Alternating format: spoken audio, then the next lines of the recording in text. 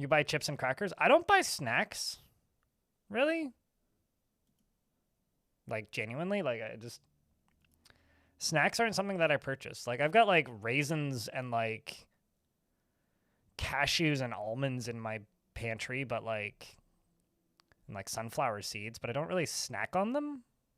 Like, they go into baking or smoothies or breakfasts.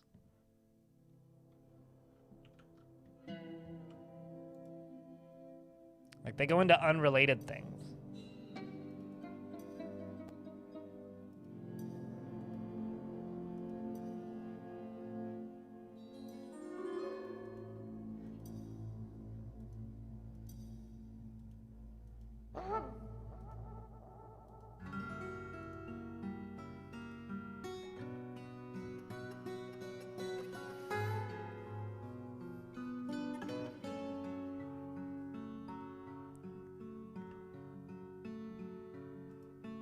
I don't think it's Canadian specifically. It's largely unavailable outside of Canada. It's like I've seen them in the States though. I guess like mostly Seattle and like Western states, but you know, I'm not gonna lie. I read this a lot, Suited, where people are like, I guess I'm getting my passport when it comes to like traveling and stuff. It might just be a Pacific Northwest thing, because like I've seen them in Seattle, I've seen them in California. I fucking bought them in Seattle, so. But maybe it's like one of those proximity import-export things where like, if you live close to the border here, like, there's tourists coming over from like the U.S. multiple times a day where I live, because there's a boat that just goes to and fro with Port Angeles. So there's a lot of like import candies and stuff that like are technically US specific that you can just buy here, like in most corner stores that like, if you don't squint too closely at the packaging, you'd never know. For like $1 more. So it's like, here's the normal ones. And then for an extra $1, you could get this weird flavor that's not available in Canada technically. So it's probably something like that.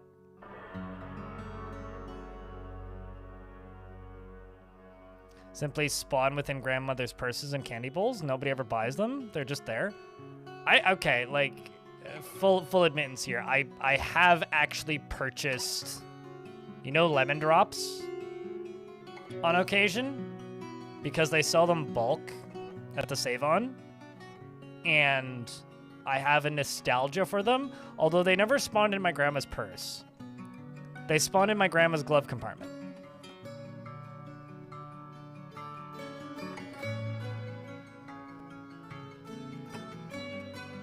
I take your statement, Cyberdud of Bulk Barn, and I challenge it with type 1 diabetes.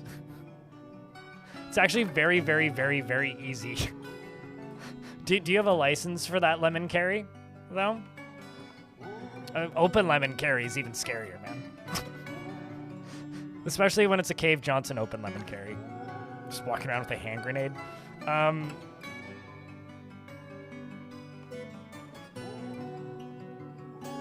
See how he bites off the shell to get at the nut?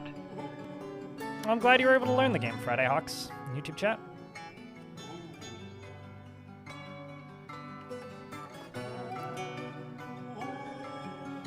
But yeah, lemon drops are one of those candies that I have some nostalgia for. You'd have a good time and then real bad time?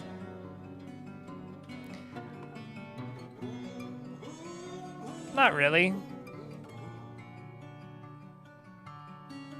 Gives a meaning to the word lemonades. That's something that you have to read. You can't say that one out loud, because otherwise, like, it sounds like you're saying AIDS.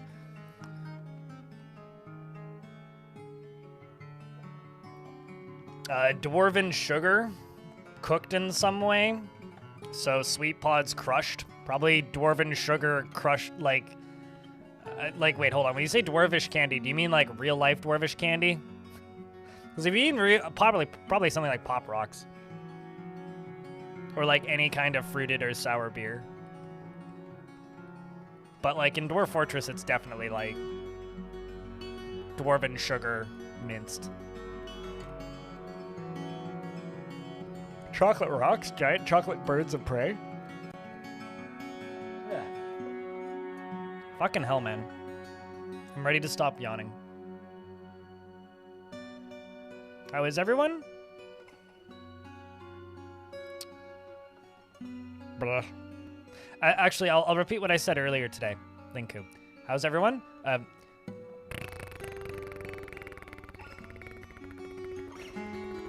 You know, it's funny, like, when you first start streaming, like me decades ago, it feels like a decade ago. The start of every stream, high energy, like, wide awake. I'm already one coffee in when I turn the stream on, like, good to go, trying to be, like interesting and exciting, and 3 people are watching. Me, 12 years later, still streaming. Chat's like, how are you today? It's just like fucking, like the grudge sounds.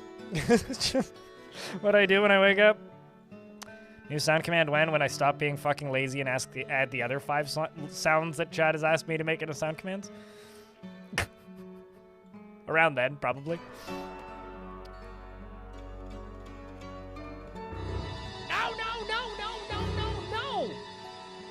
No! No! That too.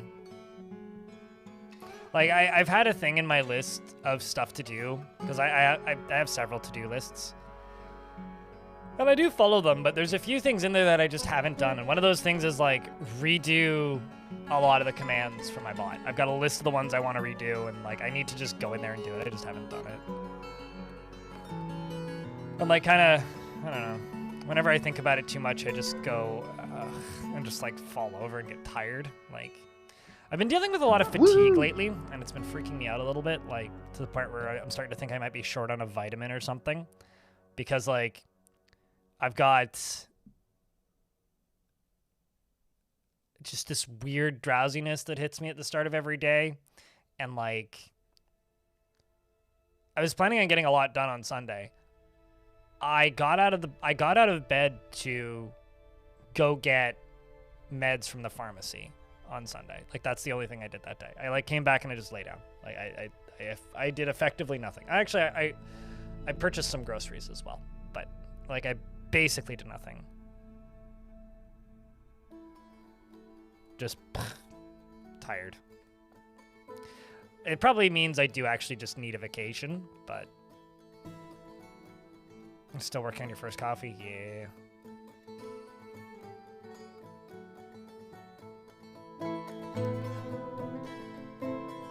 All those papers have been bleached by the sun. Is that Larry season 2? Yeah. Yeah, that hasn't helped. Like, I've had, like, slightly watery eyes. It hasn't been as bad as last year, though. Last year there was, like, a good 3 days there where I just straight up couldn't breathe and sounded like I'd, like, I don't know, been screaming for days at a time before that. So thankfully I don't have that, but like, ugh. Yeah, I don't know what it is. I really don't. What I do know though is I'm gonna go take a real quick toilet break, put the record away, and probably turn my fan on. Because some ads are about to run in a minute, and I could just run them right now, and that'll speed things up a wee bit. So I will be back in like 90-ish seconds.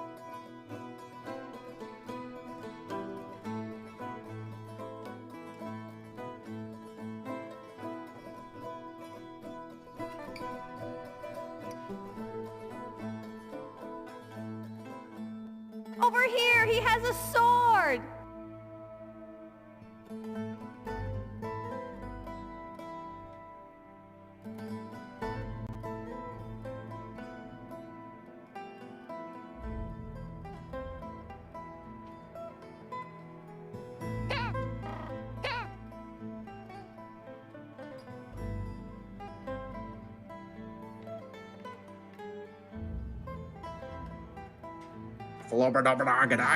Nuclear vessels.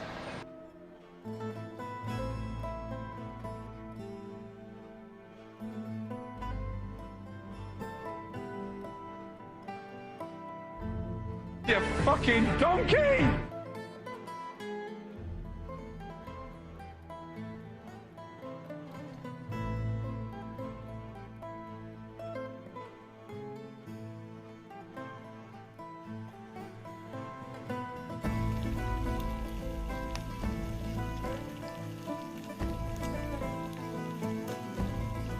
Cheese for everyone!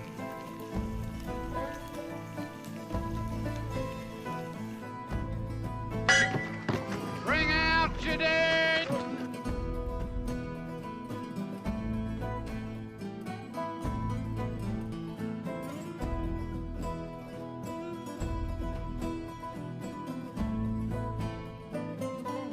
Gee, that was really hot.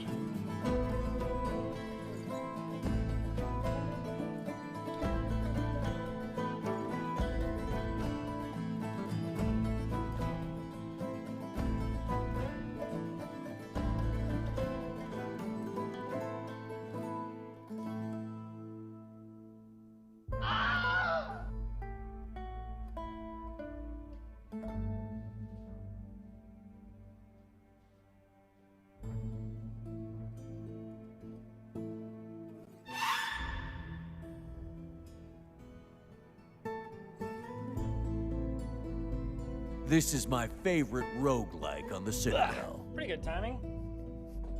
You guys having a sound off?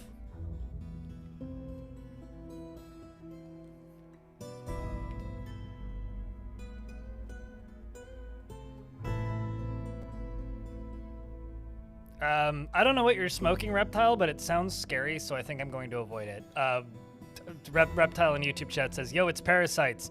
It's dietary and sugar feeds the parasite growth, and sugar is in everything. I know it sounds crazy. Yeah, I'm good. I'll not have what you're having.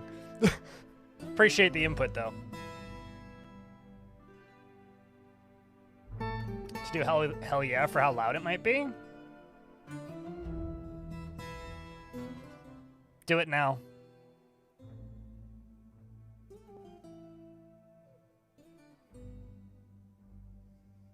Whoa, dude, yeah, fuck you, dude. Let's go. Yeah. Woo!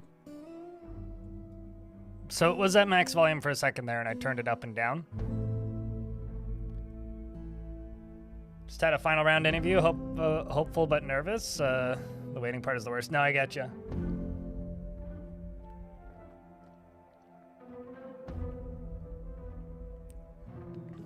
I know what you mean.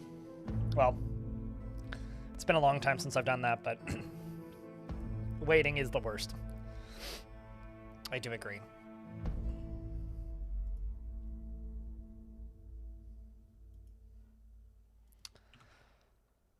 All right. My Discord server just taught me that I know nothing about Overwatch. There's a person who was just like, there's a scammer on my Discord, and then added them, and their name is Symmetra. And then Seer on my Discord's like, Symmetra from Overwatch? She needs your help in the fight against Talon? I know so little about, like, Overwatch. Is that... Are those words? I know so little about Overwatch. All right. I know, like, I know there's a gorilla, Winston, and I know Tracer. And I think that, whatever the Junkrat? That sounds like a thing. This is like me naming Pokemon. I could point at designs. I just can't name them. Something High Noon? That's literally every Discord. It's because I have a not small Discord. Kaigejitai, it really sucks. But whenever you get them, just like DM them to Stone.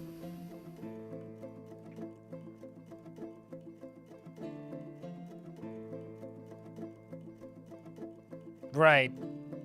Right, yeah, Diva's one. That sounds right. She's in a mech, yeah? I would not win, like... You know, there was an era of my life where I'm just like, oh yeah, no, any, like, video game trivia thing I would demolish. Only video game trivia before, like, 2015, because that was kind of when I stopped paying attention. I'll have you know that a mech is a mech and not a tank. That's a small ground vehicle in Battletech, not a large vehicle, okay? Bipedal mechs are a completely different class than tanks. Let's be smart about this, animal. We don't need to get fighting words. Recently started playing Dwarf Fortress thanks to tutorials. Hell yeah, man. Happy to help.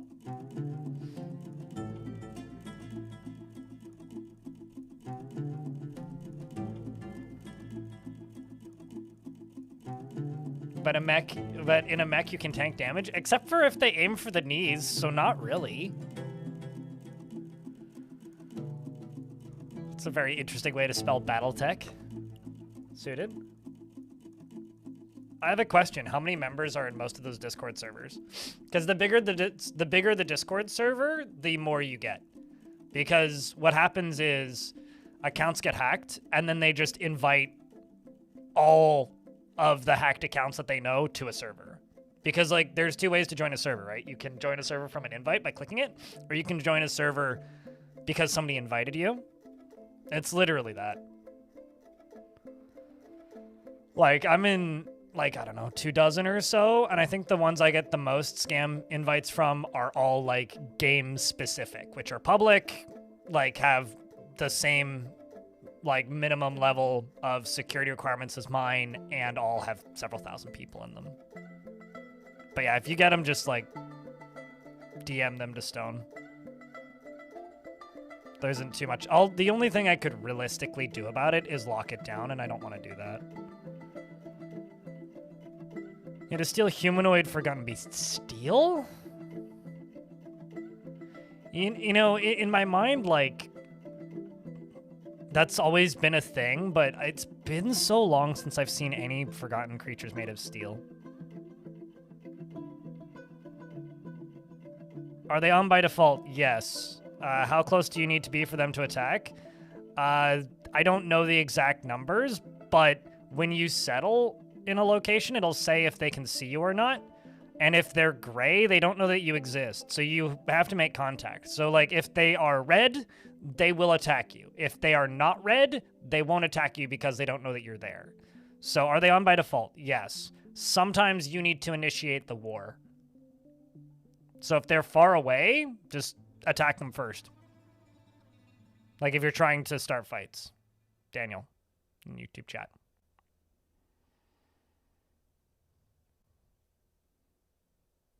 I remember it being made of steel, but I think that might also just be my memory. I think it might have been hematite. Like I need to go back and find the VOD, and it was from years ago, Stone, and I don't even remember what that fort was called. But I think it might have been made of hematite. They're rare and very scary. Sure. Certainly scary. I mean, I definitely had more recent times, as I like 2022 or something, maybe 2021. There was that one fort where we dug too deeply and greedily, and there was butterflies that were made of iron that came out. They breathed fire. Those were scary. Excuse me. There was also the amethyst brutes, I want to say, that were made of like some like amethyst gems, I think. And they gave birth to sextuplets, which was an interesting experience. I'm actually just looking at my blood sugar and going, it's a little bit higher than I would like. I'm going above 9. I'm gonna go give myself another unit of insulin, which I should have done the first time I stood up. I will start.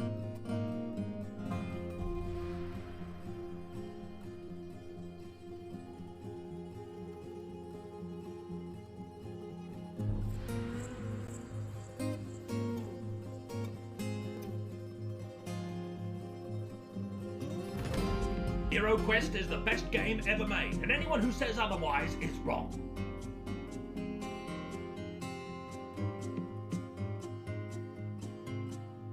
Sandwich!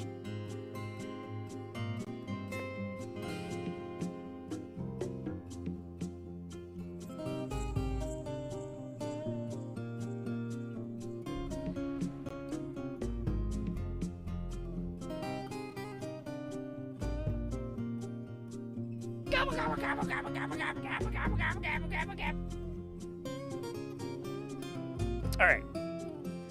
I apologize for devilish they've got a lot of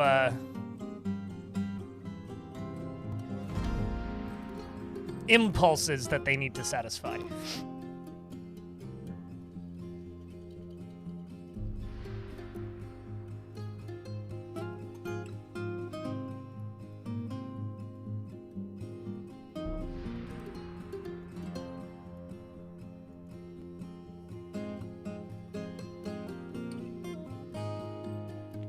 Further proof that hexagons are best. Sure. I dropped the rock on them and killed them because they kept making too many of them. And let's just get rid of this overlay. So, we did have a bunch of dwarves die.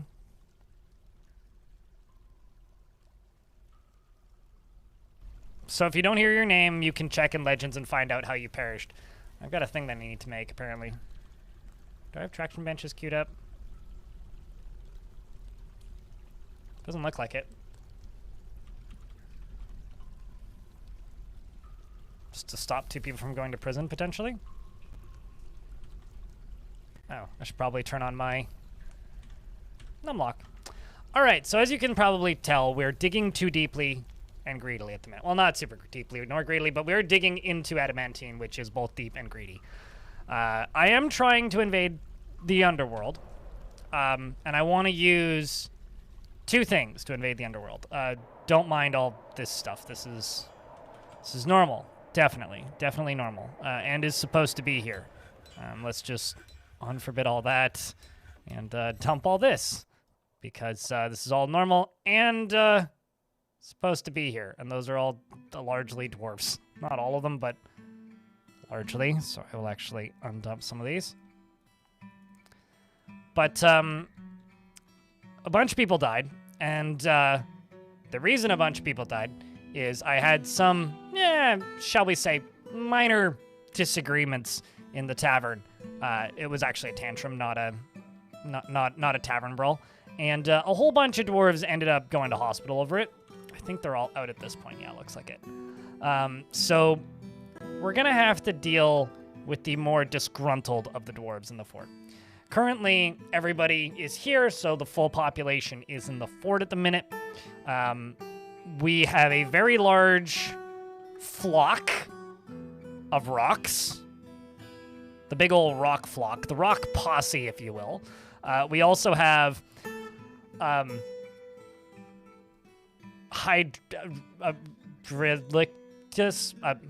ridiculous hydras. We'll go with that. Ridiculous numbers of hydras, to the point where I should just start putting them in cages, I think. And then just, like, make a hydra bomb. Not to be confused with the hydrogen bomb. Those are 2 very different things. That would require gin to make a hydra gin bomb. It'll just be a hydra bomb. Basically, it's where you put a bunch of animals into one small cage and then trigger it with a lever or something, and triggering it releases them all simultaneously. So I'm thinking we put them down close to the underworld and then just release them and let them fight the demons. Down here we have Daddy Dragon and Mummy Dragon, and unfortunately Mummy Dragon and Daddy Dragon haven't successfully made a baby dragon since Normal, which was 6 years ago. So most of the baby dragons are 6. Some of them are probably 7, I guess, years old. We've been using them for baseline defenses. Yeah, so they're 7, which means we'll get more adult dragons this week, which is exciting. So maybe we can actually, like, increase the output of the baby dragons, which would be lovely. We do have elves that are coming to trade soon, so we will need to open up the trading door. But the idea that here is I've changed this because we kind of had a siege while traders were still here, and the baby dragons kind of burned my traders along with the siege. It wasn't ideal. Are they still dog size at this age? No. So if you look at the wiki, by year 1, they're this. When they're 0 years old, they're the size of a fox. By year 1, they're the size of a dog. By year 2, they're the size of a bison. By year 6, they're the size of a small elephant. And by year 10, they're like an elephant. So no, they're bigger than a bear already. They are quite large. They grow in like strict tier size every 2 years as little babies. But after that, it's every 10. So it's like 10, 20, 30, 40, 50, etc. So no, they are not still the size of a dog at this stage. And they can still put out an adult burst of fire. Although after doing some testing, it seems that they shoot fire at mega beasts, were creatures, etc., but they don't, for whatever reason, shoot fire at enemy soldiers. I don't know why. It doesn't really make much sense to me, but they just don't do that. So, yeah. Are we putting stuff into tombs at the minute? That's the question. One dwarf is.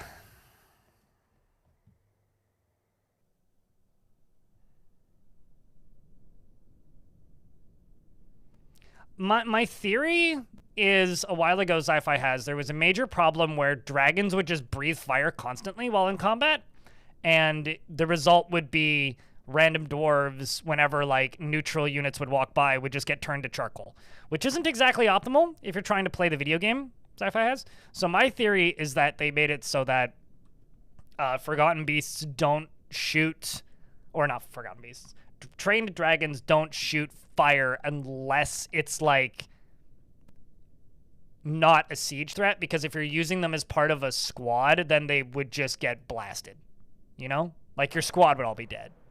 That's my theory. I feel like you were expecting this outcome, Gravicus, when you permitted the cat to sleep on you. I'm just saying that you don't have the right to fully blame the cat. I think that the cat certainly... Why is there a giant muskox in here? And what? Also, something evil's emerging from the newly exposed pocket. I'm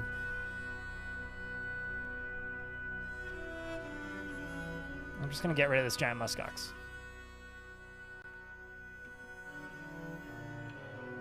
Actually, maybe not.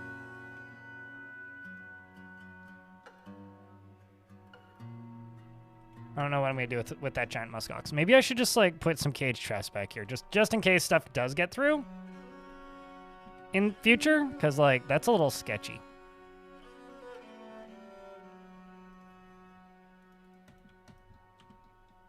Just a little bit, you know, maybe like one here as well.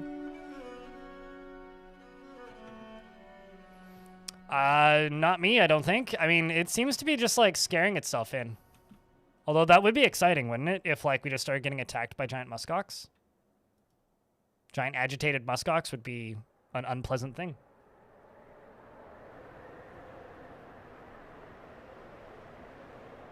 And now you're being headbutted and squeaked at. This is what you accepted when you invited a cat to live in your home.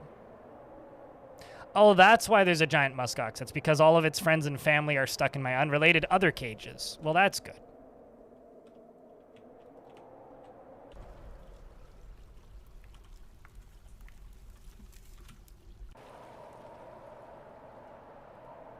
As well as 2 reindeer. Also, Bimbal. Dear Bimbal. Why must you be breaking my door like this? What squad are you in? You're in the Fateful Clasps. I'm going to remove you.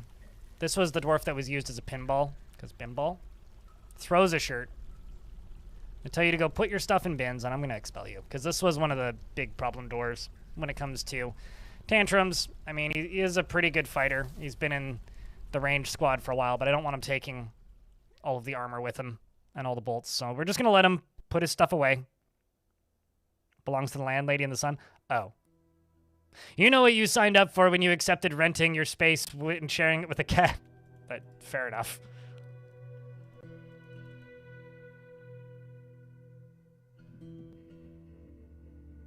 They should give you discounts on rent for babysitting the cat. How do I deal with sieges? With pointy sticks. Are you worried that they're going to tunnel into my base? They've never successfully done that. Miles long. Like, every now and again, they will, like battering ram through a section of wall or something, but, like, I've always seen it coming to a point where it's not really a concern. Like, unless you just completely ignore them, I guess, then I could see that happening. But I don't completely ignore them, so I don't really see that as an issue.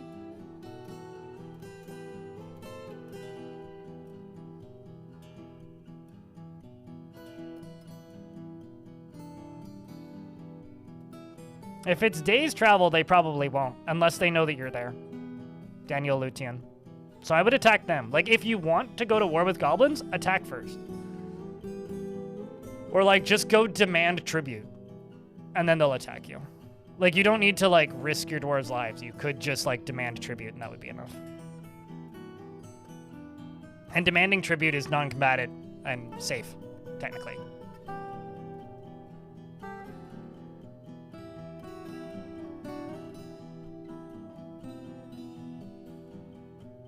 You're not allowed to flush the toilet past 8 p.m.? Okay, so...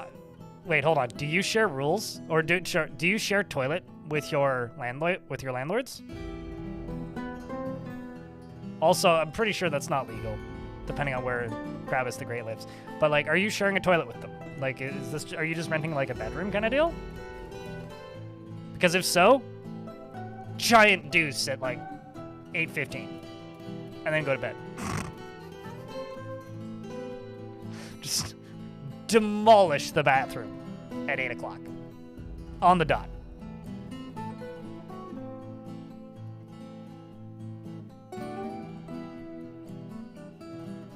Are renting bedrooms? Oh yeah, no, I would 100% leave the biggest crap in the toilet at 8 p.m. And be like, I don't know, you said no flushing. No exceptions. That's psychotic though.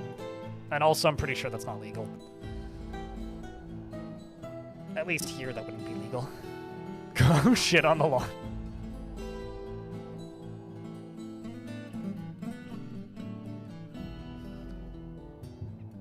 Also, check out my growing population of hydras.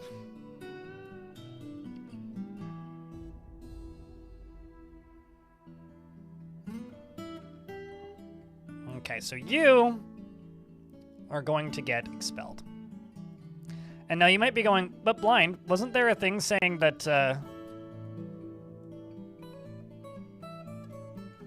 that something evil is emerging? Yeah, well, thankfully they were behind walls.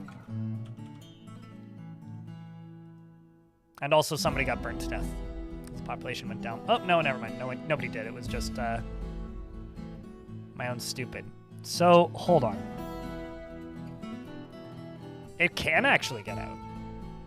Oh, no, it can't. That's the fortification right there. Got it.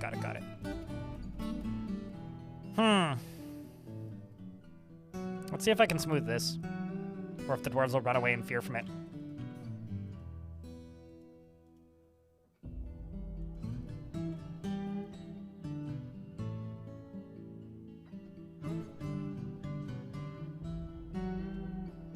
I'll just put in somebody who isn't in the military at the minute. So we're going to need to smooth and fortify this. While the rest of the Mark dwarves come down.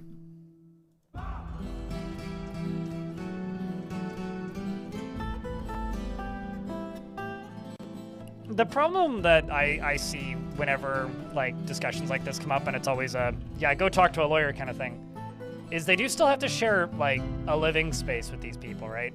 So if you're dealing with a sociopathic, insane landlord and it's where you live, it's not always that easy to go see a landlord or go see a lawyer to deal with it, because that stuff could be held up in courts or like small claims for like weeks, months, and then it's weeks and months that you're still living with these people. So I do kind of understand why often when these conversations come up, people are like, well, it's not that easy, because I do actually think it's not that easy. But talking to a lawyer probably wouldn't be the worst idea. At the very least, coyly.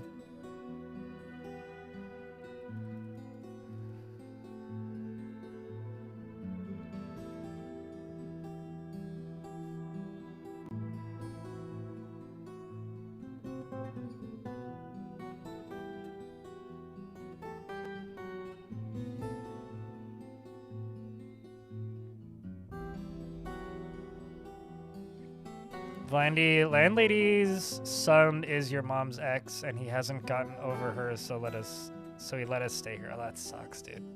I hope you get out of that. That's never fun. Y'all can afford a lawyer? Well, that's the idea, right? If you win, you don't need to afford the lawyer.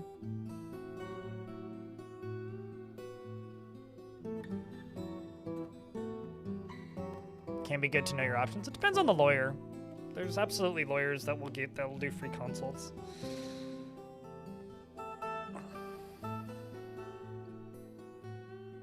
Also, Miles Long in YouTube chat, something else I should mention. If you watch the Fortress Violent Hunger, I intentionally go to war with like a dozen different factions. If you want to see like frequent, constant sieges and how I deal with them. I do eventually just kind of give up though. I did lose. So what is this thing?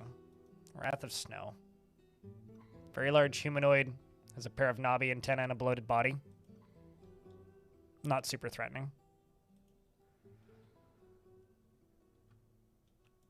Can't even dig into it? Well, actually I could dig down into that right there.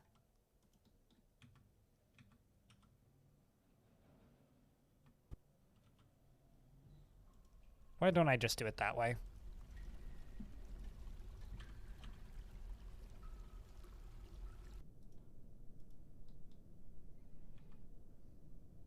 Oh, never mind. Kel the recruit just fired one bolt and killed it. Maybe more than one? Yeah, more than one. Fired a bolt, hit it in the leg, which broke away the tissue. Hit another one in the leg, it sailed off in an arc. Hit another one in the arm, it sailed off in an arc. And hit another one in the arm, and it sailed off in an arc. And one missed, and then one in the upper body, and it's dead. And then he fired an additional bolt after the fact because he already had it loaded. Well, good done. Well job, dwarf.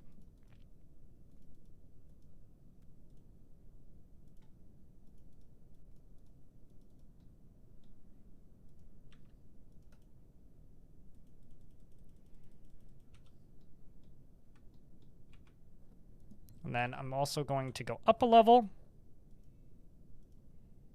Let's go green. Green, green, green, green. See what I can see through this green glass.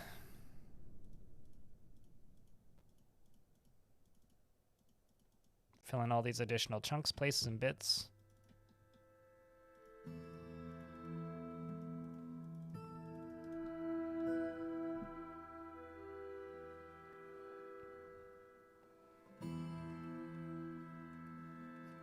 Only an amateur Bono? Oh man, you two would be so much worse if they had an amateur Bono.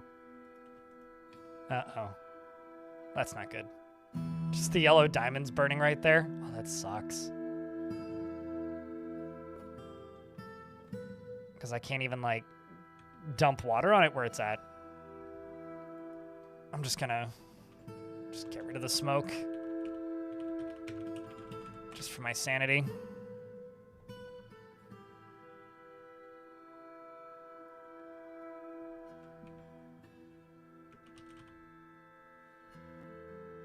Actually,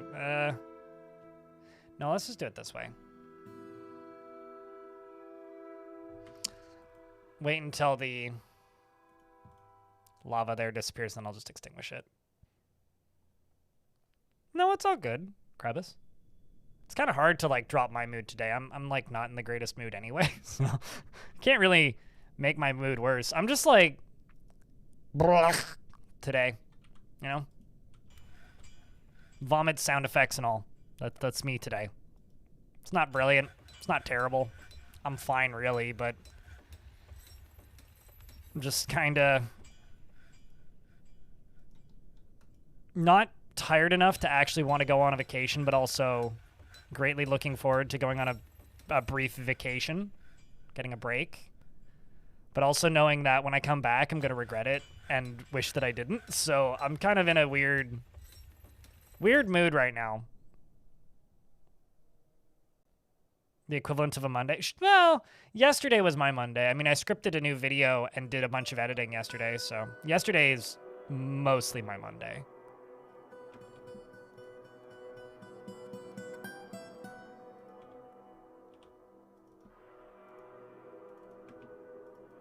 So I guess Monday is technically my Monday. The way that my week has worked out, it is actually that way. Generally. For the most part.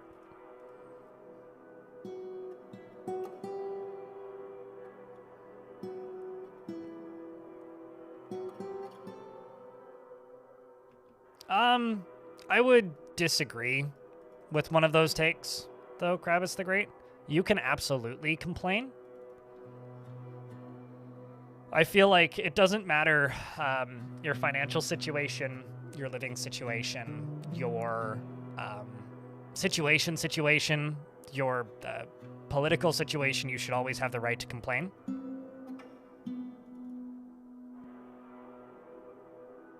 And you should exercise that right. It's one of the most, like, important rights to existence that we have as people, is the right to complain. Yeah, it's my Monday stream day, but, like, my Monday was yesterday.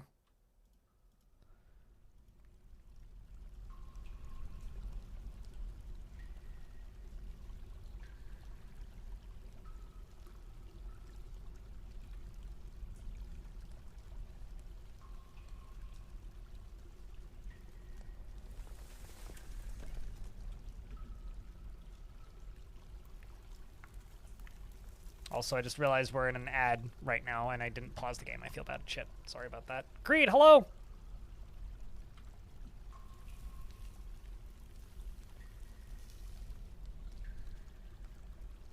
I need to rewatch that one, because I haven't rewatched it probably since it came out, Jody, and I've rewatched most of the other ones. So, like, I remember the plot points and beats of the other ones, but I don't really remember that one. I just remember that I had a bunch of, like, lava machines set up at one point and was, like, firing minecarts at shit. Certainly not my silliest, but certainly not the silliest, you know what I mean?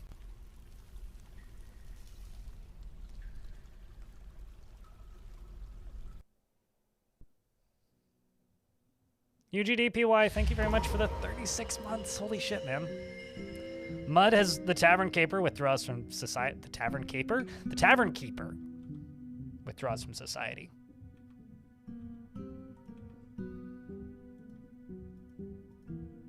His name is Mud. There's something spooky behind that. Potentially spooky, anyway.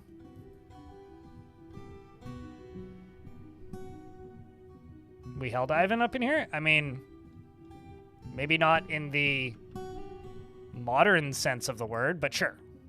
We've got adamantine in the fort, if that means anything. We are the mountain home, if that means anything. Why do I use glass? Because it lets me see what's on the layer below, even when I haven't dug through it.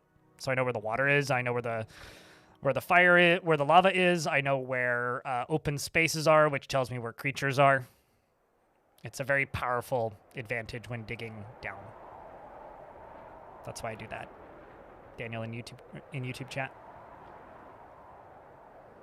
What's up, Janitorf?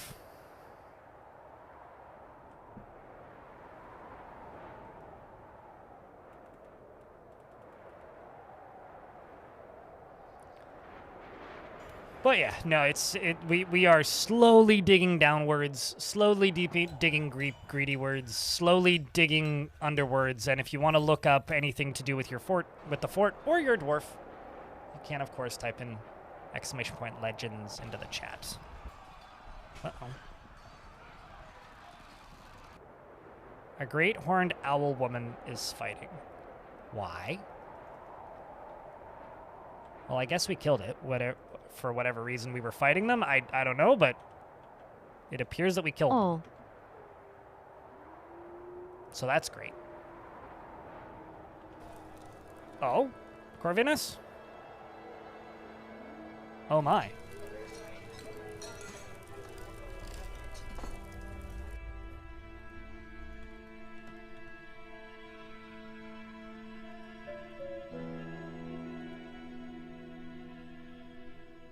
Should just throw the cave dragon in here.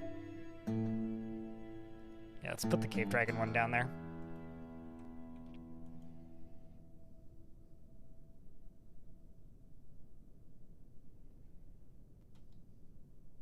which is why you haven't said anything about it. Still doesn't mean you don't have the right to complain, though.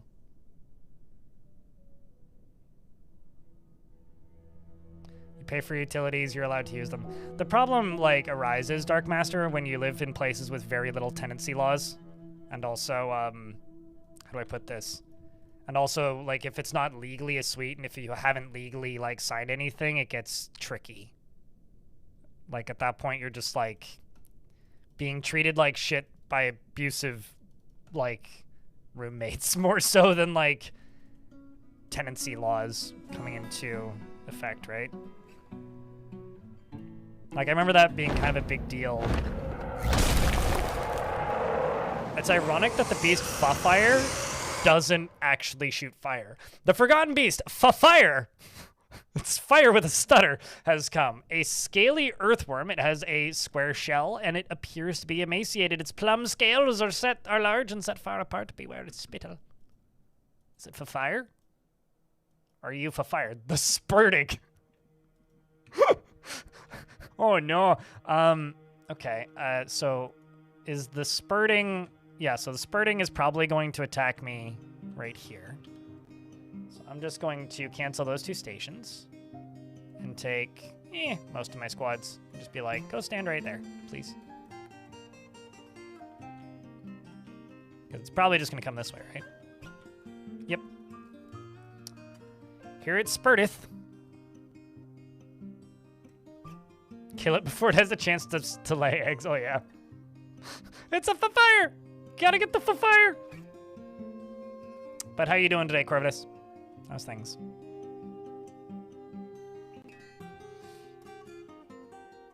You don't have a car and local apartments need you to make 2.5 times the rent to move? Yeah.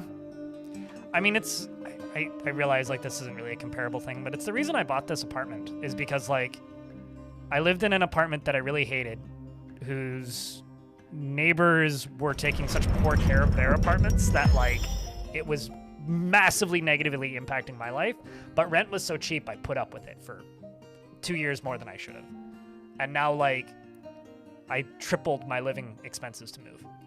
Because I was like, if I'm going to increase my living expenses as much as I'm going to, I might as well own the place. So I actually have, like, some sway and say over, like, how well cared for the building is. The Tavern Keeper has created Autizalis, an adamantine chain legging. Ooh, and offers it to Thunderfire. Okay, well, that's going to the king. Actually, you know what? No, that's not going to go to the king. That's going to go to the general, I think.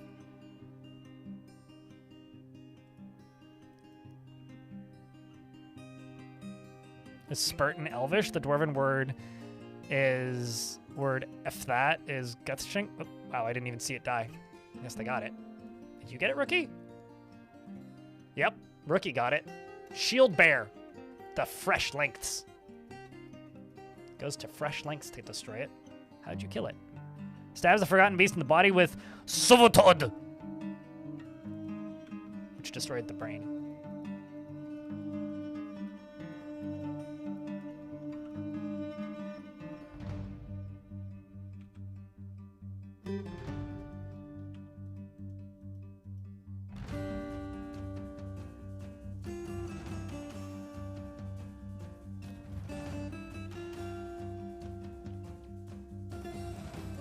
Really provokes an image? Yeah.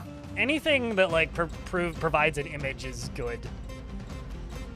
I had a, something which was the stank, or, like, of stank, and it was, a blob composed of vomit, which also provided a pretty good image. All right, I'm going to real quick hop up. I'm just gonna go rinse out my coffee mug because I'm drinking phantom coffee because my coffee is empty. 2 seconds. I will be right back.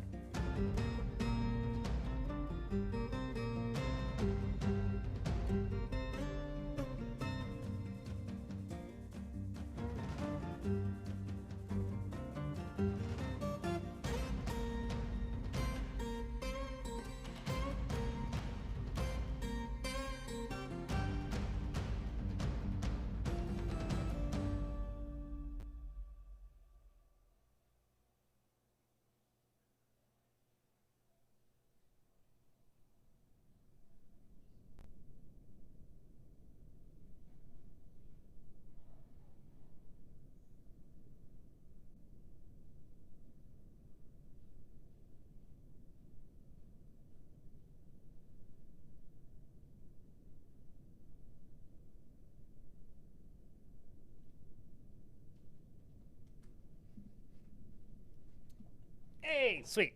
Something evil is emerging from the newly exposed pocket.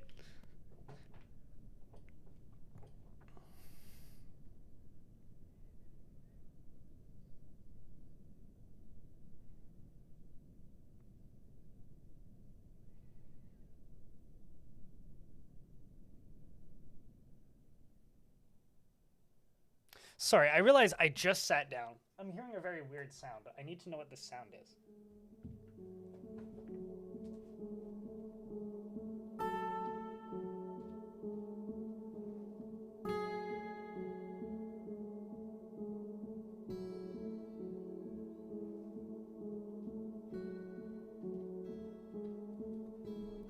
So I just saw the craziest fucking thing. I mean, it's not actually that crazy. I live really close to a train track. And I'm hearing this dinging sound. I'm like, what the shit is that dinging sound? It's like ding, ding, ding, ding. And it's a train signal. There is a train going by. I've lived here for getting close to a year and a half. I thought those trains were completely decommissioned. From what I can tell, it's like one of those tiny little like platforms that you stand on with like a little wagon behind it, but like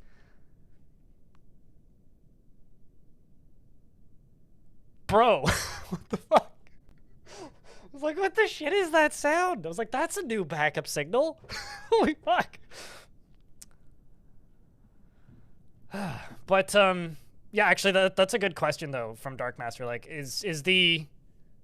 are the people that you're renting from the owners of the property, or are they renting and like having a roommate that you're renting? Because it could actually very well be in their lease that they're not allowed to have people rent with them. There was a second spurting? A second spurting? I mean, I see that there's something evil emerging from the newly exposed pocket. This is a periwinkle brute that the Goblin Bard dug into, so I'm gonna go shoot it, but is that what you're referring to? Squirt 2, the spurting? Again, well, it's not really a train. It's literally like a fucking wagon with a golf cart motor, but the dinging has stopped now, so it's already gone by. God, you know, like I've looked at those rail platforms a couple times, Stivik, and then like seen videos of people in like Indonesia and stuff where they just have those little rail carts that zip up and down those, and like salivated a little bit and gone like, I wonder I wonder if I just went and bought, those are all city property. I pay taxes in this city. Like, could I just do that? I've thought about it. Maybe more times than I should have.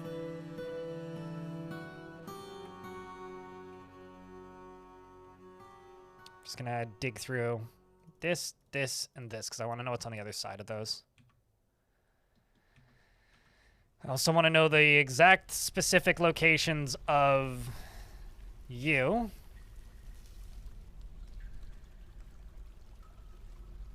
And I guess I could dig up to here.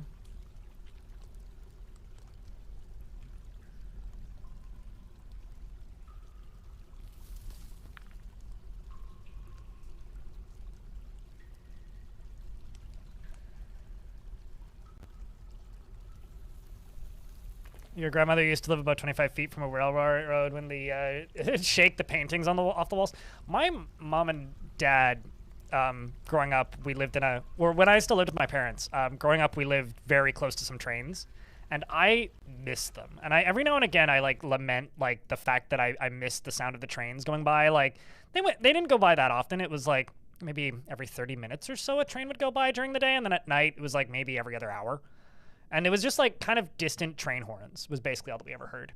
And I miss that so much. Like it is an awesome sound to me. It's like the best white noise in the world, because when the trains would go by, they'd go by for a while, because we got like long distance like CP rail, like cross Canada delivery trains. So we'd have like when they were going, there was like hundreds of cars on these trains. So you'd hear them for like 10, 15 minutes. And every time I bring it up, my mom's always like, oh, I fucking don't miss that. Oh, I hated that. Oh, it was the worst part of that house. I'm like, it was so nice.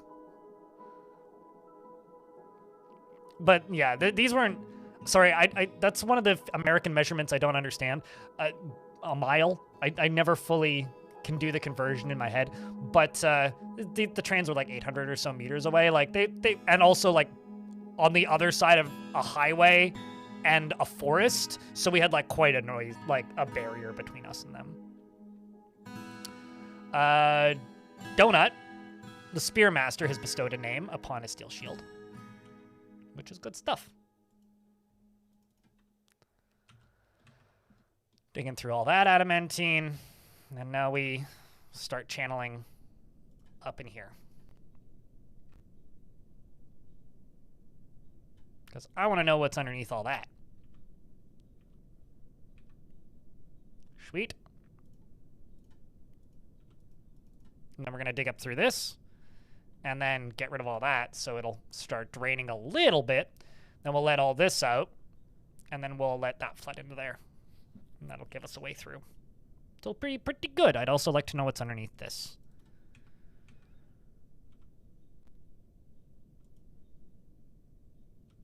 There's also nothing under here, so we can dig out that.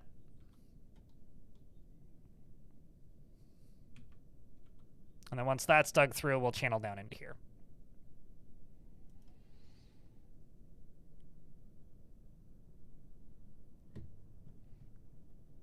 This is the third time today that I don't believe in the moon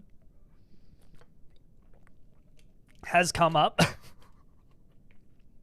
You did a thing? Your dwarf has been doing things for a while, man. All right, so now I've got this dragon down here. Hello. Hello.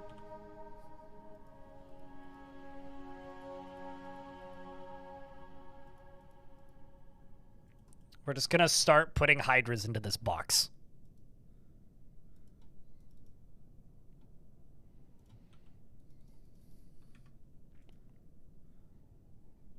It's gonna take a little while, obviously, but we'll get there.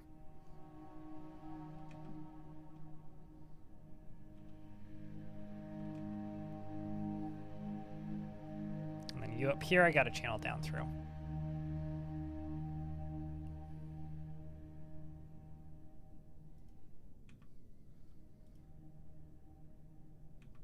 All right, nothing down there, but we can absolutely go this way. For this side, I just need to wait for most of the water to be gone.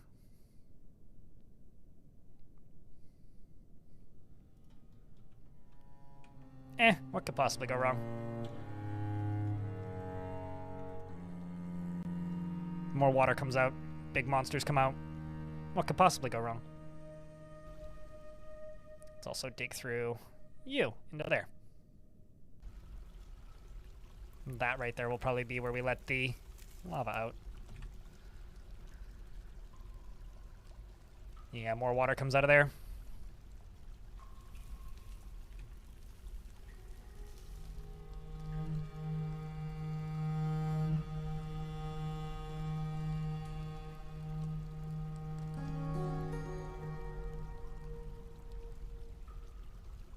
Takes too goddamn long to dig through this adamantine, let me tell you. All right, let's go down a handful of layers and just throw some more tombs in, because I don't know how many of these have been used and how many haven't.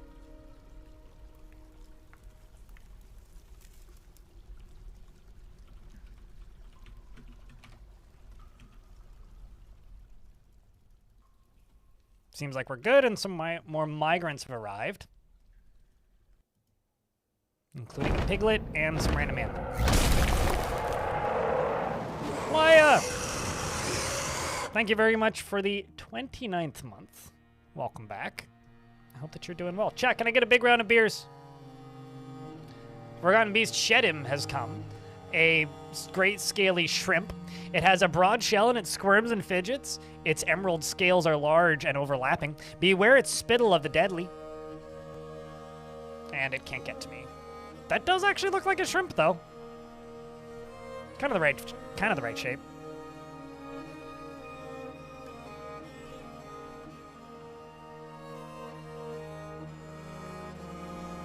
Looks like we've got all those metal strands going.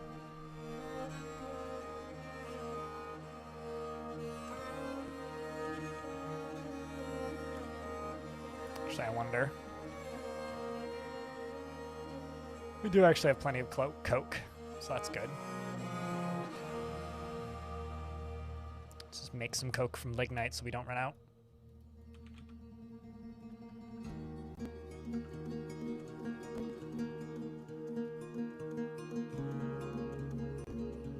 And Krabbis, thank you very much for checking out a gift.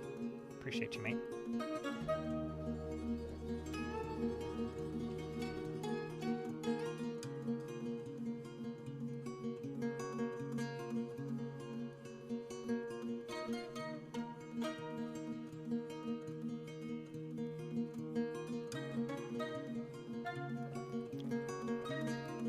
Sorry about that. Allergy season.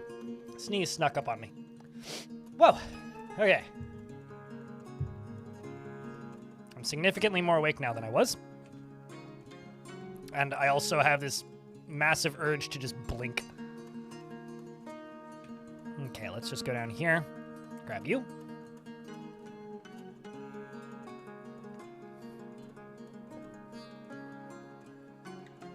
A lot of spurting.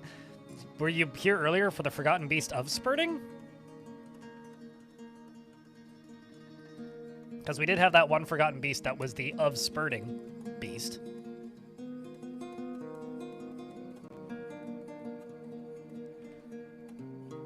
So chat, can I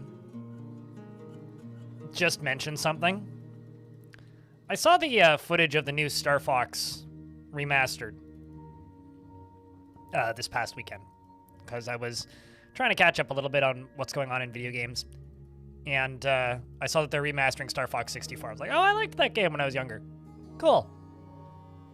And I kind of love the new design of Star Fox, because he looks like Fantastic Mr. Fox, that funny as hell looking taxidermy. And I kind of like it. I like derpy Star Fox and rubber Pepe the Frog, or not Pepe the Frog, but whatever the frog's name is. Deep within this strange place, we've uncovered what must be a treasure of the gods, which is a rusted metal shield. Dope. That's going to Weed McKeat, who's got the rusted metal spear. Kermit the Frog. Yeah, that's definitely what his name was, right?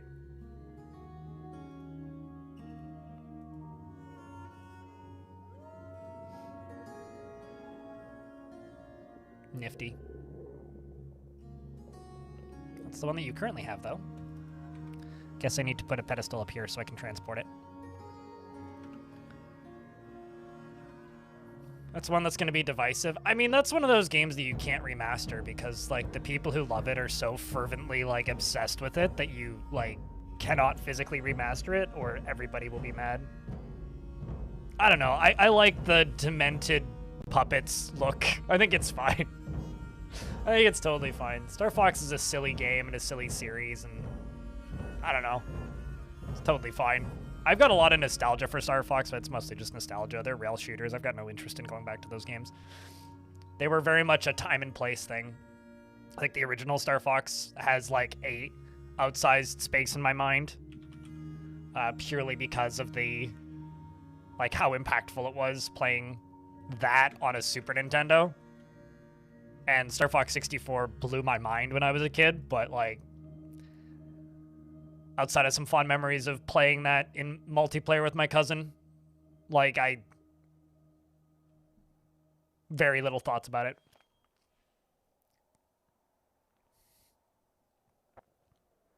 Then endlessly remaking 64. I don't disagree, but every time they do something new, people hate it. So, like,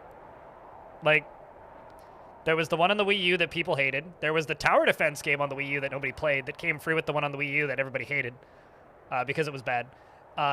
There was Star Fox Assault, which I actually played and didn't hate, but maybe I didn't hate it because I played it on Dolphin and never, like, actually on a GameCube. There was Star Fox Adventures, which I never played, but I never played the single player, but I remember playing some multiplayer at a friend's house, and I remember not hating it and thinking it was okay. And then there was 64. And then there was Star Fox. So, like, I mean, it looks funny as hell. Like, don't get me wrong, like, Fantastic Mr. Fox is a meme because it's funny looking. But, like, I feel like most of the things I'm hearing about it are, like, looks like shit, derogatory, but... You're relatively new Dwarf Fortress player, 130 hours in, and you've been wondering, you don't see much mod coverage among established Dwarf Fortress players. Is modded gameplay not popular?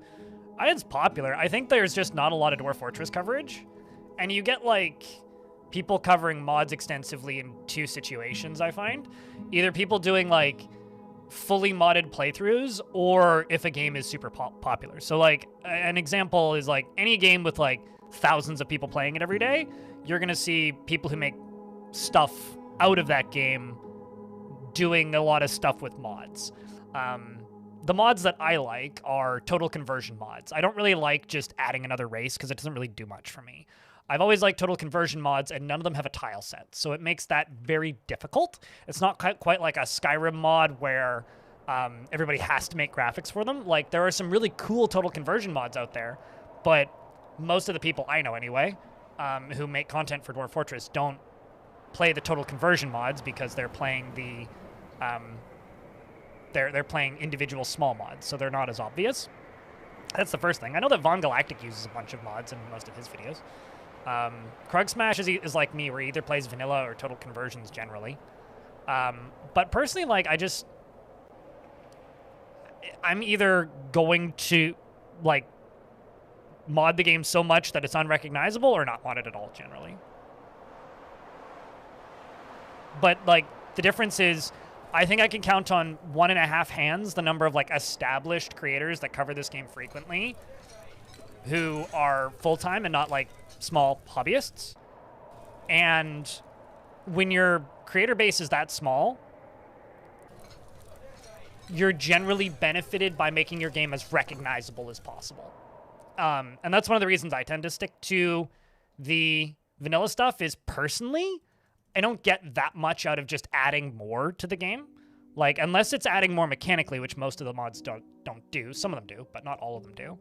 So unless you're, like, actually adding more to the game mechanically, I don't get that much out of it. So when it comes to modding the game, so I personally kind of don't care that much. I know some people do, but, like, it's not really something I care for generally. And because I want my game to be recognizable to people that are brand new, so that I can have the easiest possible on-ramp to the stuff that I make, it's just, I'm benefited by not doing that. It's not like Fallout, where everybody, their mother, their grandmother, and their nieces and nephews have all played, or at least seen Fallout being played. It's not like Minecraft, where everybody's played Minecraft. They're different than stairs. They're used for different things, Donlius. Wagons can't go up and down stairs. I used to have a full wagon entrance all the way down in my fortress. I've since moved it, so the wagons go to here now. That's been changed. But wagons can't go up and down stairs. So if you want wagons to have access to your fortress, they need to go up and down ramps. So they're different use cases.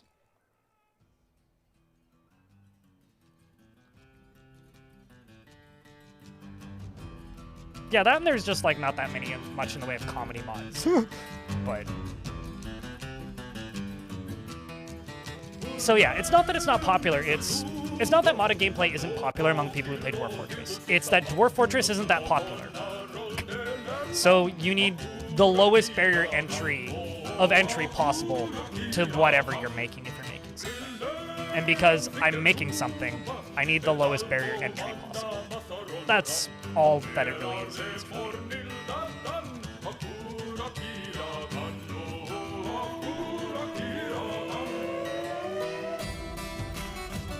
Because, like, if you just do a show of hands, I'd be willing to bet, like, a third of my chat is probably using mods.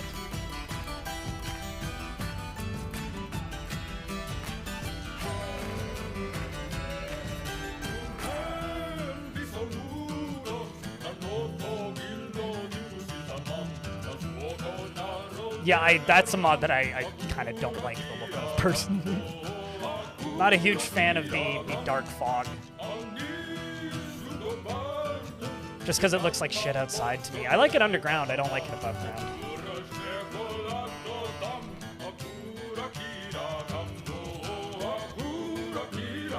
No, I don't need to look at the Herald mod. I've already looked at it. Telling me to look at mods is a bit redundant. Or is it chill, Omega? Because I do look at the workshop. So yes, I've seen it. They also sent me an email when they made it. Like, I've seen it.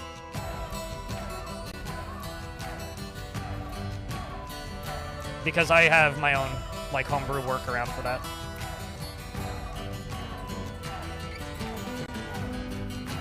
Basically, they're telling me I need to check out the Herald mod, which lets you use the DF hack interface to access legends.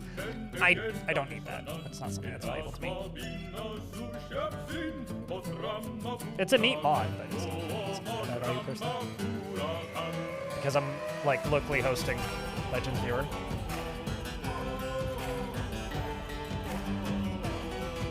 Since, like, 34 or whatever, sure. Had one very successful fortress, and at that point you thought the variety of enemies and events would be a themed mod. I don't personally feel like the game is lacking in variety, and when you add stuff, you're just adding more that joins or acts like one of the 3 pre-existing factions, right? So for me, that doesn't do much. Like, there's a world where I would add a bunch of mods to Dwarf Fortress, and it's a world where Lua is more heavily implemented. Like, a mod that I would add, if it existed in the format that I'd want it, would be just like, here's more variety of sprites and styles for Forgotten Beasts. I feel like this game, contorting the vanilla state of it is oftentimes more interesting to me than just making it do whatever. That isn't to say that both can't be interesting, but, like, at least generally for me, I'm more interested in, like, seeing how far I can push the vanilla game. At least at this point in time. That won't be the case forever. And is subject to change whenever.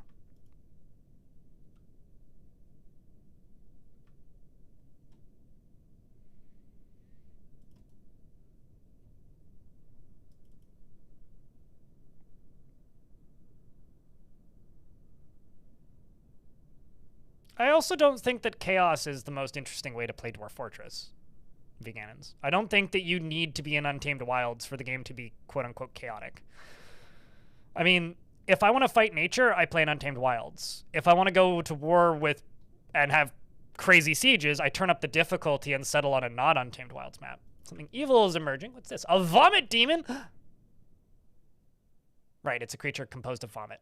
Well, I'll just go shoot you. I think, like, for me, like, if you want different variety, at least from my perspective, what I do is I generate different worlds. Because I feel like the worlds can be so completely different depending on your settings. What? Something else evil is emerging from a newly exposed pocket? Where?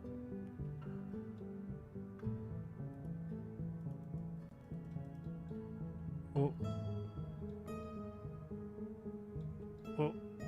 Hold up.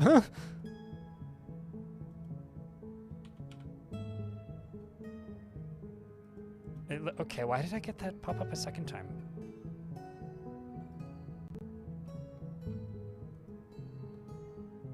It's just chipping it? Come on, dwarves, you got this. Rock hard vomit. Yeah, that's certainly something. It's opportunities for them to take turns shooting bolts until they run out.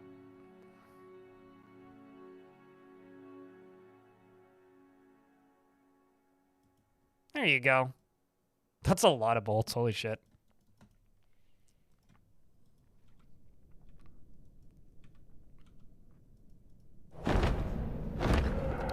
Forgotten Beast Grosmer has come. A towering feathered slug. It has wings and a gaunt appearance. Its sea foam feathers are fluffed out. Beware its poison vapors. Sea foam feathers doesn't seem very effective.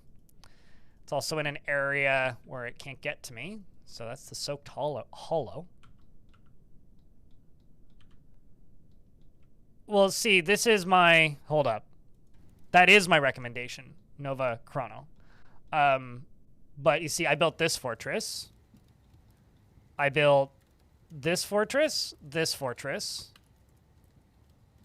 and now this fortress. There might be one that I'm forgetting.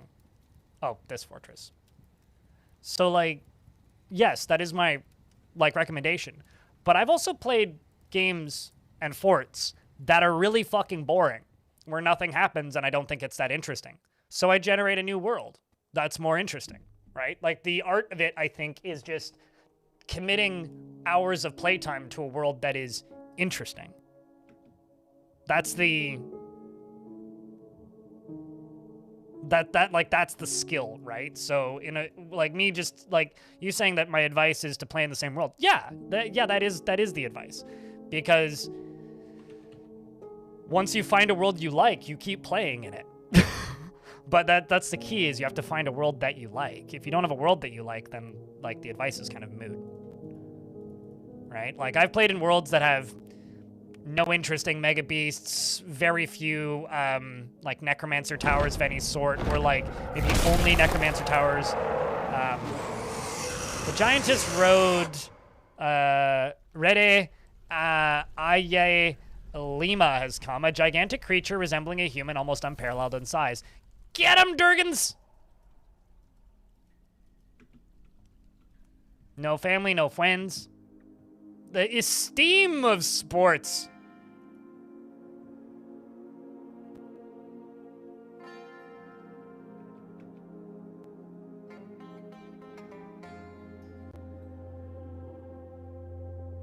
Literally, both of those things exist. They're just not marked on the overworld and don't proliferate in the same way. Vegannons. Because the demon, or the angels and gods have... Oh. You might want to run, kiddo. Because the demons have vaults. Or no, the demons exist in the goblin fortresses and the underworld spires, and the angels exists in vaults. So those kind of do exist.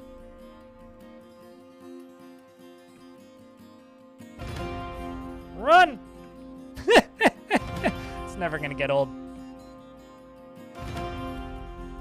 Never gonna get old. Oh. Well, we got some, we got a little bit of friendly fire back there. It's unfortunate. Oh, well. It's a price that I'm willing to pay for having Dragons.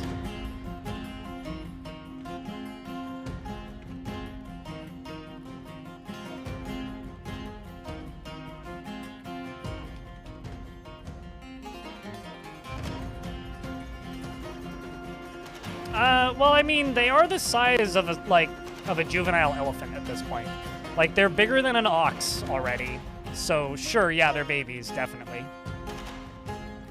Like, they're almost 7 years old, some of them. Yeah, 7 years old. So they're bigger than an ox.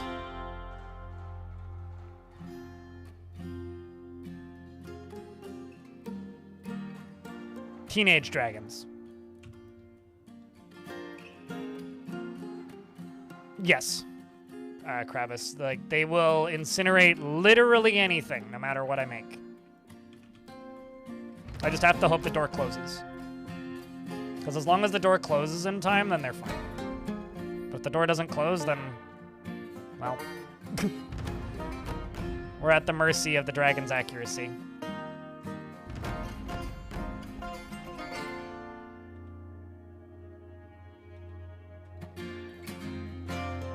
Kind of just want to get rid of this so I can dig out you.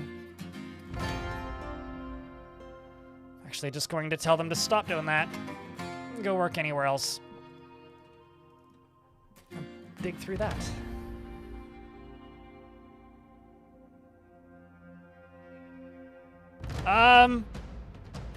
You might be surprised, Romanoid.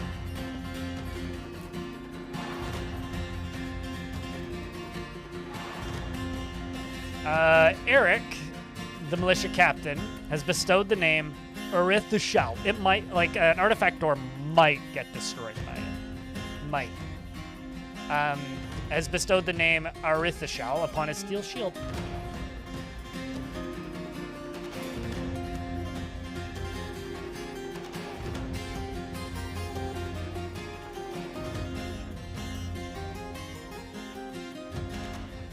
That should be fine.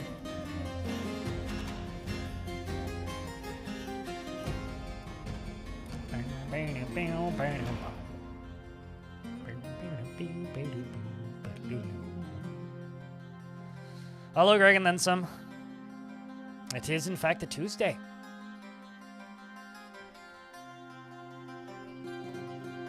Tuesday Newsday.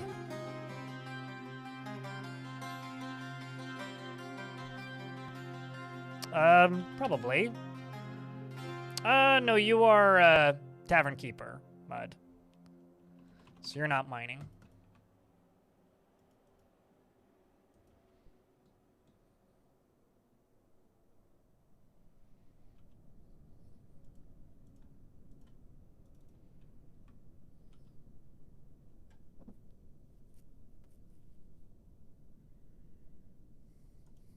Can also dig through all of this. Just need those 2s to be gone.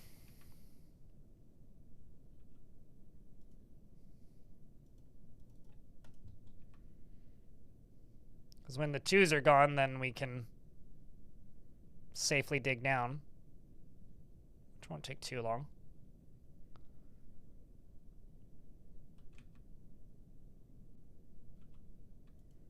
So those are both safe to dig through. There's something spooky behind that. There's lava up there, obviously.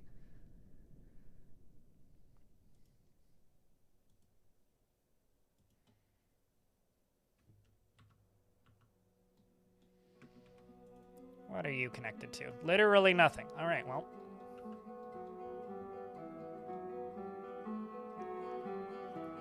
You're now connected to that. I don't know what you were supposed to be connected to, but that's what you're connected to now.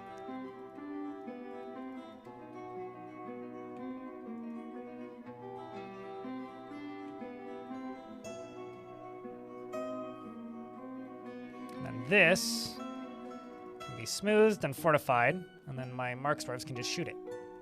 Right there.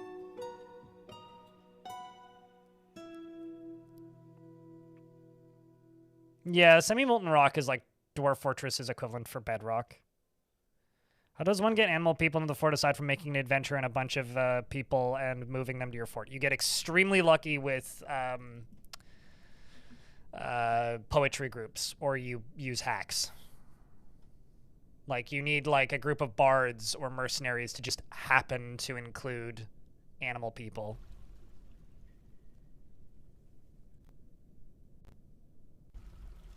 Also, bringing big groups of adventurers is naturally.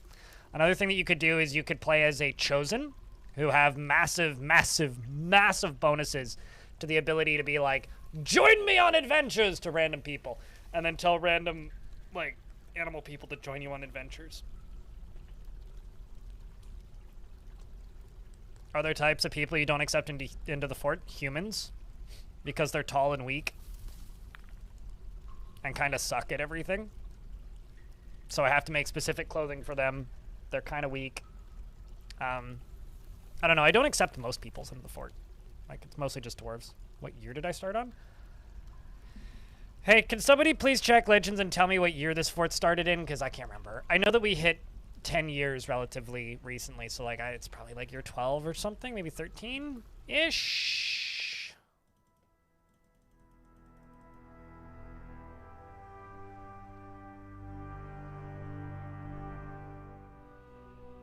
As an adventurer walking around, you have to walk around in untamed wilds areas. They're considered wild animals generally. That, or this goes back to my, you just need a more interesting world. And by more interesting world, I mean, like, usually animal people are elven factions. So go explore some elven areas.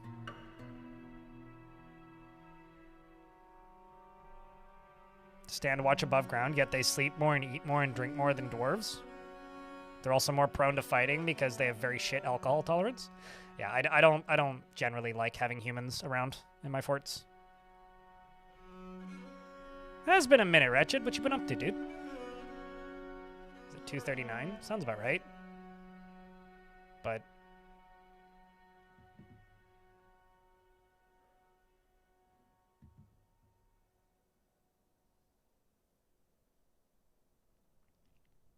although I would technically count Dragon Trap as being the start of this fort because it was kind of the same process.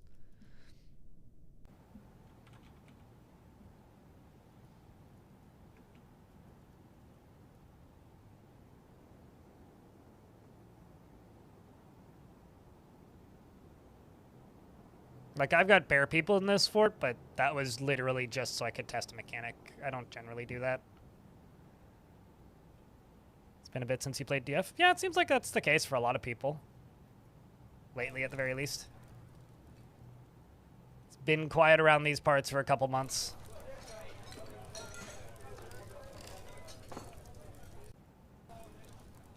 Something evil is emerging from the newly exposed pocket. That's not good. Eh, well, that's what we wanted to see through. Got another one of these Banshees of Fires, which obviously shoot fire. But thankfully, we've got water on the ground, so my dwarves can't catch fire, and we can let them stand there until it's dead, and then release them.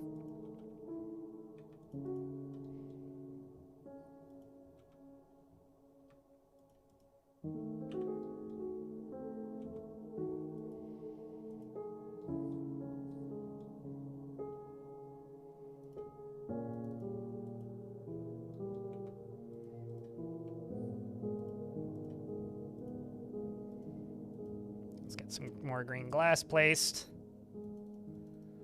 so we can see what's down below.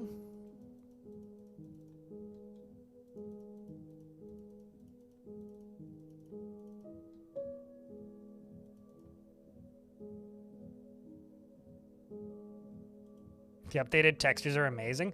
I just love the fact that right-handed and left-handed dwarves are properly respected. Like, they hold the shields in the hand that they favor, which is kind of fun. Big fan of that.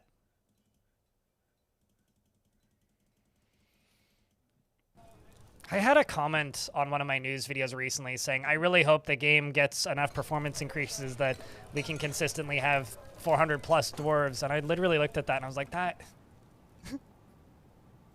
Check your privilege, my God. Imagine a world where we could consistently have that many dwarves anyway. I still find that hard to believe. There we go. Ghostly Planter's been laid to rest.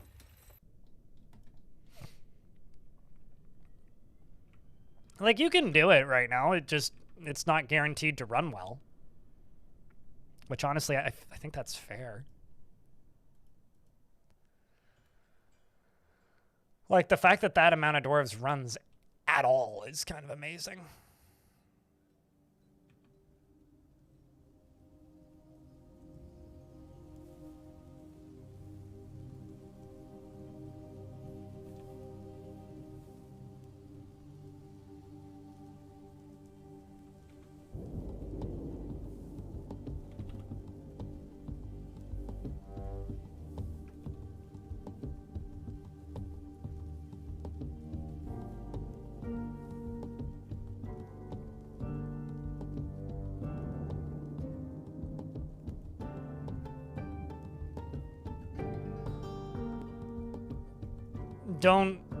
I would recommend against ever playing an early world. Wilderness, like, animal people are just wild animals, like anything else. So you have to hope that they, like, I'll put it this way. There is no consistent method that I'm aware of outside of cheating, and I don't consider adventure mode, like, just playing as them cheating, to get them to join your fortress. Period. There is none. So do whatever you think would work. I wouldn't ever recommend playing in young worlds because I think they're boring. That being said, they should just exist in wild populations anywhere all the time. If you care that much about having your Fursona fort, then, like, play as them in adventure mode and bring them to your fort, or play as adventure mode and as a chosen one and demand that they join your adventure and then take them to your fort. Can you remove a built wall? Yes. You use the delete wall tool, this one. Like that'll remove a built wall or floor or whatever.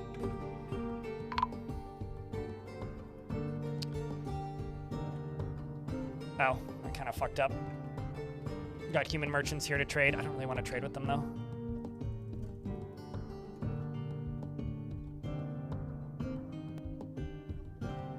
This husband bugging you? Oh, they need to have the mining skill assigned, and they need a pickaxe in order to do it. Which, that blew my mind when that was changed about the game. It was like version 50 that became a thing.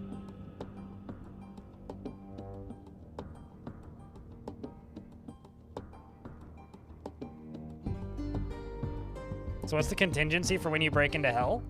Is there a warning beforehand? I mean, there's a warning once you've broken into hell, if that's what you mean. But there isn't really one, like, beforehand, I guess.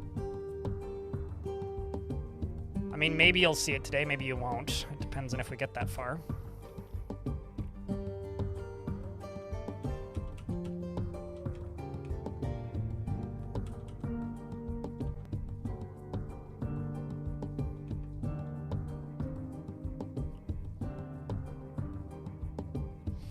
Is that adamantine we're mining? Yes. Oh, also, probably since you last played Wretched, you now have to... It now takes a lot longer to mine specific materials based on material density. So if you are digging into, you know, the underworld, it's going to take a lot longer now because you have to dig through adamantine, which is extremely dense.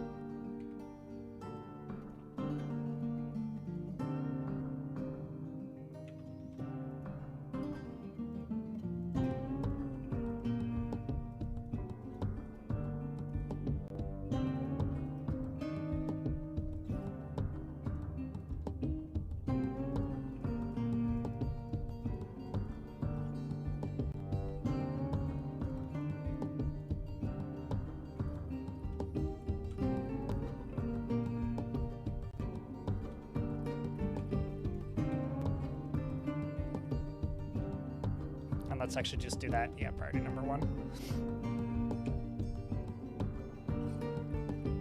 So as they finish up these adamantine pieces, they'll get through up to there.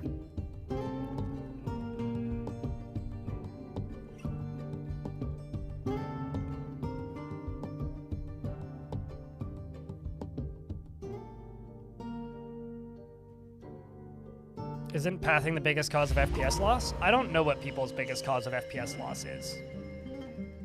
Like, genuinely. Like, yes, technically, pathing is the biggest cost of FPS loss. I think that it is up to the player at this point. Like, maybe this is a shitty viewpoint, but it's the one that I'm slowly gaining over time. Like, because they've done so much to make this game run better, and it does run so much better than it used to. That, like... I think that the game runs quite frickin' well at this point. And I don't think it necessarily needs to run that much better. They can always run better, but people will never be satisfied because the better they make this game run, the more people will push their population counts, the bigger the maps will get, the more people will do this, that, or the other. And they will continue to increase the optimization of this game as it develops, because that's how this game's developed as long as I've played it. And it runs better now than it literally ever has in the past. And 15 years from now, people will be complaining about how bad the frame rates are, because that is just how people play this video game.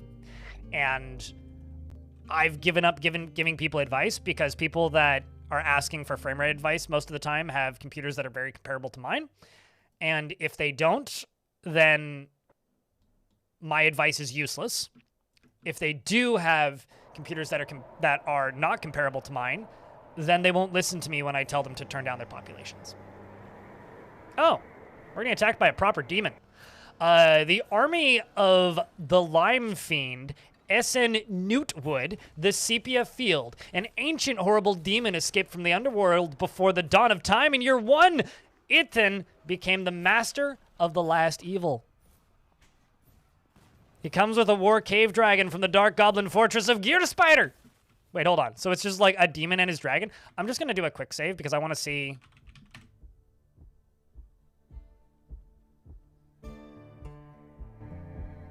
how effective this is. This will be fun. Demon riding a cave dragon? I doubt it's riding it. Wouldn't that be funny if it was?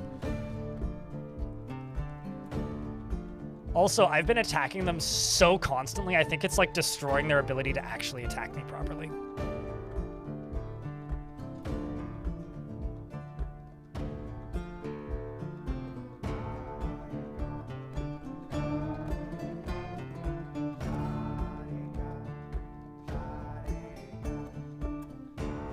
But no, I mean, like, people would complain about frame rates in City Skylines 1 because they had a trillion mods loaded in and had modded the game to be the biggest possible map size instead of the intended limited one.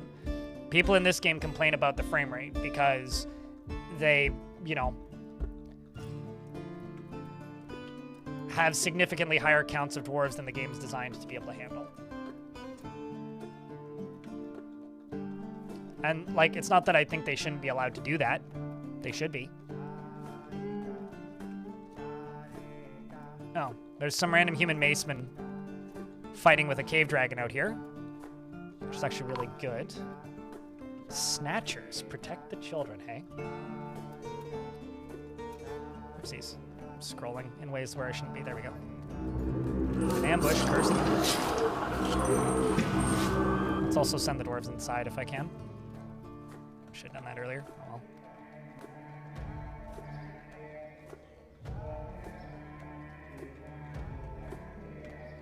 The very enthusiastic dwarves chase.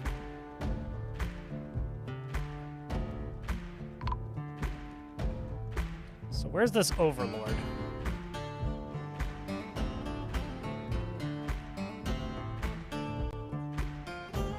So this guy, if we can kill him, he is running the Fortress of Gear Spider. So if we're able to kill this thing, then we will almost immediately... Good luck, human. We will almost immediately have a much easier time invading this thing.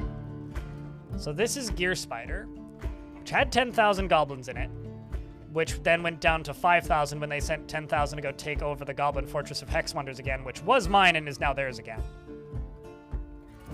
So because they are losing their leader here, if I kill him, which I will,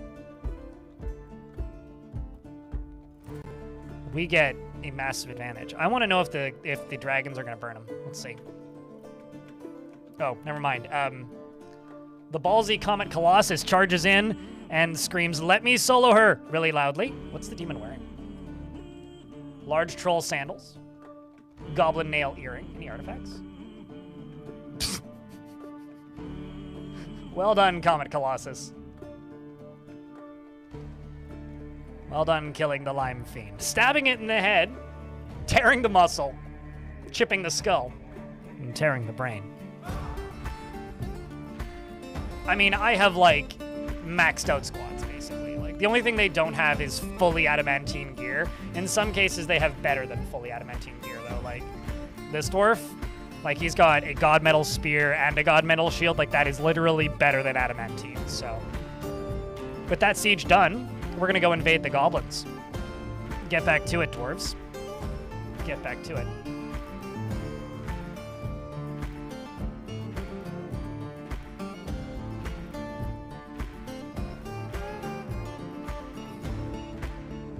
We're gonna go back to pillaging Hex Wonders.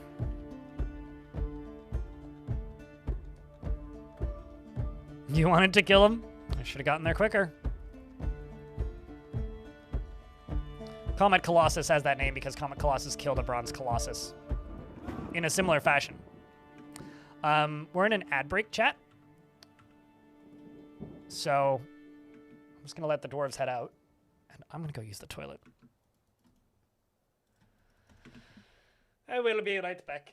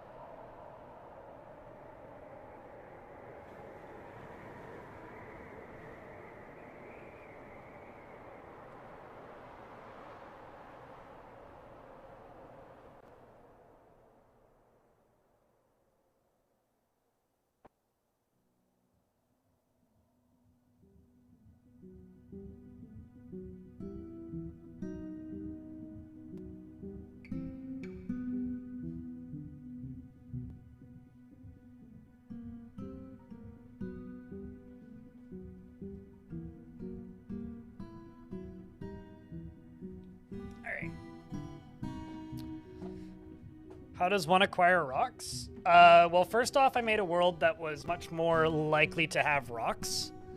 And then the second thing I did was, I mean, I'd been playing in this world already for a while. I went to the difficulty settings and I went down to, where is it?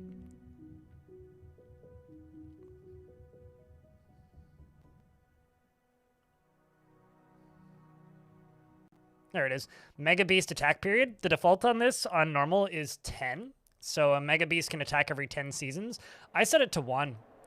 So every season there's a chance that a Mega Beast will invade. And I did it that way because it just made sense to do it that way.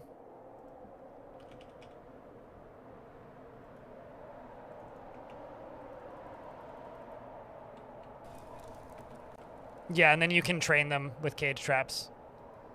And because they lay eggs, you just need to get like nest boxes and then make them tame. Are you still alive? Yep. Yep. Yeah, you've been here for a while too. Still got a pet hen.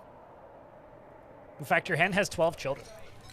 I should make one of your I should make her youngest, oh, I was going to say her youngest son, who's dead. I was going to say I should make some of her children able to be adopted, but... Wolf the Thresher has created a jagged adamantine low boot and offers it to the Crystal Storm. I'm going to give that to the general as well.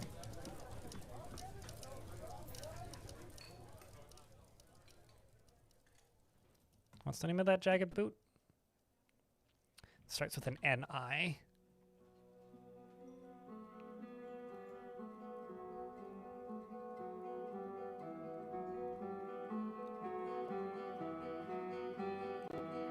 Hey folks, I can't tell you why I'm extra excited about DF this week, but, Mon, I am.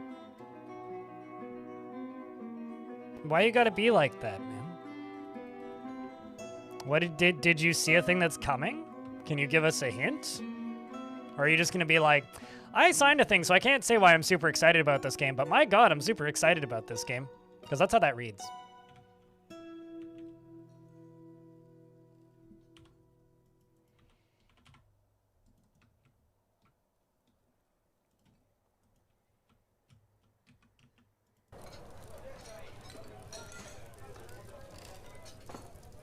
Oh, I understand why there's a bunch of dead dwarf ghost or why there's a bunch of dwarf corpses around here.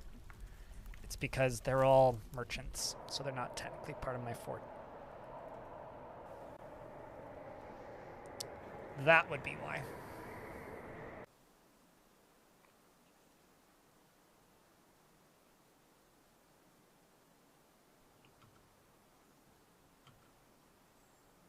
But yeah, I don't know. Kit Fox hasn't told me anything, so whatever you know, I don't know.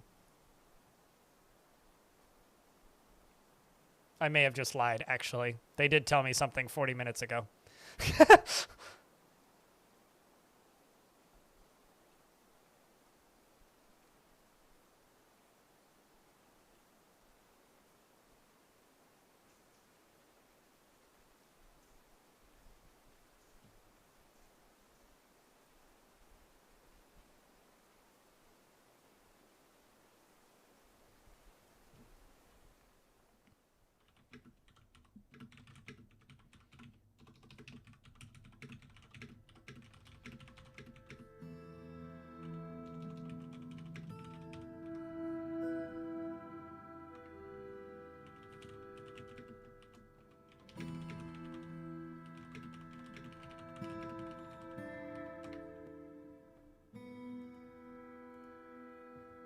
Yeah, I agree.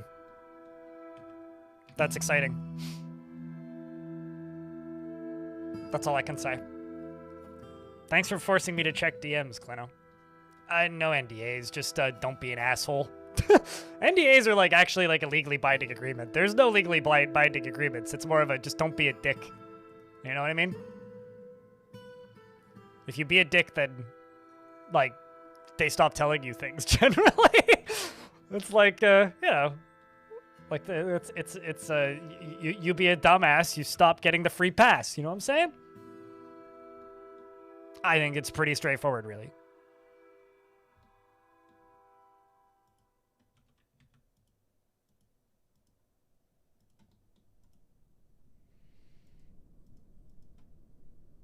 I feel like there's probably lava behind this.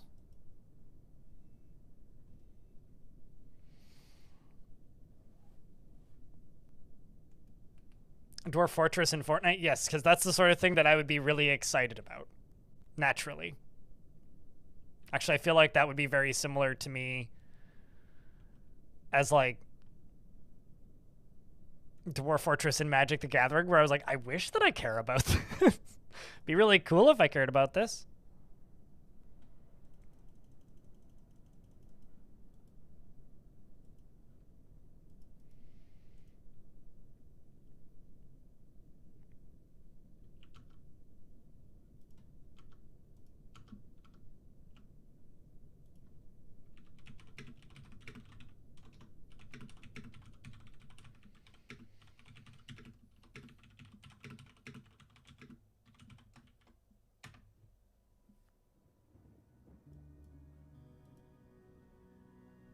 Okay, so there's lava directly below this. Now the question is, do I make this a more logical shape?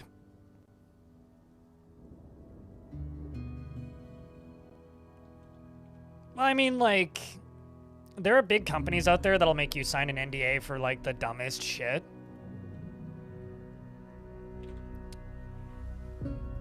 But, like, as far as I understand, the Dwarf Fortress Secret Lair stuff was actually properly NDA'd, but it wasn't, like, Zack and Tarn or Kit Fox that required the NDA. It was Wizards of the Coast. Because, like, when it got posted on Instagram, like, the day after it was posted on Instagram, like, the big, very loud teaser that it was coming,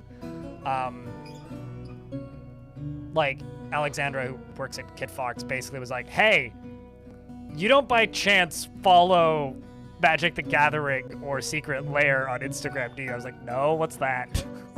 Followed by, well, you should look at this post, and then gives me link. It's like, okay. I think Clino sent me a DM like the same hour.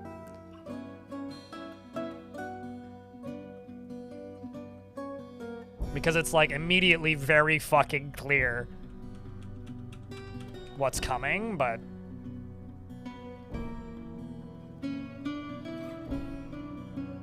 makes their line cook send an NDA, sign an NDA? That seems unreasonably expensive. Especially for food that's so mid. But yeah, I've only ever had to sign one NDA and it's no longer, like, valid. It's, like, expired, so. It was for a game that, like, there was a chance I was going to do consulting work on, and then it never got funding, so it, like, literally doesn't matter. It's, like, not even really worth discussing. The only part about the whole thing that was interested was who was involved, was interesting was who was involved in the project, and that's only interesting if you happen to know those people, which, like, I think there's maybe one person in chat who does right now, so maybe he might not even be here.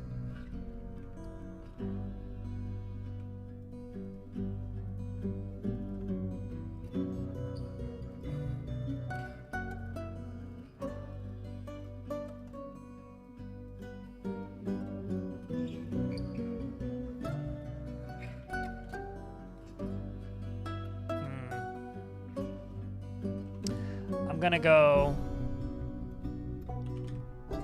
let's throw some rocks into here. Put your rock into it! I'm making a Mega Beast bomb. Be pretty good once that goes off.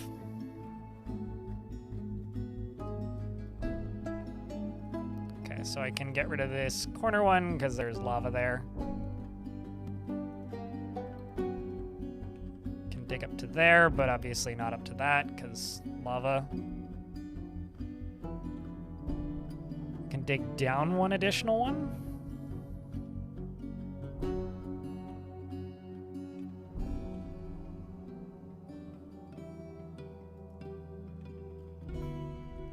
Yeah. That'll go pretty quick, I think.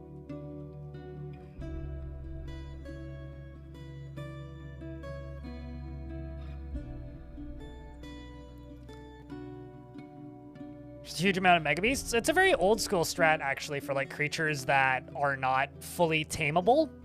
You just put them all into a cage and then pull the lever when baddies show up, and then you laugh maniacally when they all fly to pieces. Oh, actually, how did we do? Pillaging Hex Wonders.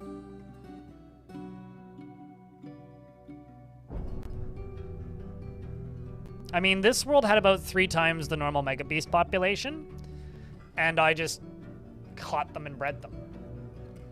Still took a while, though. Already struck down their leader, or the goblin who was running the... Oh my... Okay, that...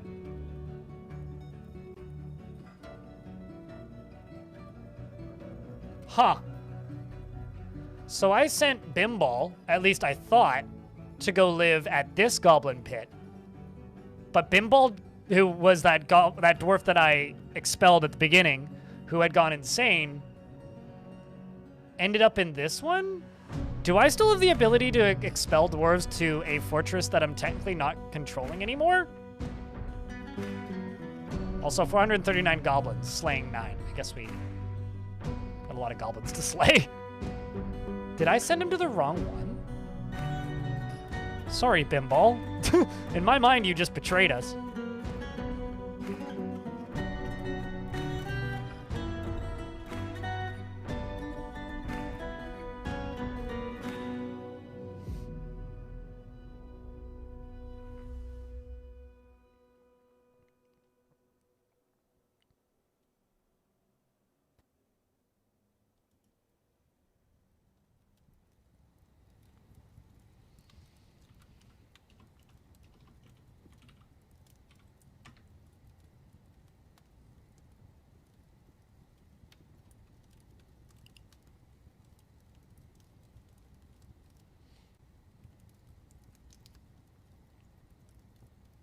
To breed so many rocks that releasing them causes a calamity across the world?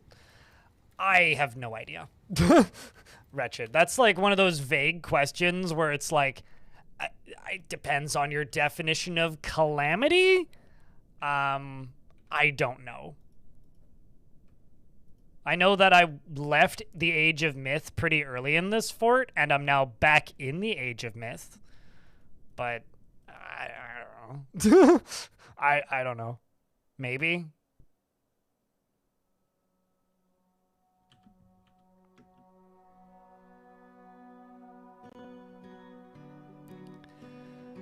This is a comment that was left in the YouTube chat that I assume was left ironically, which is, I set my population cap to 500, but now my game runs slowly. Why is the game not optimized yet?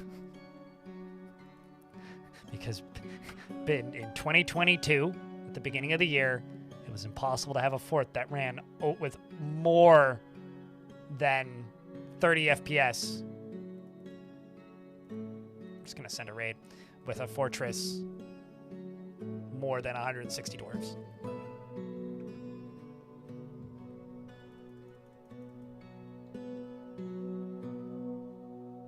You can go back to an age? Yeah. So the Age of Myth is when like 70% of the Mega Beasts are still alive. But you leave the Age of Myth when they die. But because I've been breeding rocks and hydras and stuff, I've repopulated the lost population again.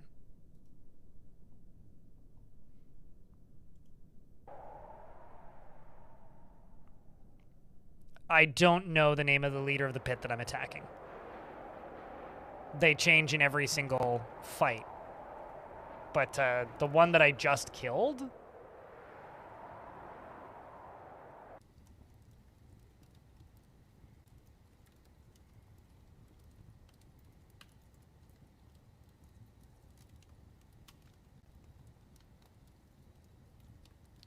Nonub order taxed.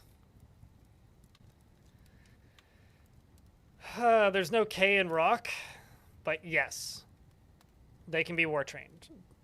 They also are full size at 2 years old, so they grow really quickly.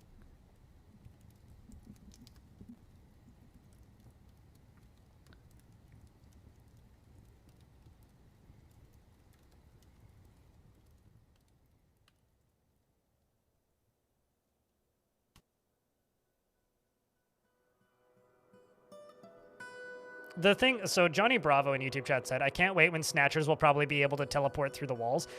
Tarn has said that teleportation magic is going to be limited, like extremely limited, because it would be ridiculous to try and implement and be playable. But like if there is teleportation magic, he said that a couple times. But the thing that I want to see is, I don't want to see like a child snatcher teleporting into the fortress. The thing that I want to see is like, we almost had this when they added the mysterious sites. So like these places with the fancy magical items. There was a issue with the very first version of that where kobolds were stealing all the items before like they even made their way into the fort. And genuinely, my dream was that the kobolds would steal like a magical item of paralyzing or something, and then just run into your fortress and paralyze everybody while also like wreaking havoc on the way in. Like that's my actual dream, is I just want like a kobold to just show up with like the ultra warlock hat that makes it like capable of shooting, everybody says fireballs, so balls of fire and like insta stun and paralyzation, screaming in fear of itself and its immense power, and then the dwarves kill it. If a rock is unnamed, I've got a bajillion unnamed rocks. Thank you for picking a rock and not a dragon, because all the dragons are named.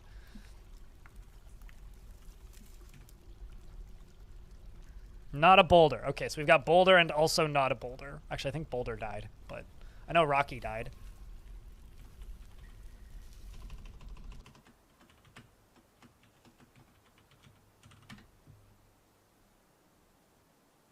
It's a very boulder request of yours.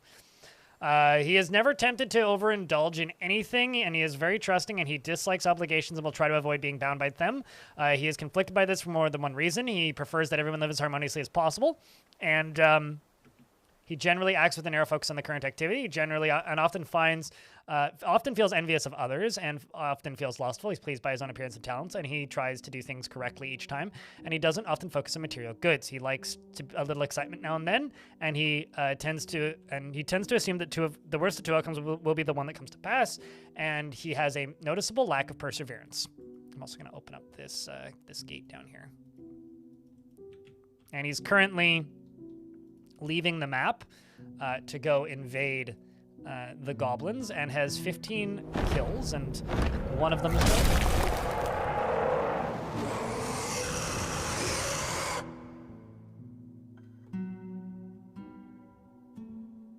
Yeah, or like, so as Johnny Bravo in YouTube chat says, like a cobalt with zaps, the electric sword that shoots firebolts. I never guarantee it, but I will never deny it. Senbes, who says, will this fort be one of those nice long story videos? This is a likely one, but I've had like 4 or 5 likely ones recently. The thing is, I never promise it, because to give you an idea, I've been trying to make a story video out of the Fortress of Squidward for the last like 3 weeks, and I've made it about 10 minutes in, deleted it, and restarted about 3 times. So maybe this will be one that I don't give up on. Dour Greed? A kick streamer, I see.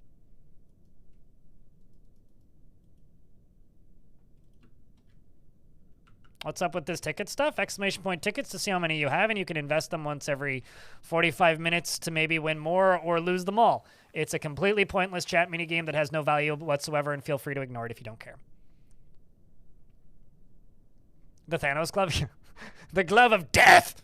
I just want the silliest, like, I want Eurus the hamster man to get the glove of instant bleeding to invade my fortress. I want to die to something really funny and like still win the fight, but I just want to be like, a what did what with what?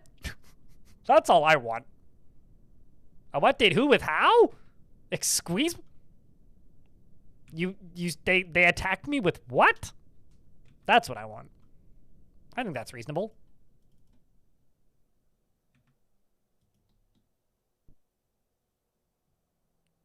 Paralysis is the most OP spell. I had that fortress a while ago that was in the same world as the one tile necromancer fort that I did. The one that built the giant arena. All of the intelligent undead zombies from a certain tower in that world had the ability to induce nausea and paralysis without a cooldown on anybody. So they would just run into a siege and everybody would just start vomiting and have like no balance ability, and they would just like martial trance through everything. It was fucking bonkers. I had somebody in my comments section being a dweeb recently who was like, nausea and paralysis isn't a powerful spell. The same effect happens to any dwarf that's hit in the head with a mace. I'm like, yeah, but you have to get a direct hit on the mace, and sometimes multiple times. It is a very fucking powerful spell. Also, good win, Laya. Trying to figure out what these IRL badges are for. What are those IRL badges for, Shep9? I know it says went outside, but please explain. I'm old and I don't follow what Twitch is doing anymore.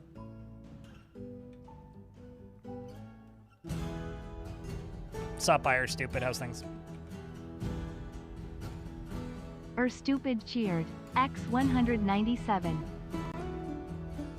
And also, thank you for the bits. The almost $2 in bits.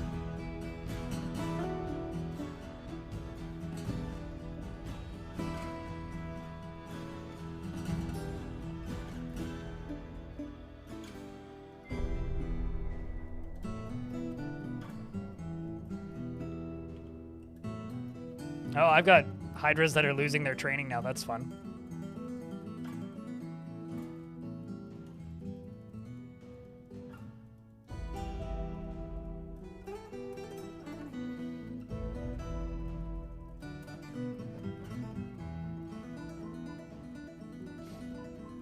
Of IRL takeover streams.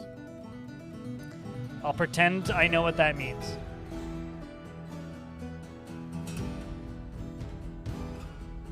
Four heads? They have a lot more than 4. Also, that's bad.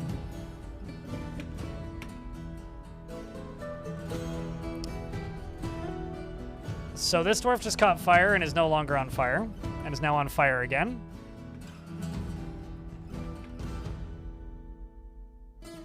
How are you not on fire? Holy shit. Poland's on fire. Hold up.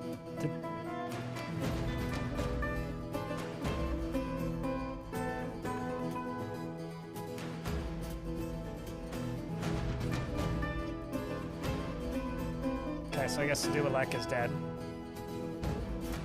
I am amazed that that dwarf kept getting extinguished.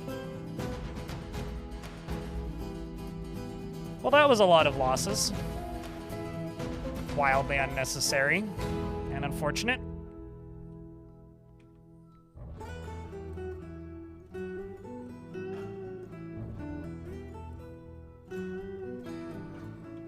Oh well.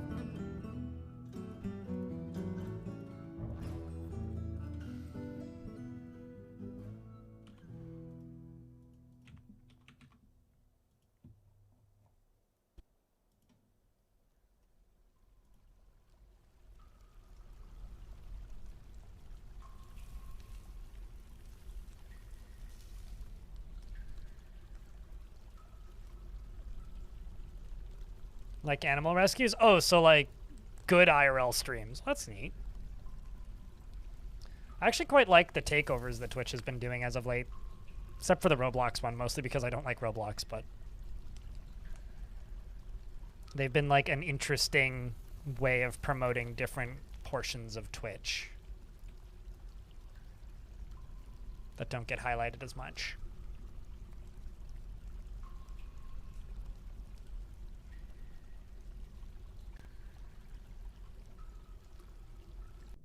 Apparently we just acquired an Outpost Liaison, which is interesting.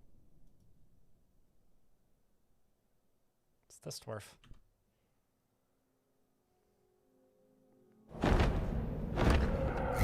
So a rock just arrived from the sky. Is that one of mine?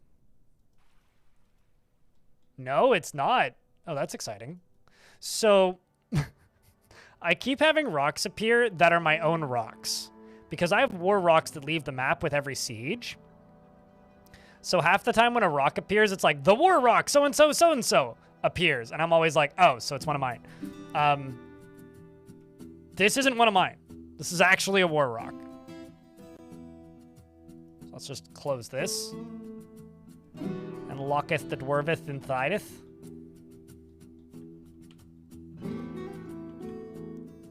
Now there's a non-zero chance it could fly in through the top, and that's fine if it does.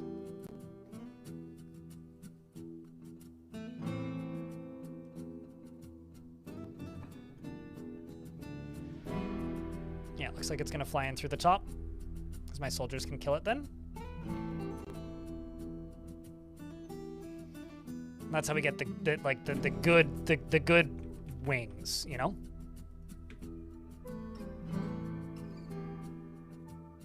That or it'll become barbecue wings if it goes in through the bottom.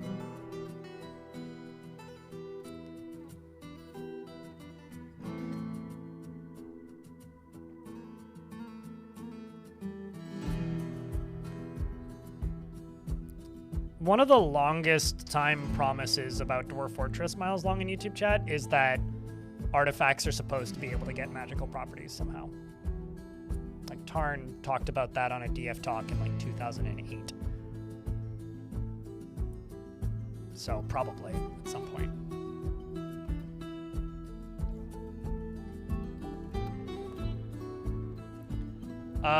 This is like history has always been older than the year count, and that's only gonna get older. Also, we're about to get by ads, so when the ads pop, I will pause game.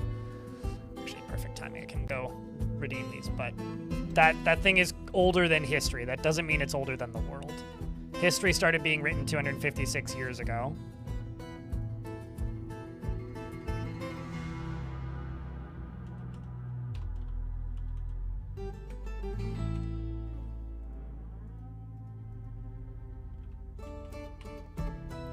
Rip Sadu.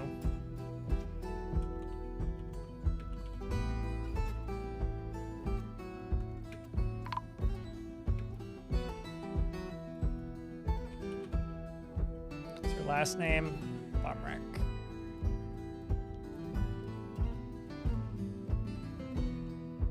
But yeah, that's going to be even more so soon, because whenever this magic stuff comes in proper,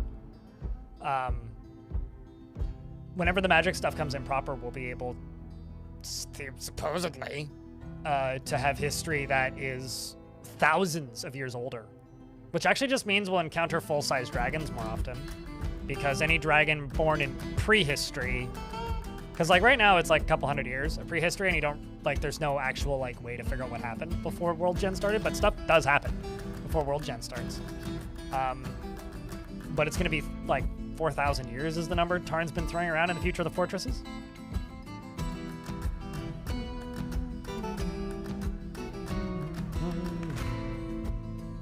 In a time before time, things were more peaceful because we didn't worry about running out of it, damn it!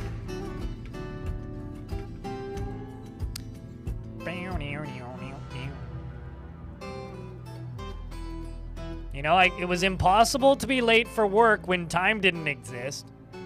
Back in my day. Says the dragon, probably. Oh. I was like, well, it can't have flown back in yet, can it? So Lanix just killed it kind of by mistake.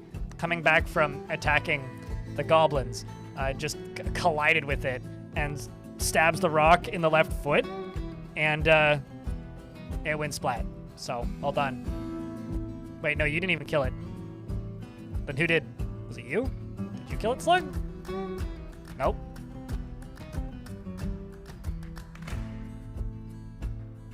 The militia commander did. So it was like you? Weed McEat got it? Yep. Stabbed it in the skull. Of course you did. With your god metal spear. See how they did.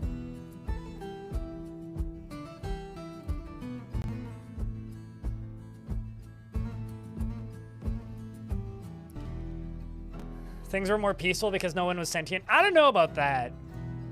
Nature's pretty violent sometimes. We'd McEat outmatched the Frill Banshees.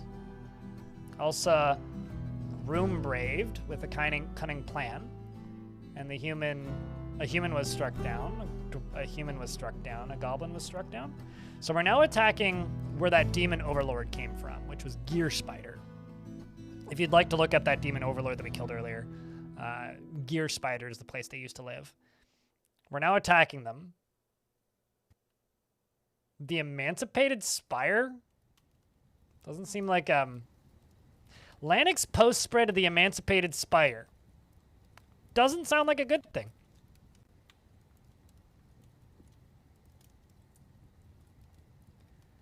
Clashed with 245 cave dragons, slaying 9. The Gilded Petals, led by the dwarf Eric, clashed with 1,262 trolls, slaying 9. The Gilded Portals, led by Eric, clashed with 129 blind cave ogres, 629 blind cave ogres, slaying 9. Okay. That's a lot of blind cave ogres.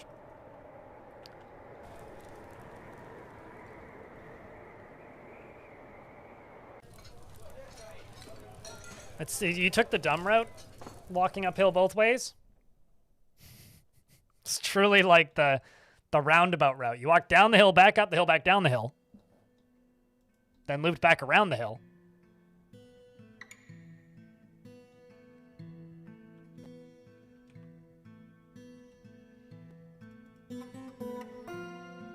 It was like a flex more than anything. I do love that I had to walk uphill both ways, though.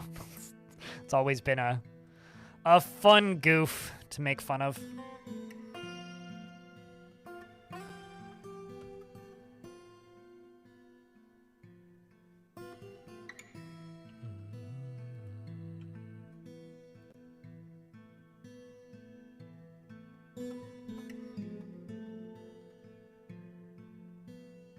Blink, thank you very much for the 10-pack. That's very kind of you. Dolphin Invasion. I like how we have taxi service and Dolphin Invasion in there. Plus a bunch of people that I know. Appreciate you, man. Thanks for helping keep the channel funded. This is a crowdfunded channel. I make a living because people do that. So thanks for doing that. I'm just gonna jump over to here and open this back up. And I'm gonna go down to here. Turn that off. Jump up to here, and we're gonna go invade Gear Spider again. So this time we're gonna send 3 squads. Because what's better than 2 squads? 3 squads, obviously.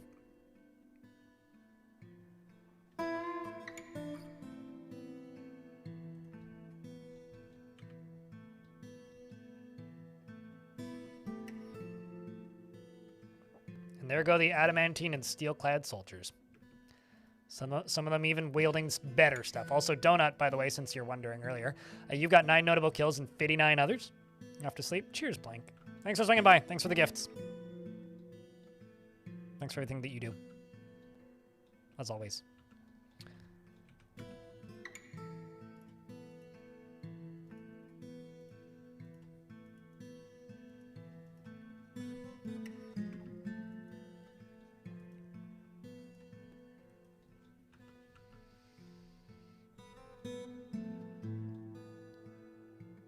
Okay, so I guess while we're digging out all this,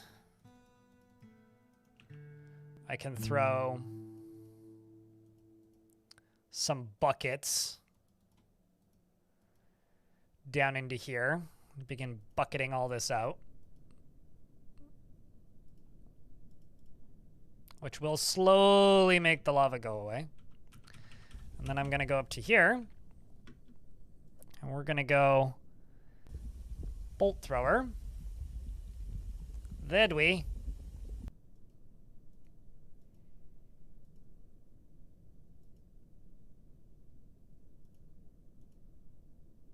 And I'm out of empty bins.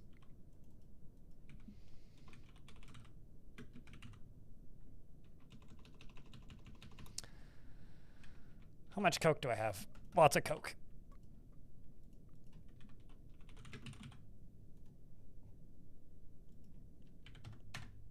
Let's just make 50 copper bins.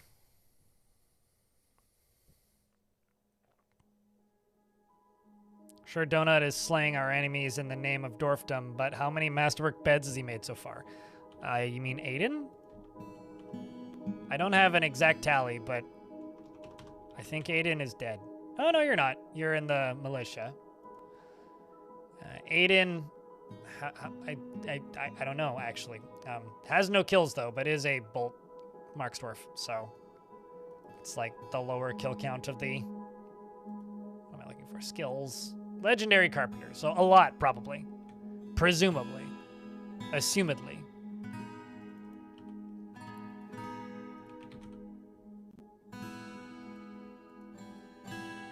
Apparently I just have a bunch of giant muskoxes, which I'm just gonna... I wanted to say bulldoze, but butcher. It's gonna get us a large supply of meat, I presume. Can also dig through that. Not that I know if there's anything dangerous back there. There shouldn't be. That should also be fine. Just adding more open space will help the lava go away faster.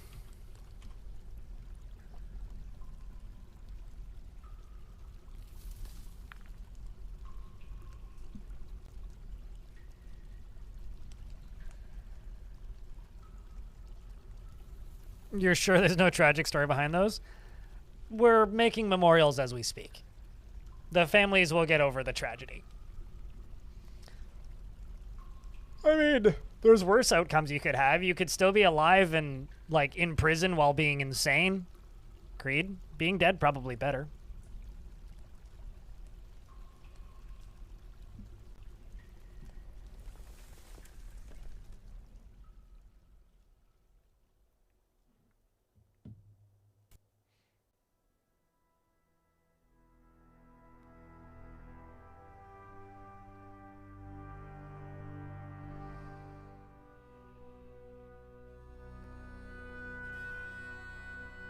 Yeah, this is going to take a while, isn't it?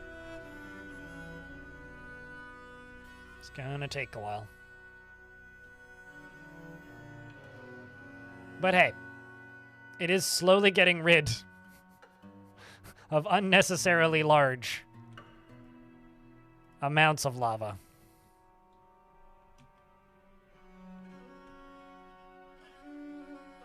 That looks so weird.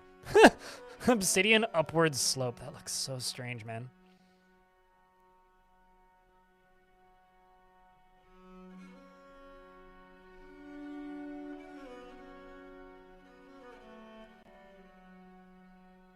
Who put this lava here? I don't know, some benevolent god, probably.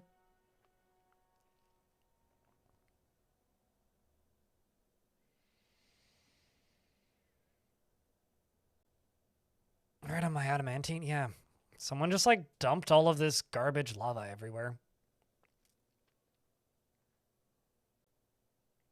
That bastard. That rat bastard. Yeah. Yeah, that's the reality of it. That goddamn bastard. The most unglorious of bastards.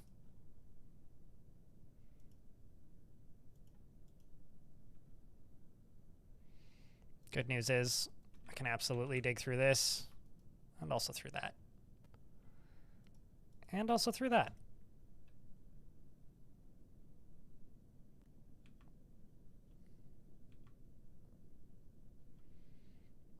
And I can also dig through this.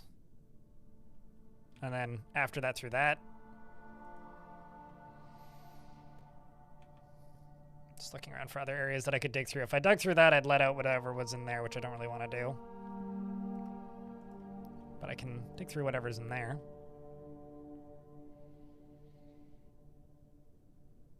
The idea here is to just spread the lava out as much as possible.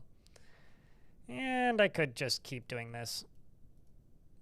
Adding more pits and ponds because I have the space now.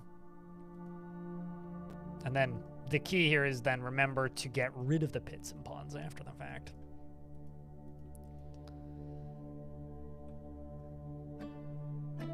Gunyu, hello! Thank you very much for the raid. Jack, gonna get a round of beers for the raiders. And Mod's gonna get a shout out for the raiding party.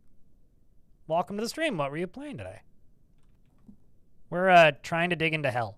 It's a slow and tedious process. You see, like, hell was designed to be a prison for people who didn't want to go there, and they never really expected anybody to just, like, intentionally dig their way into it.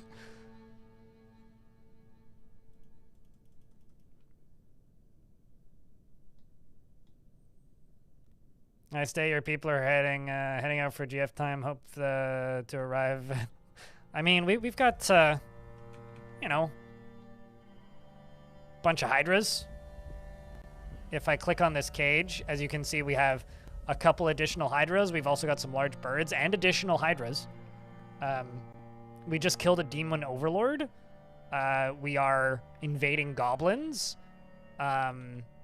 And now we're just trying to get through this. Don't mind the strange iron and adamantine picks that are hanging out down here in the lava. There is no tragic stories that involve the existence of those picks mysteriously being left in the lava. Don't worry about it.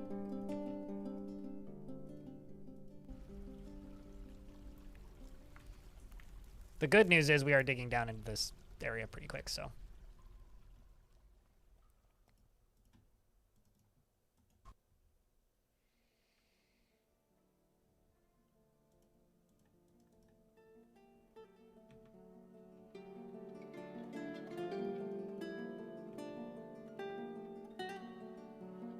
How did I kill the demon overlord? With a spear.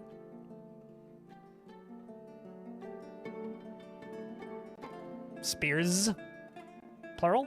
Got completely melted by my military. It was in my fort, yeah.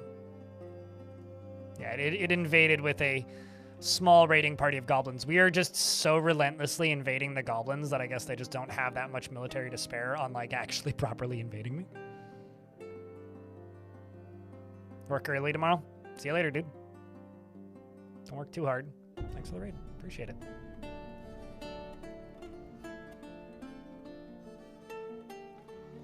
Yeah, I think today's a pretty chill stream kind of for me because I'm just like not all here right now. Like I wish I was more here than I am. Like I'm tired of shit, guys. So doing what I can.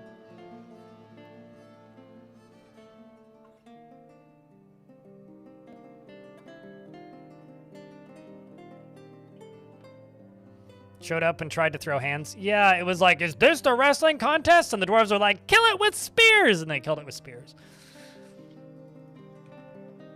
I do still adore the fact that most demonic overlords' favorite pastime is boxing. More or less. It's like, oh wow, it's just like real life. They're just like us, chat.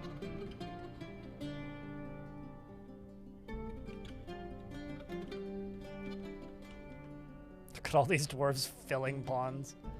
Even my elven performers have grabbed the buckets. Is it better to ramp up lodging and charcoal or making a pump stack? I usually just make a pump stack, but this map has a lot of lignite on it, so I'm using coke, which isn't the same as coal. So this is coming from, like, lignite, which is a brown coal in real life. So I'm mining coal. I'm not burning wood for it. Otherwise, I would probably use a pump stack because I'm trying to not go to war with the elves. Although they didn't trade with me this past year. It's probably got something to do with the fact that the dragon burned their last trade caravan. Because we kind of, I don't know, timing wasn't great. Let's put it that way. Yeah, fisty stabs. Donut. Fisty stabs. The best kind of stabs. Exhilarated getting into an argument. Yeah, I don't know why. I'm so groggy today. So groggy. So tired. So tired. Today is one of those days where if somebody just tipped enough to make me hit the daily minimum, I would just end. Because like, be like, sweet, I can go back to bed. I don't know what it is. I'm just like stressed to all fuck about the fact that I'm taking time off like next week and going on a short vacation. But also I probably just really need it. Gotta pump those pogs per second. Sure, yeah. Pogs mean something very different now than they did in the 90s, don't they?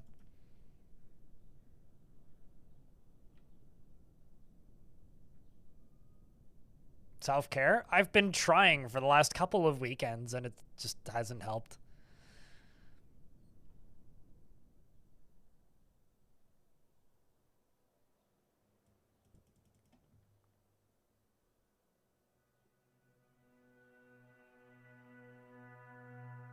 Do it better? Okay, boss.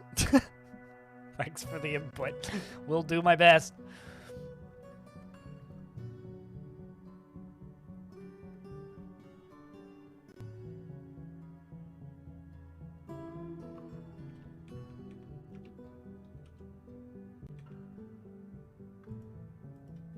Okay, you I can dig out. No, I can't. You I can't. You don't benefit me. That I can dig out. I mean, like, I guess I could go to the middle of this and start digging out these. Sure, we'll do that.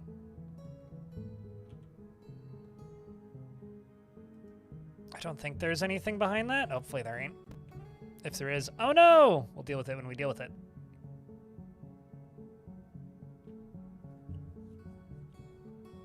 The self-care is in hell?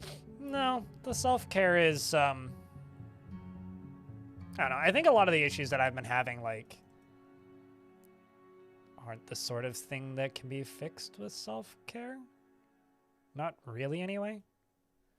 But I don't want to just be a whiny wuss. I do that enough already.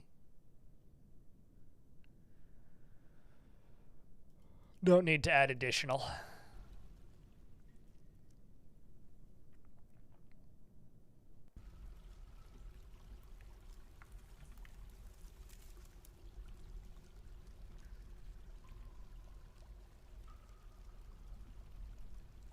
Those are going to be worked on for a while. Because these are all just adamantine that need to be dug out.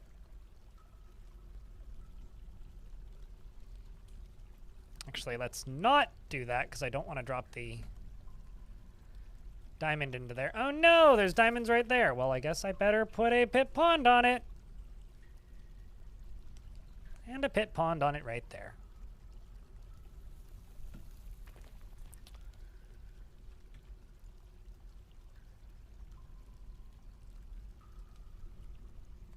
So this is going to be dug out apparently quicker than I thought because they dug out most of it already. But this is going to give the water more space to spread out, and once we get to 1 deep, it'll start to dissipate on its own.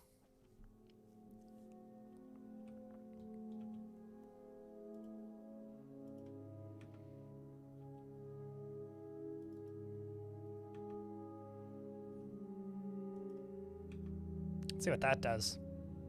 Literally not much. Oh, squads are back.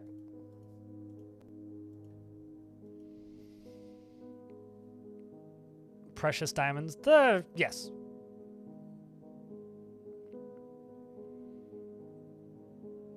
Trees are trees as trees is trees. Doesn't care whether grow underground or as giant mushroom. Friday Hawks. In YouTube chat. The 2,053 trolls. Slaying 9. Purple Dwayne, the special clam, kills a goblin. One of my dwarves was struck down by a blind cave ogre. That's not good. I mean, they are fighting with thousands of trolls, quite literally. They clashed with 835 jabberers, slaying 4. You could do better than that. Channel your inner dynasty warriors. Slash harder.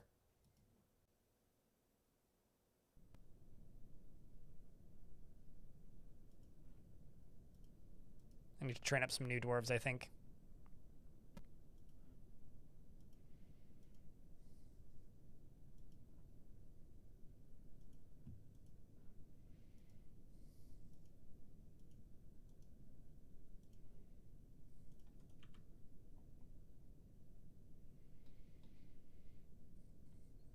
And now that that's done, I can channel that out. And some migrants have arrived, despite the danger. The population's set to 250 on this fort, so. The Special Clam is a very funny title, especially considering it's a bird, guys. It's a giant bird. The giant bird is the specialist of clams. Maybe it's a clam specialist, you know? Which is admittedly quite different from the Special Clam, but...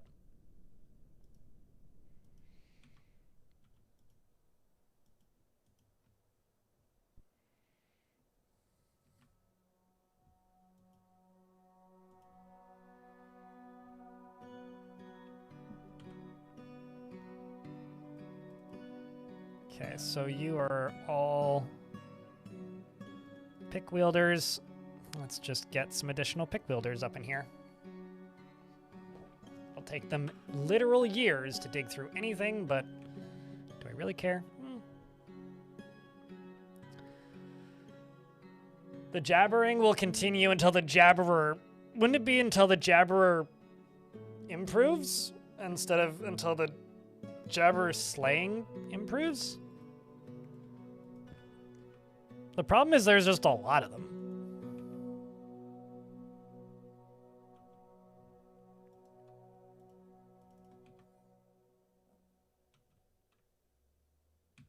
That's the real issue.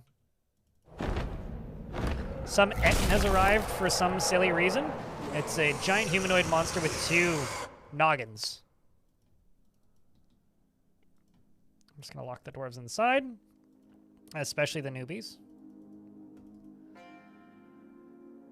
And I've got a dwarf who's throwing a tantrum, apparently. And we are going to follow the mighty books! The great library of No Book Haver.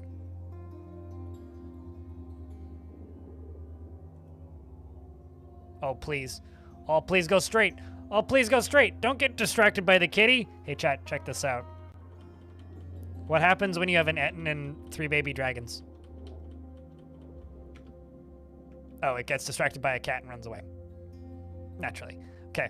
What happens when you have an Etten and 3 baby dragons? Got him. Got him. Got him. Got him.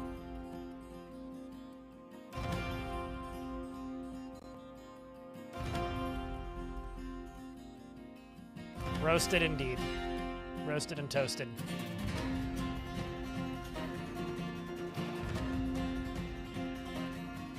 Got smoked. Got blasted. The baby dragons are very much this. So anyway, I started blasting. There's also something spooky right there. Which means I basically can't dig through anything. Once that goes through, then I can dig down 1 more tile. That can get dug through. Still got a whole bunch of Hydra occupants that need to get placed in there, but... Can they delete demons? I have no idea. I want to test that. I've literally never tried it. Sergeant Donut. So we're gonna find out. Because I don't know.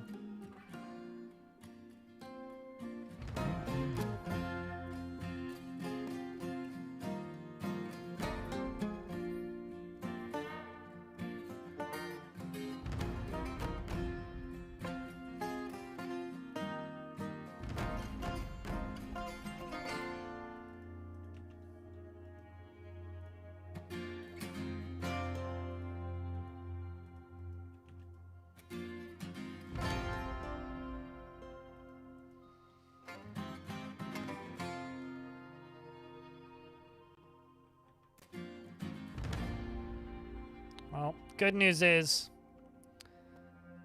this will all be done soon. The Spearmaster has bestowed a name upon it on his shield, I guess.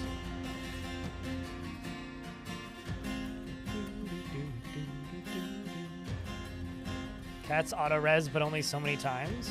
I wonder if you could mod that. Probably. I presume that would be a thing you could do.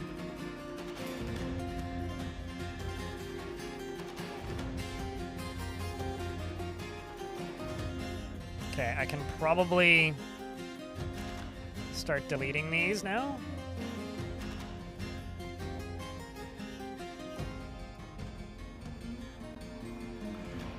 Because the lava is just starting to cool on its own.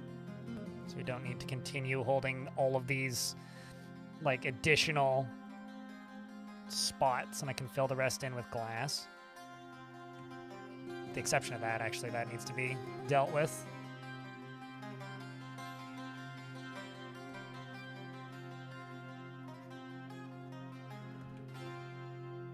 Until that's been put out.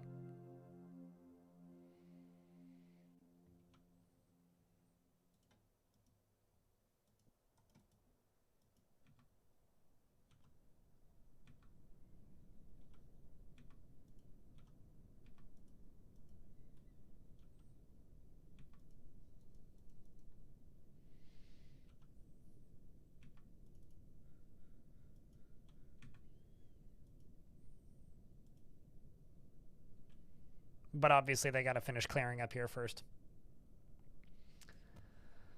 An ad is about to start. I will pause. Well, actually, we're just staring at this. I'll pause the game if anything interesting happens.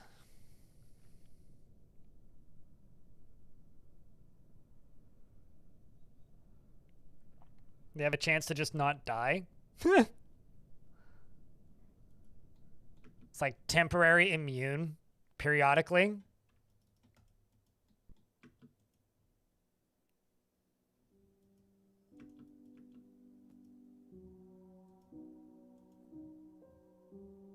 They're supposed to be put into these cages, and they're just kind of not being put into those cages, so it's kind of funny that they've all just kind of come down here.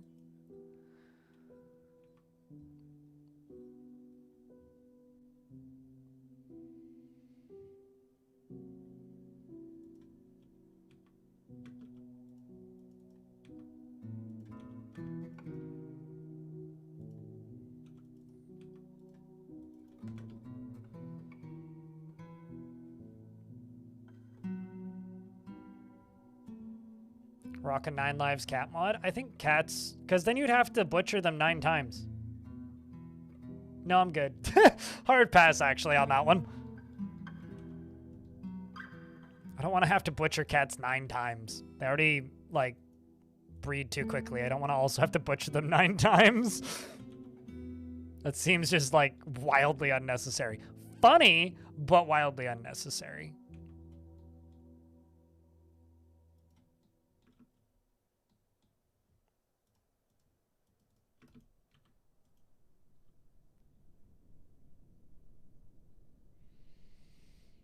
Imagine being that butcher. Like, to me, it kind of sounds reminiscent to that one time I had zombie giant crabs in a fort.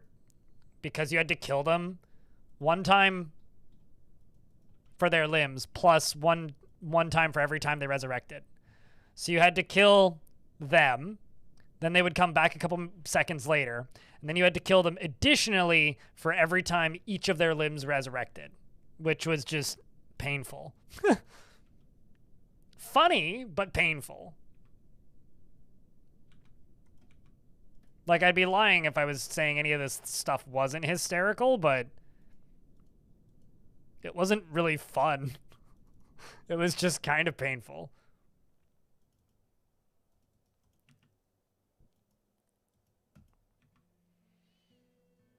Also, I don't know why my frame rate went down to 20. Something's going on somewhere. Probably animal is stuck somewhere, or something's pathing somewhere, or somebody's trying to get into the fort somehow. Lots of pinching. Well, only the pinchers could pinch. The rest of them are just like skittering, chattering, clattering, clamoring, skedaddling. I don't know. What do crab legs do? Rookie has bestowed the name Entantromik upon a steel shield.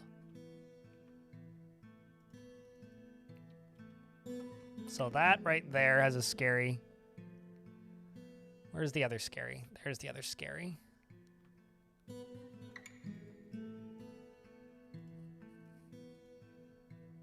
Yeah, which means I can dig through that. Oh, you know something I did do this weekend? I watched Class Action Park. It was a pretty good movie. Tastes amazing with butter. You know, this might blow your mind. Most things taste amazing with butter. Even things that you like would expect to not taste amazing with butter somehow manage to still taste amazing with butter.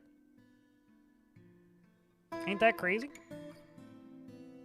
Why are they taking so long to channel? Because they're digging through adamantine, and because different materials take different amounts of time to dig through based on their density. Adamantine, for a legendary miner with an adamantine pick, takes about, oh boy, ballpark of like 5 minutes, it feels like sometimes. No, it's actually about 90 seconds to mine through.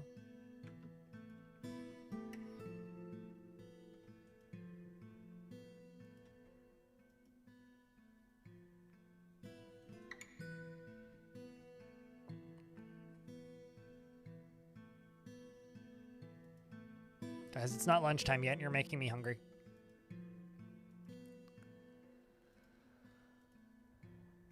Actually, how many wafers do I have? Okay, let's just add a mantine pick. Yeah, we'll just make 10 of them. Yeah, I mean, if like the southern states wrote the Gospels, then yeah. Certainly. Everything tastes butter. Everything tastes butter. Huh. Everything tastes better with butter, cheese, oil after being put in a deep fryer. It's the gospel, right? The gospel of, oh God, I ate too much. That's the primary prayer that they say over there, I've been told.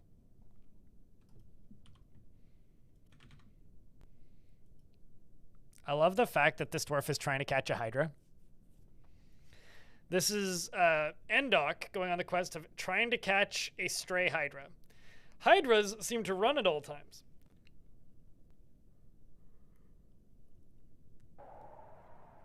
The Gospel of Julia Child. I'd be willing to bet somebody wrote a book called The Gospel of Julia Child. Look, you got it. Finally. She caught it. Finally.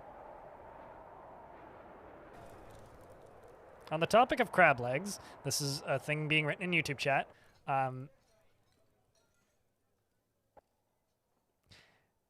One time I ate so many crab legs, I got ill, and my sweat smelled like crab for a day.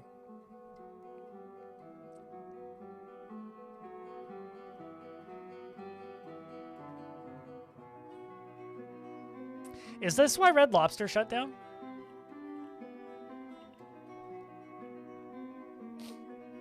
Serious question. Please discuss. Curse of the Sea smelling like... Yeah.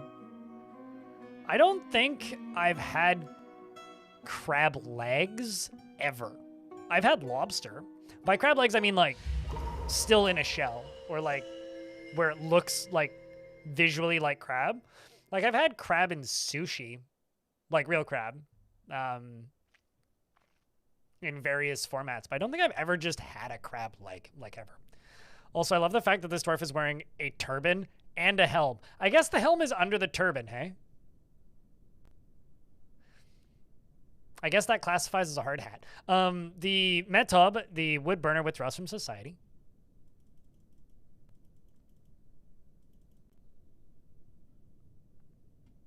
I thought it said the cat is sparring. You grab obsidian. So we're getting an obsidian stone artifact. No, I'm okay. It's not really... Like, it's something I could do. Like, there's crab shacks where I live. Like I live on the ocean. We have oyster shacks, we have crab boils, lobster boils, like tons of fish fries around like salmon season. It's just not something I prioritize.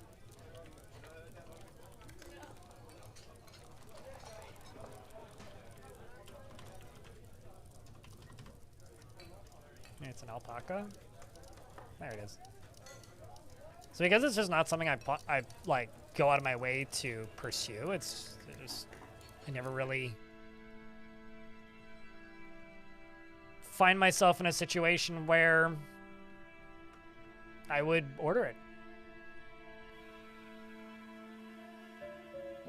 America answered yes.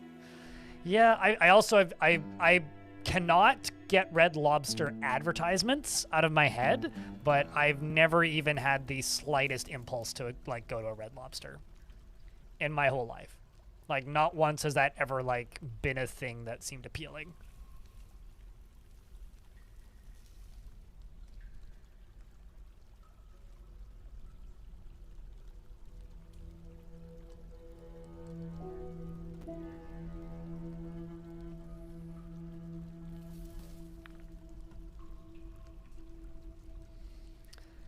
So now we just need to get all of these gems out of here.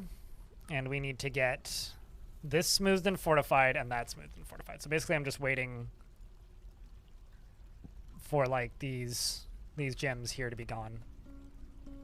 Mostly.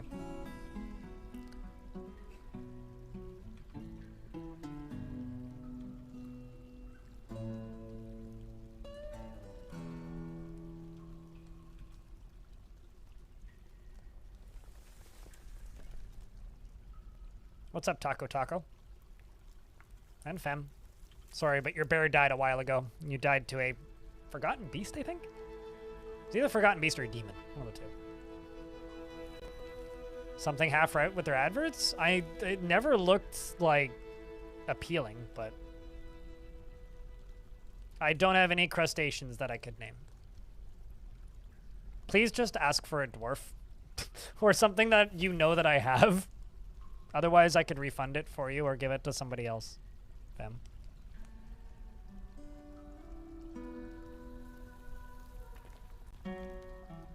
Or, like, be more specific on, like, what I can do. You'll take a dwarf? Beard or no beard?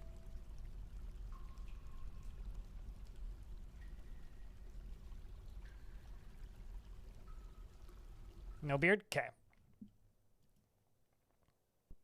How about... Stabby Fem. Stabby Fem is frequently depressed, impervious to the effects of stress, and never acts without prolonged deliberation, even to her own detriment and the harm of those around her. I'm sorry. Has an incredibly calm demeanor, tends to only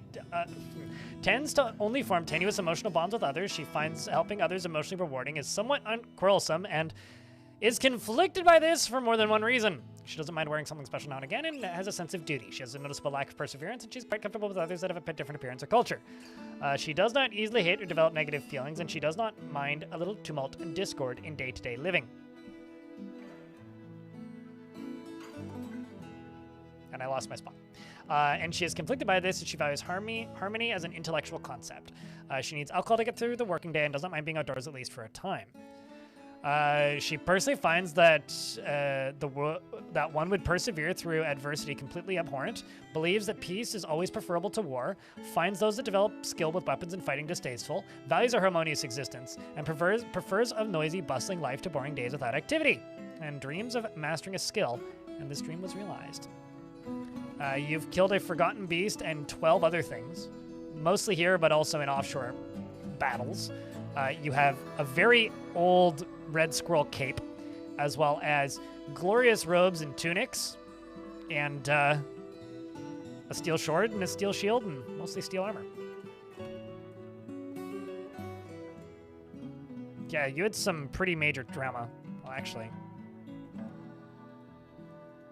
I could look. You retched on miasma, which made you more resilient. You dwelled upon seeing a Minotaur's dead body, which made you grow more cautious and learn to disdain perseverance. Danger dreaming the dagger of knives' dead body. You saw Stran, the Minotaur. That made you become more altruistic. You felt sad after experiencing trauma, which made you more depressed and learned to value peace. Yeah, you know what? Touche! I can't fault you on that one. You were accepting remembering the trauma, which made you less anxious and learned to value harmony. Okay.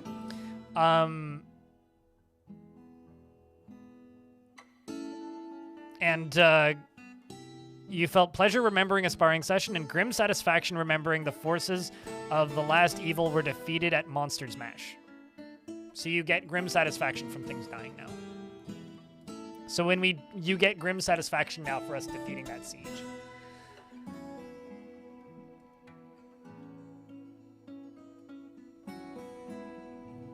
That's like every single dwarf though. Like if you go into just about any, like literally any dwarf except for the ones that just arrived, they all have that level of depth.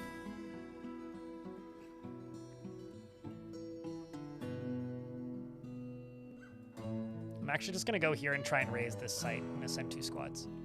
Good luck. Although I don't think Fem's in that squad. Yeah, Fem's right here. Separate squad. Unrelated.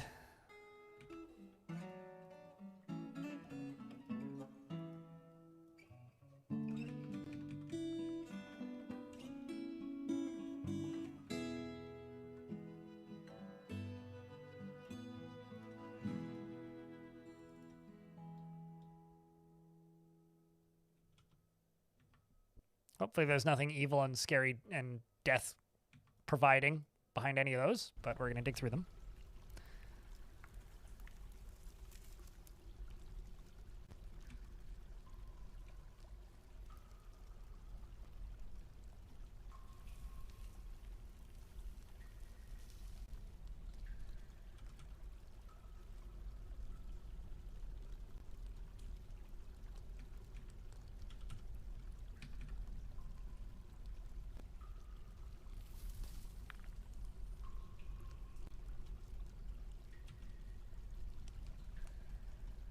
Let's also go down here.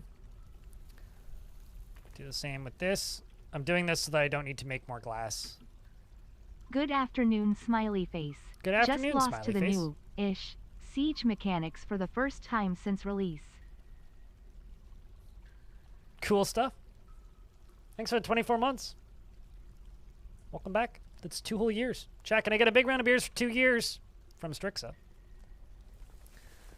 Yeah, it's always like sad, but also like kind of satisfying to lose to the sieges. An obsidian bracelet and claims it as a Hamley Fairloom. Well, keep it then. See if I care.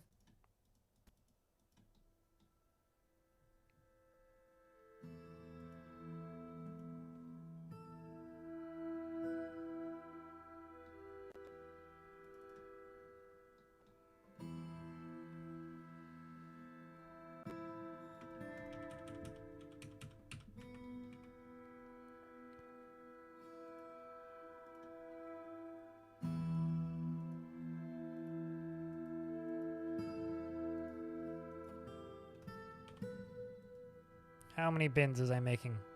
Not enough.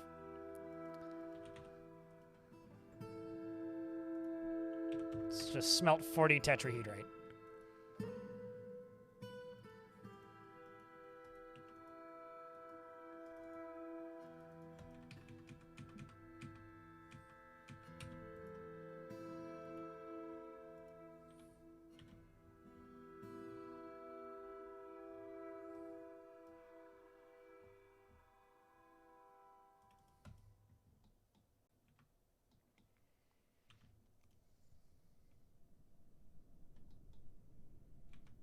And up here,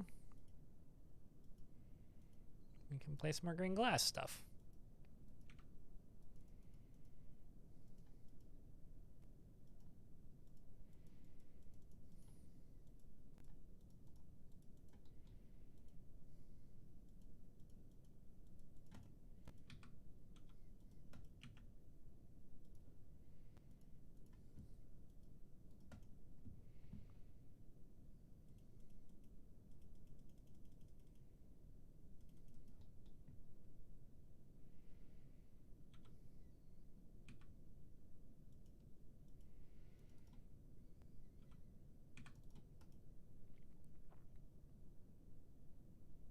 So once all these are gone, fortify that, get Mark Dwarves to kill them, or take whatever riches lie behind those walls.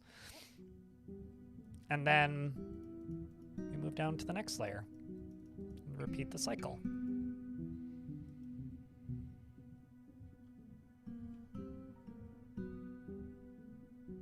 And this continues to slowly fill up, slowly.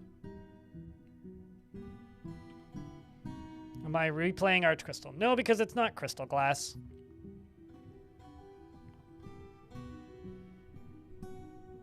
That's a good question. We're gonna have to mark this one down on the calendar so that we can cross off some dwarves when we find them holding a bow. I don't even know where I'm going with this donut. I wish that made more sense. It sounded better in my head, to be honest. It lets me see the layer below is why I'm using Glass Super app in YouTube chat. Bigger and probably more important news, I got accepted for disability allowance. Hell yeah, so you don't have to pretend you're looking for a job. Yeah, I'm on disability benefits, which isn't quite the same thing, but it is a big help. Which basically just means it's like easier to get meds and shit. But like, it's not perfect. Thankfully, paperwork's not fucked anymore, and I don't have to pay for insulin again. I had to pay for insulin last year. That was a rough year. Still heavily discounted, but still, it feels bad. Having to, you know, pay for the thing that stops you from dying.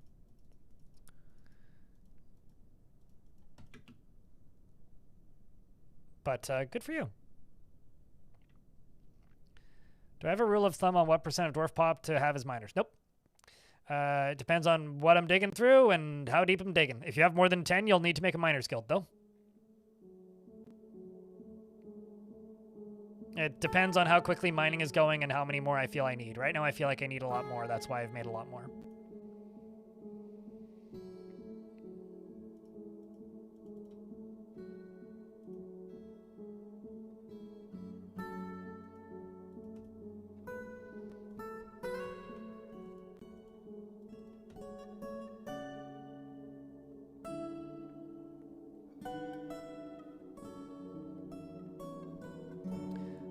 You've got a game where your frame rate went from great to obviously awful almost instantaneously. How could I figure it out?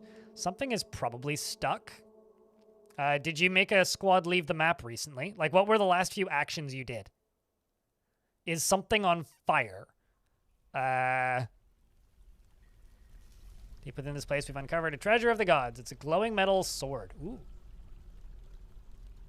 I kind of want that, but at the same time, I kind of don't.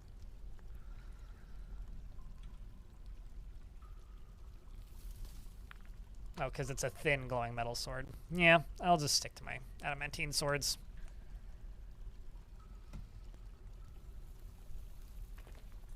The bards, I don't know what they yearn for, but they're going to learn.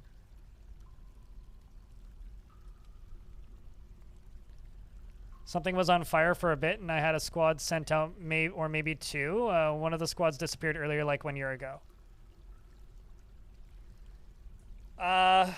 Like, did you send out a squad recently? Like, what were you doing right before the frame rate dropped, is the question.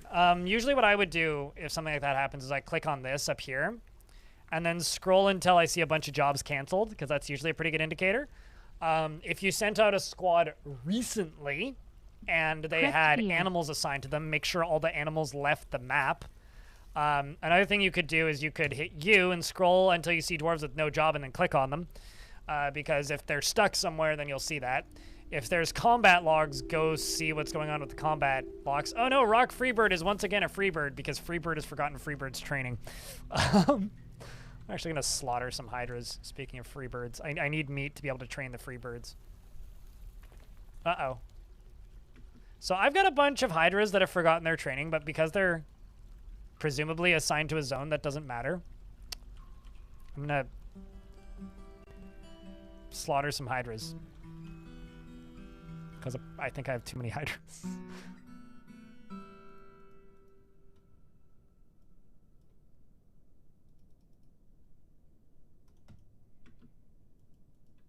And also, actually, let's just go here.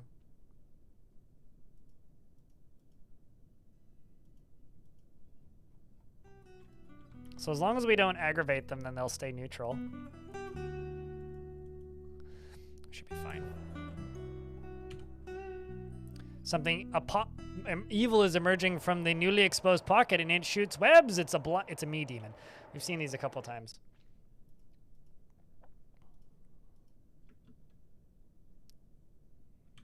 And thankfully, the dwarf that was shooting or that smoothed through it has bolts, because is a Marksdwarf, so has iron and steel bolts, and is firing all of the bolts as quickly as possible, which is now injured.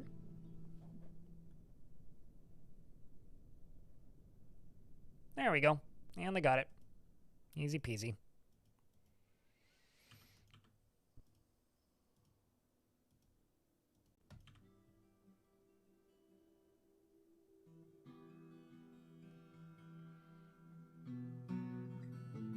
That would absolutely fix it. Yeah, as long as there's no crazy water things happening, retiring it and reclaiming it will fix it. Shinobi, thank you very much for the 12 months, by the way, with Prime. Those Prime subs do absolutely go a long way. Are they edible? Some of them are. Not all of them are. Will this one be eaten? I don't know. They tend to butcher some of them. They tend to butcher some of them, but it's not really a huge priority.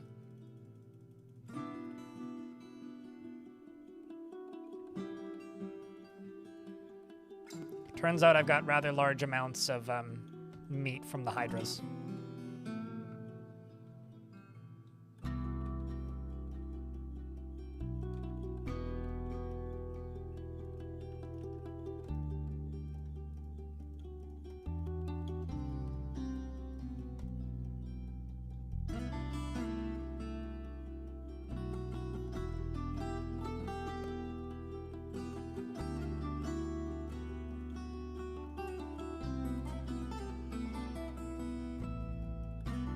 Holy shit. That's quite the Hydra family.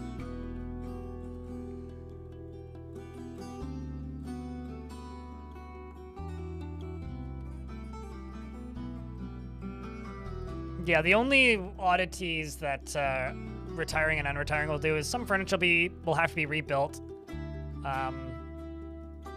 And if you have a large water reservoir somewhere, that'll probably like spill to where it's not supposed to be, but squads have returned. Let's see how they did. That is not true in Dwarf Fortress. Many things are not edible, but everything is lickable.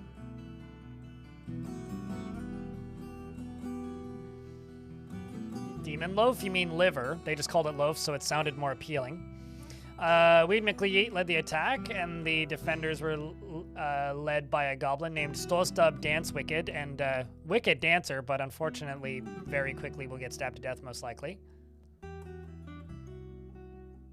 Eric's full name is now the Tufted Myth.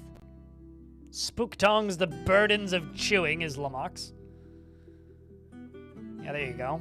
Dance Wicked is now dead, was slayed by Splattered Saber, the Crazed Nuts. Sure, yes.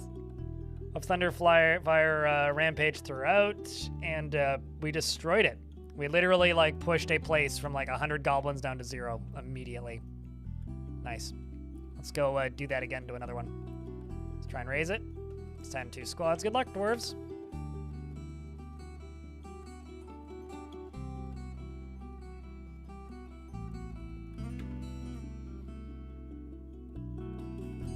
So we're gonna probably dig down right here.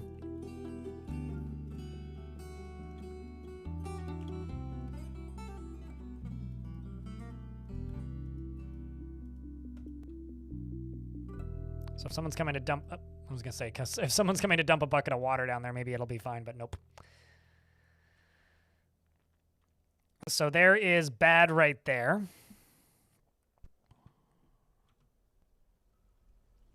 But to the left should be fine. The Crazed Nuts is, in fact, a what a name kind of name.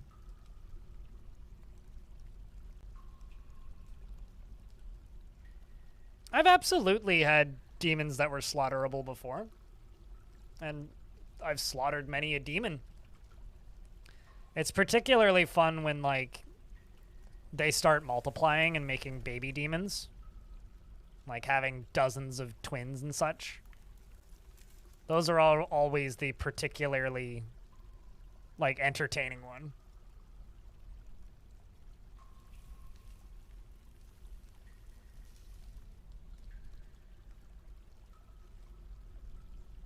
This is a magma. Covered with splats of magma. Encrusted with puddles of magma. From the magma.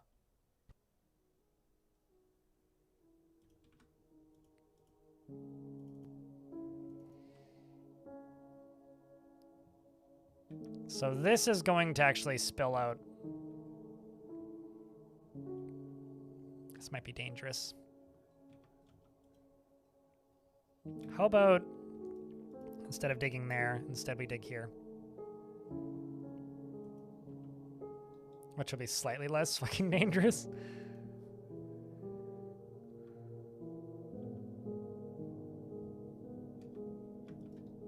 Get him, Kick Roast. Hey, you made it. And you didn't die. Well done.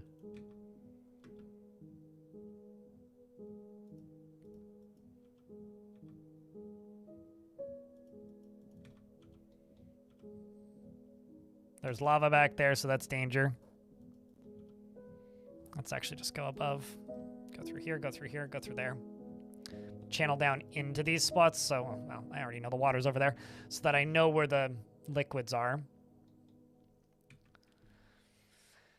And start digging. And there's an evil right there, so I will smooth this so that we can get rid of whatever the evil is. And I can probably dig through that, because that's probably fine, right? That's also fine. That's fine. That's all fine. Actually, all of this is fine. Don't know how much of it's diggable. It's probably not much, but... An artifact loincloth? I love the artifact thongs. The artifact underwear in general is some of my favorites.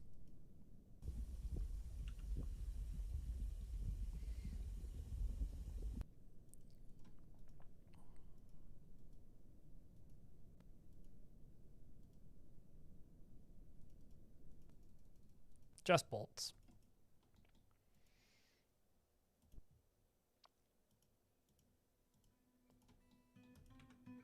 And let's just go here and go bolt thrower.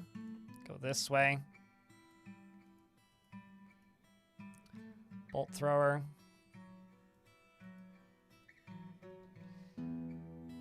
Bolt thrower. Stormtrooper. Bolt thrower. Bolt thrower.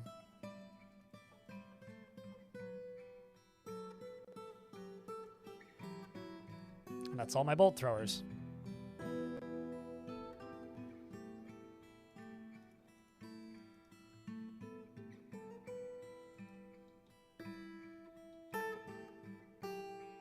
Got 2 more stray hydras that have forgotten their training. That's fine. They're in a cage, so I can retrain them. Gonna need more bolts? Probably. What do I have a pile of? Actually, probably have a bunch of wafers.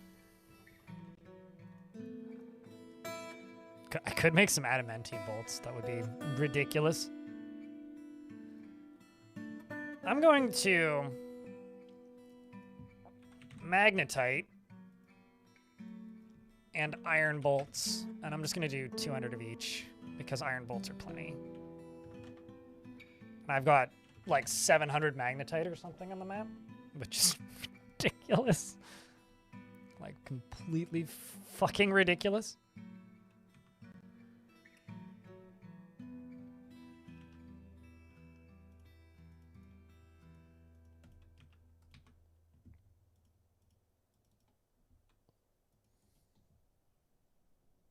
Like, absolutely, completely ridiculous. I really want to just dig through all this and see what's up here. Because what could possibly go wrong, aside from everything?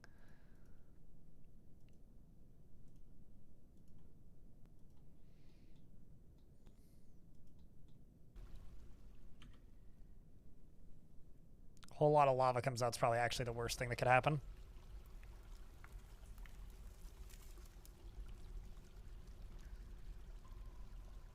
Whole lot of nothing, looks like.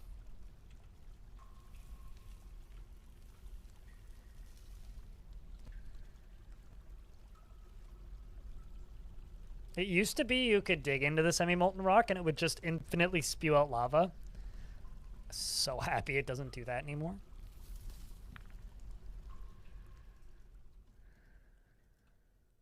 It's much nicer now. Did someone just get torched? I didn't see it if they did.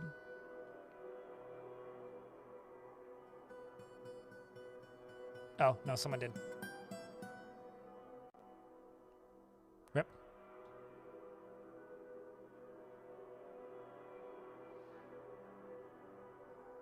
I mean, I am kind of dancing with death doing this, but it is giving me a better idea of the distance.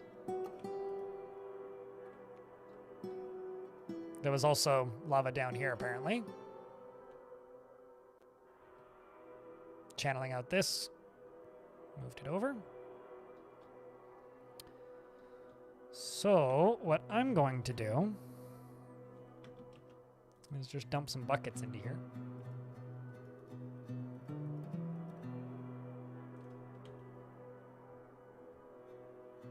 I think I just lost a bunch of miners, actually.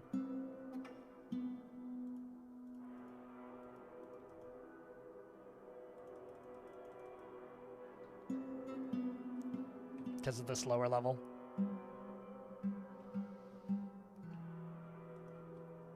Well, that's unfortunate.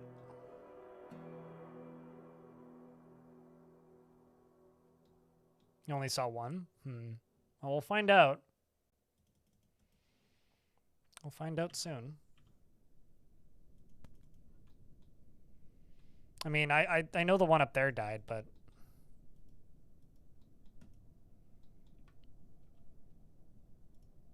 we'll find out. I could just channel into this, but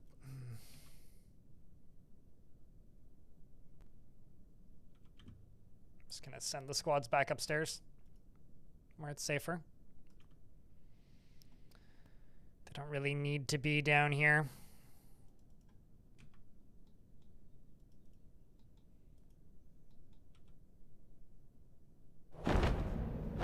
Some forgotten beast named Johek! Zavokugo has come, a great kite with external ribs. It has a large mandible and it belches and croaks. Its lavender scales and feathers are long and sparse. Beware its poison sting. Johek! I'm sure it's probably Johek, but Johek sounds better. Oh, yo, that looks awesome.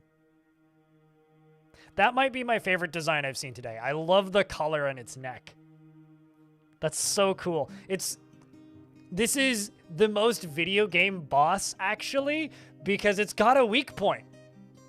You hit it in the blue stuff, you know? Instead of, like, hit it in the red stuff, you hit it in the blue stuff, but also, that's just a cool bird. Johek! So Johek is what his friends call him, but his grandma calls him Johek, you know? Johek! Clean your room! You want to make armor out of him? Leather armor? Leather Johekian armor? You know, we've done so much with colors. It would be really, really... Like, if you know what would be, like, a pretty trivial, non-consequential, probably hard to actually implement feature that I wish I could wishcast into Dwarf Fortress? I would love it if I could summon or if I could make it so that when you butcher a monster,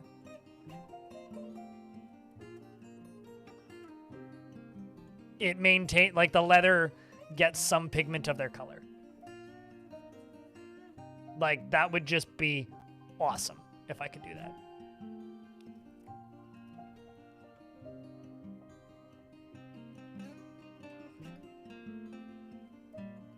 It does kind of look like a monster from Monster Hunter, yeah. Well, we already have, like, the capabilities of the colors, right? Because you can already... There's already colors that exist in this world that you can't actually make, which is kind of fucked up. Run, Dorothy, run!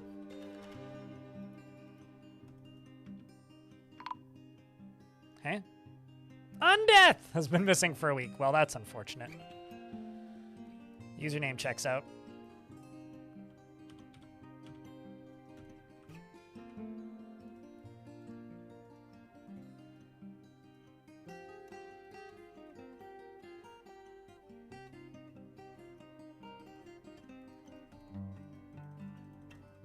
Okay. Where's this beast? I'm gonna keep calling it Yo-Heck, though. Yo-Heckin' beast. Have you no shame?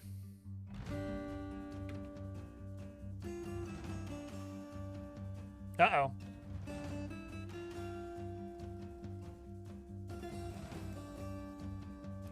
So I was like, why'd the frame rate get bad all of a sudden? Somehow I managed to set this dwarf on fire. You have 2 children and 5 pets. No, no, no, no, no, no, no, no, no. No, no, no, no, no, no, no, no, no, no, no, no. I don't want to leave them all a single dad. I actually have no idea how that happened. Did you just, like, be dumb and walk through that? I'm so sad, chat.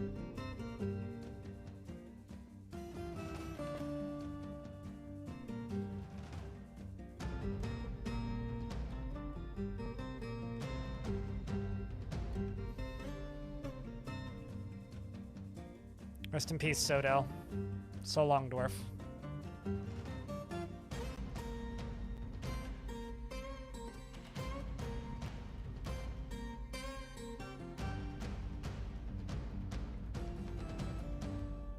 Also, Yo-Heck is now dead heck.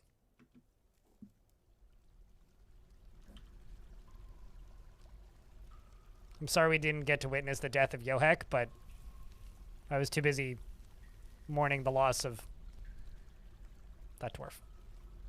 Yo-Heck is now no-heck.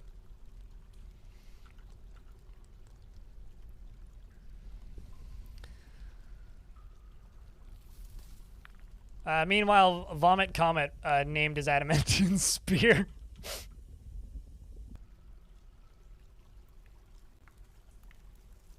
Oh no! This is his kid. Storing an item in a bin. His mom's dead too. It's just you and Bioactive now. Rest in peace, kids. Remember to shower, and don't stand directly in a pile of lava, like your dad did.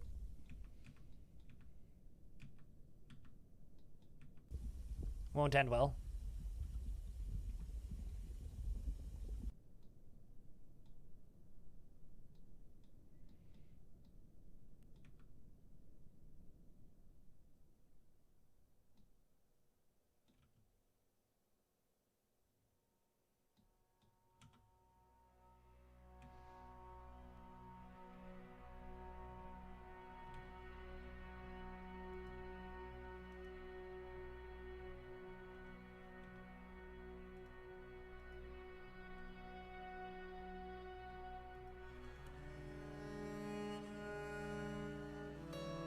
I can dig out this. And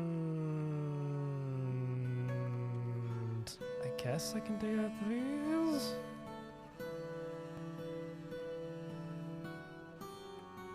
It's really not that safe. TBD.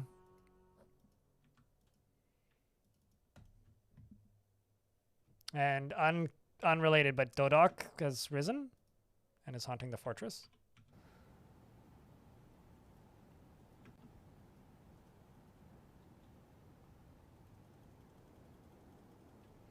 Named Shio. Okay.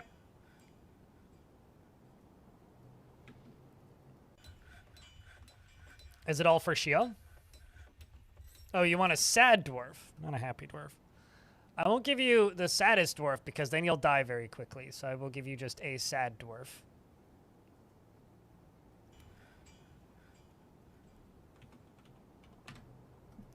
Shio, Tangled Quake, is frequently depressed, cracks easily under pressure, and is bashful and doesn't generally think before acting. Is not inherently proud of his talents and accomplishments, defines obligations confining, though he is conflicted by this for more than one reason.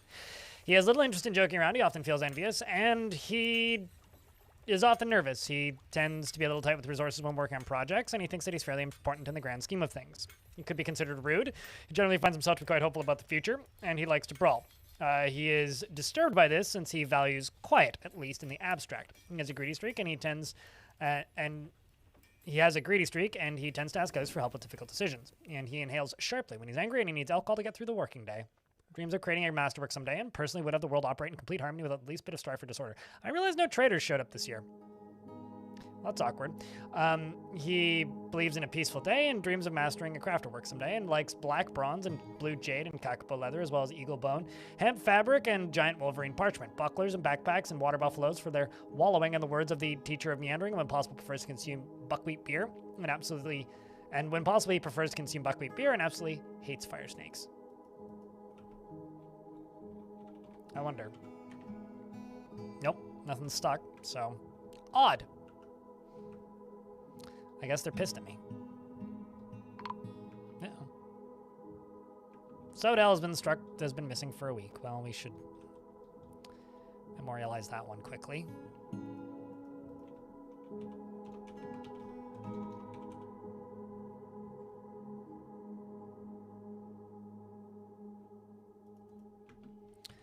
Also, I apparently have beak dogs running around. Holy shit.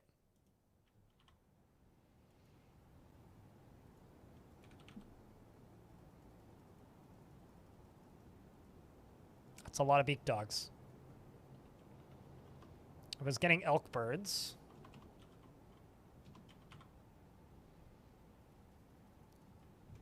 Now the moment of truth. Dang it, no cave crawlers or dragons or flesh balls. So we just went and raised Seduce Path. We're on the path of seduction. Clearly, single mums are located in this area. They must be. That's what the ads said. The Weed McGee led the attack. He's also, of course, the turquoise Frill. Outmatched a goblin named Atu Lysnarl. Goblin Atu Lysnarl was struck down by the dwarf Stoptour. Stoptour in Seduce Path. Terror Renowned was struck down by an unrelated dwarf.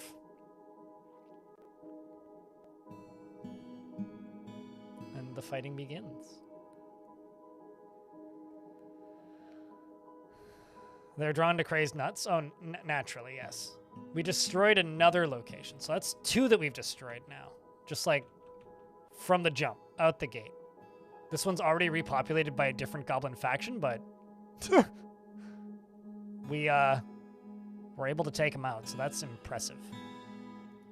Let's just raise this one with one squad and raise this one with a different squad. Although in both those missions, I'm gonna be like, for fuck's sake, dwarves, don't bother with the livestock. We just don't need it.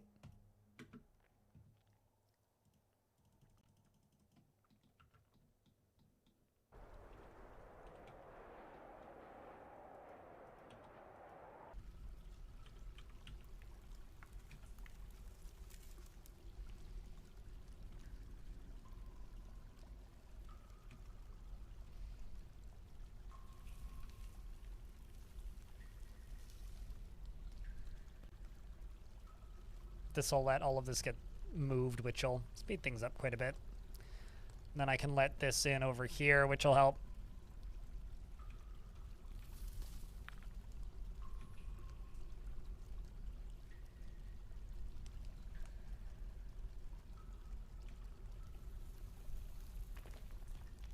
They're goblins. It's free real estate. I think it's really funny that in order for something to not surrender to you, though, they have to know how much of a threat you are. And if they don't know how much of a threat you are, they will just surrender to you, assuming that you're a threat. It's one of my favorite weird quirks with Dwarf Fortress at the moment, where you can quite literally just be like, we're big and scary. Fear us. Now surrender so that we can occupy you. And they'll just surrender with like no shits given. I find that so goddamn funny.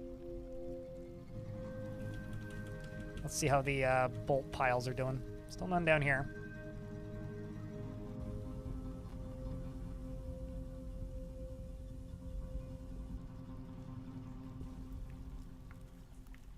There we go. Finally starting to dig through this crap.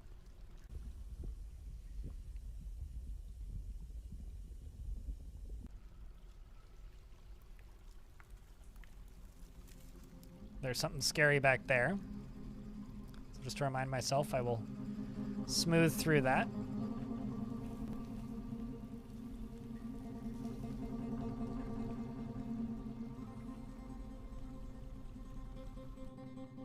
So we'll get all that mined out.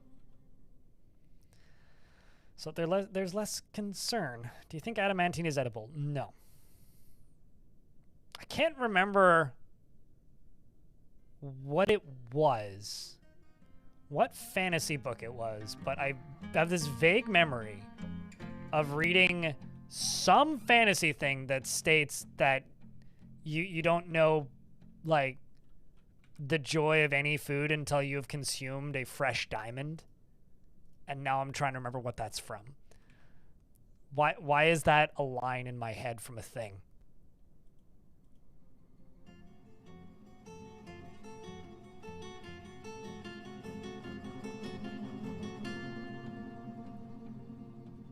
I don't know why that's in my head, but it is. So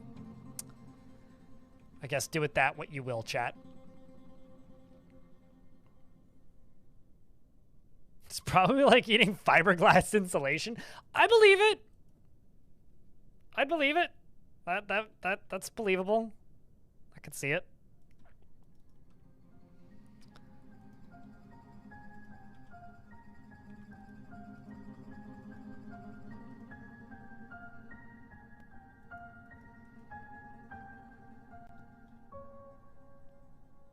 So there's a scary monster right there.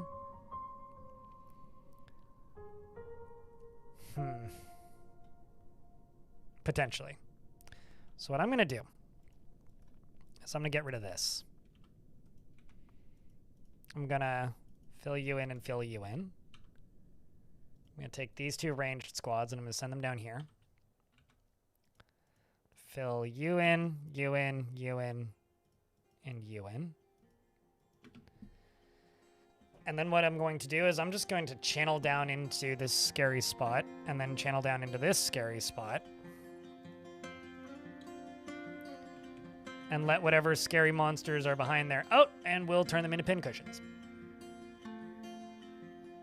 Adamantine is asbestos. It's a mineral of fibers that can be weaved into cloth that's fire resistant, but it's also not like bulletproof. So like insane, crazy, superpower asbestos.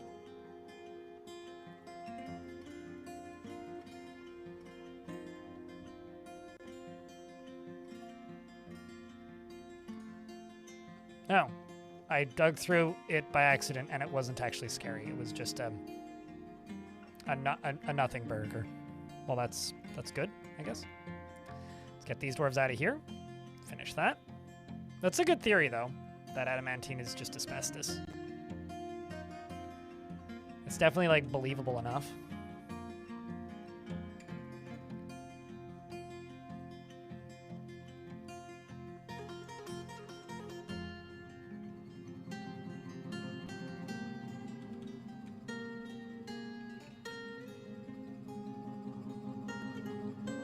Now let's see what's down in here.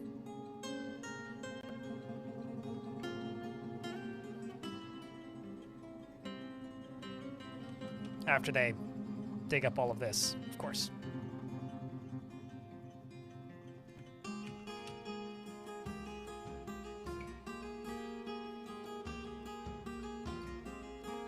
So this is Tobal, the furnace operator, digging down and in.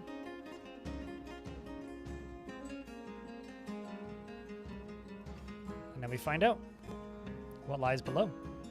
Something evil is emerging from the newly exposed pocket. It's a cinnamon devil? We're gonna take the cinnamon challenge, I suppose. A very large antelope twisted into humanoid form with lidless eyes. It spouts gibberish periodically because its mouth is full of cinnamon. Beware its poisonous bite. And it immediately executes Dodok. And walks outside.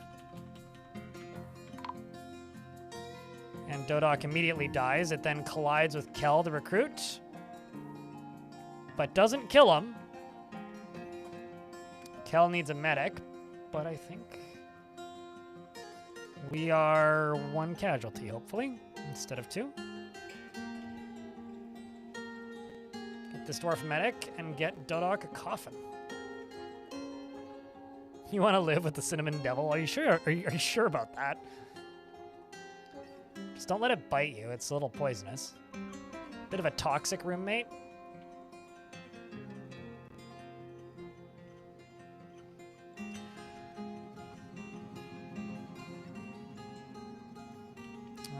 Let's go places, siege engines, boop. There we go. That's what we want to see.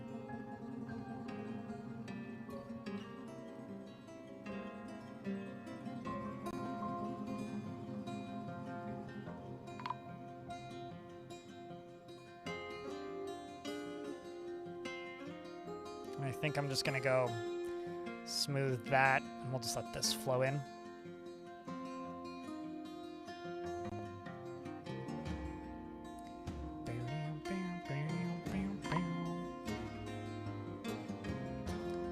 Kel's been found dead?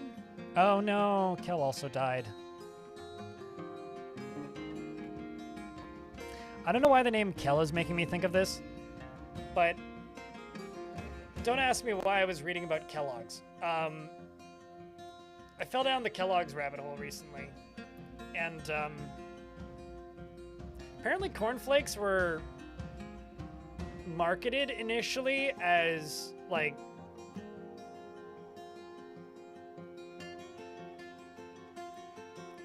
a libido suppressant because it tasted so boring.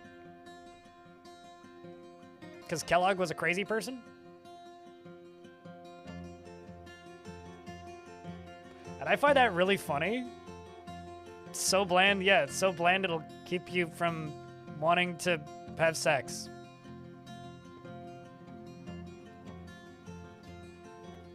And reading Kel just brought that back to the front of my brain for some reason, so.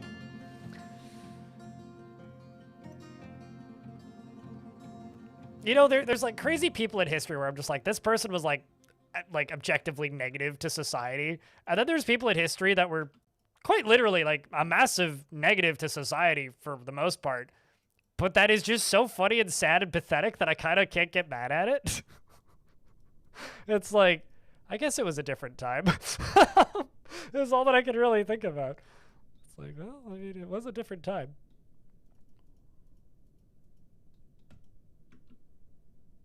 Who the fuck does Serial Foreplay? We're on the internet, Laya. There's a subreddit for that. Maybe two.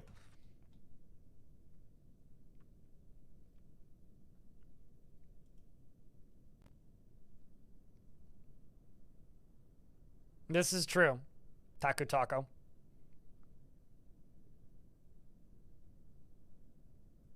But yeah, for me, like, back to like what adamantine is. Adamantine is like asbestos Kevlar fiberglass to me.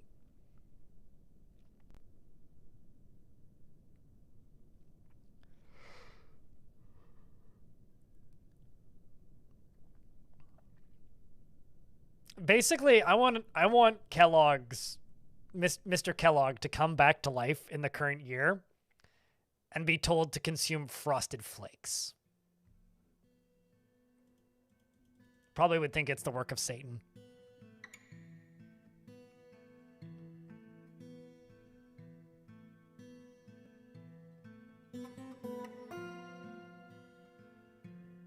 Wait, hold up. Kellogg's made mustard gas? I guess I didn't get that deep into the rabbit hole. Or are we talking about something unrelated?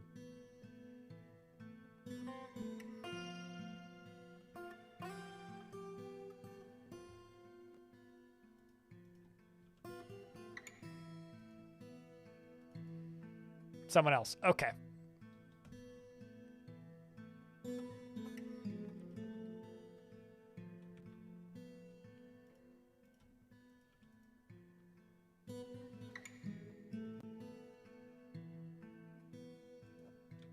Oh, right. Gotcha. Okay, everyone, don't Google. I regret my...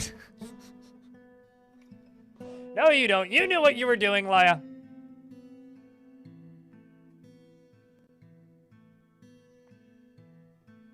Nitrogen-enriched soil made mustard gas? Yeah, I mean... You mean chickens? Chicken shit has a lot of nitrogen in it, supposedly.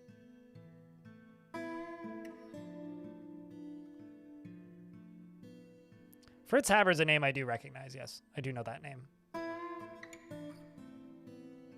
We tried to worsen the world by... Big military guy. But ended up inventing the process to make bombs that saved humanity from starvation by accident.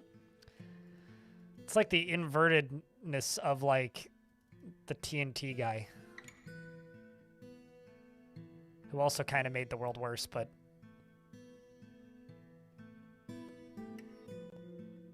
Also wrote a, you know, pretty good song by AC/DC, so... Dynamite. How else would we have that rock anthem if it wasn't for Dynamite?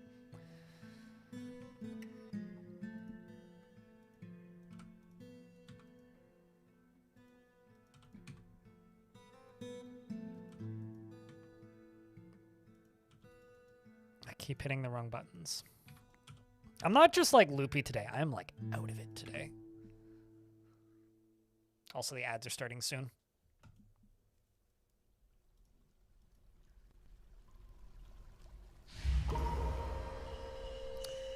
Farmer has been possessed.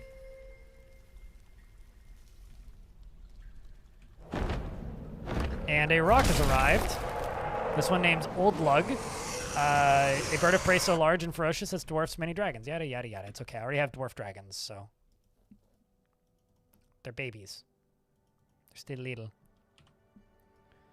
Now, if there is no rock on the map, which there is, then it was one of mine. But it's not one of mine because the sculpture of squids, eh?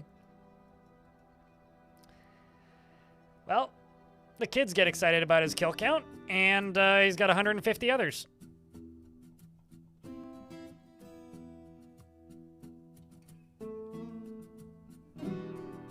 What Tricky Tree said.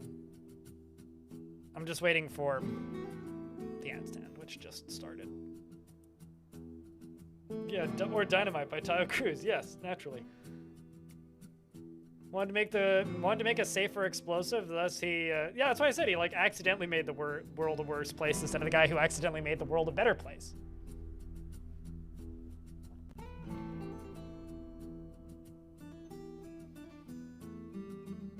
I think that this drowsiness might actually be allergies because like the longer today goes on, the more my eyes are like watering. Enjoy the story about the guy who wanted to compose epic marching song for the army, but it ended up being the most played song for the circus. That's really funny. Like that's genuinely really funny. A+ on that one. All right, we should be through the ads. Big birdie, flapadoodles its way into the fort, and step. My army is too strong, I think.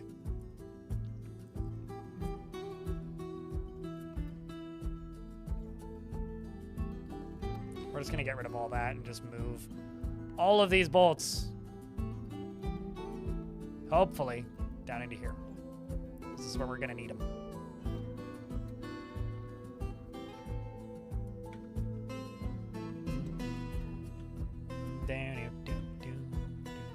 So these ones are not hostile, but not friendly. They're just in the area. I don't know why these keep becoming unassigned occupants, but I don't think the cage has a maximum size.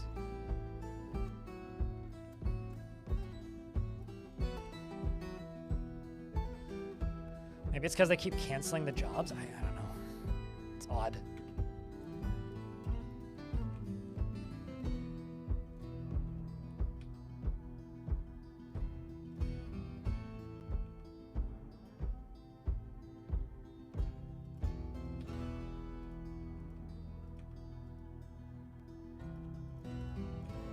I'm gonna dig through these and just build some stairs down.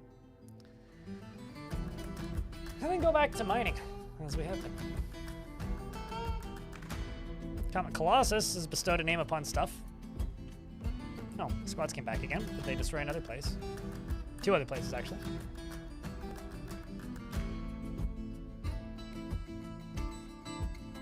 Presumably it gave it a nice taste. I mean, just like dwarves.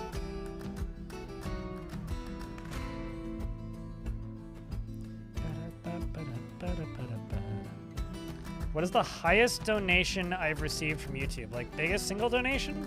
There's this one individual who has given me 500 euros twice. And then there was one which I didn't realize was one of the highest I'd ever had, because it was in whatever the, like, United Arab Emirates money is called. Which looked like a high one, but was actually way higher than I thought it was, but it wasn't quite as high as the 500 euro ones. What's a question in YouTube chat? Is what's the biggest single donation I've had? The biggest single donation I've had on Twitch was $1,000. Which has happened twice. Once in bits. And once in, like, direct tip.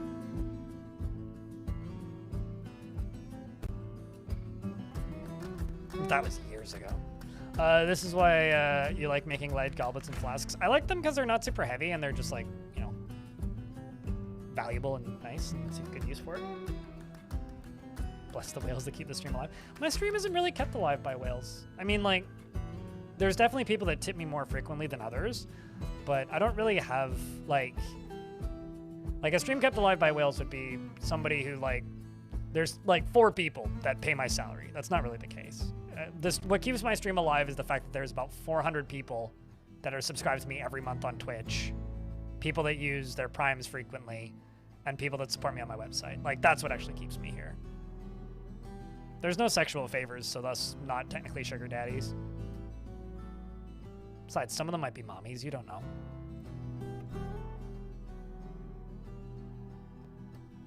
Friend got a tip of 1,000 Colombian pesos, and he was so hyped until he discovered the company. Yeah, that's something that I'm not super fond of with YouTube, is that people can just like tip 1,000 of a currency in a country that they're not in by just turning on a VPN, and then it sticks at the top of the chat for like a year.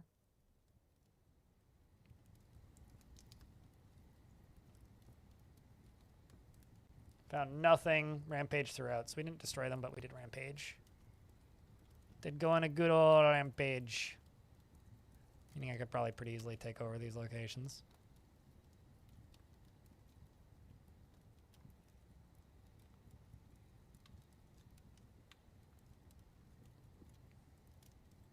Dark Goblin Pits. Where's the other fortress? There it is.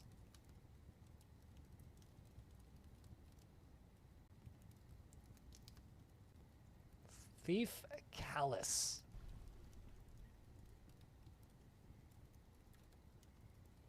Gonna go attempt to raise Thief Callus.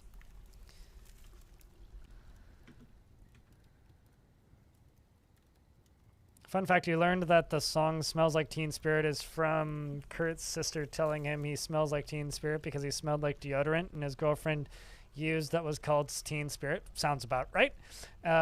He thought the sentence was an empowering statement, not knowing that she actually meant it. The songs became a hit, and because of that, the deodorant Teen Spirit sold a ton and made the manufacturer loads of money from free advertising. Yeah. Smells like Irish Spring. Hey, at least it wasn't smells like Axe body spray. Because that stuff has sold too much.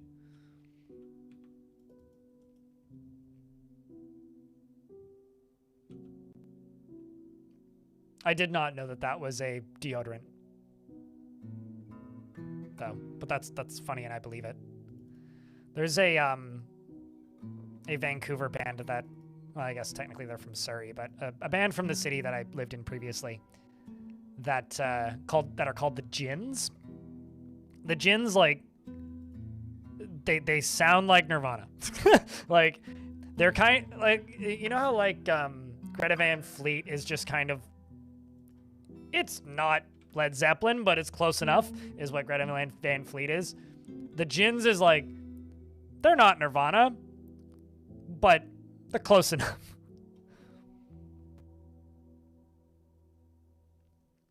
I saw a meme with Gimli holding an axe can. That's funny. The gold floor has a practical use. Pick blood. It lets me, what's the word? Melt my way, essentially, through safer because I can see the layer below from the layer above. So it makes going down a safer process. Much less immediately dangerous. Gotta say that elves hold pickaxes funny.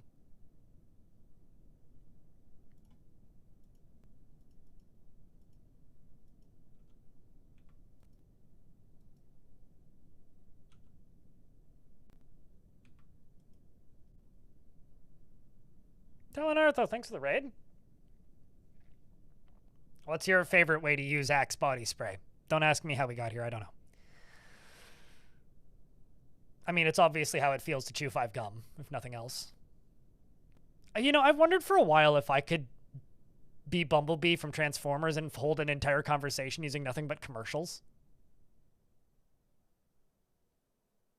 Probably could. And I don't even watch ads anymore, so it would be commercials from like 10 years ago.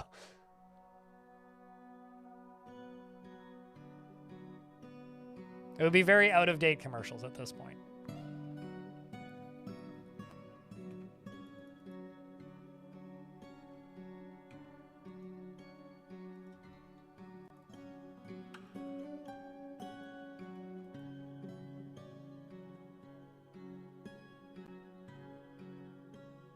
Okay, so that's going to show us what's behind that wall.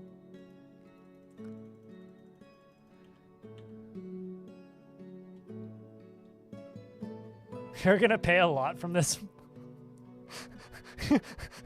I regularly break out. I'm not going to pay a lot for this muffler. I don't know what ad that's from, so. Also, we're about to get a new mayor because our current mayor has been fired.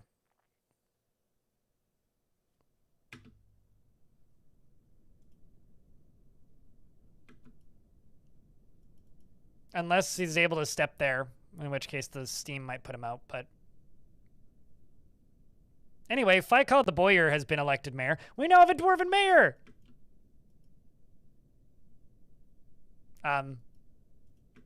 Hey, Cat, are you on fire too?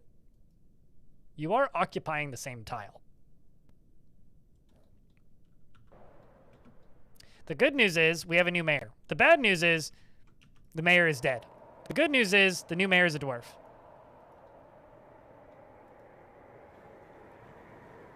And already has a better, even better.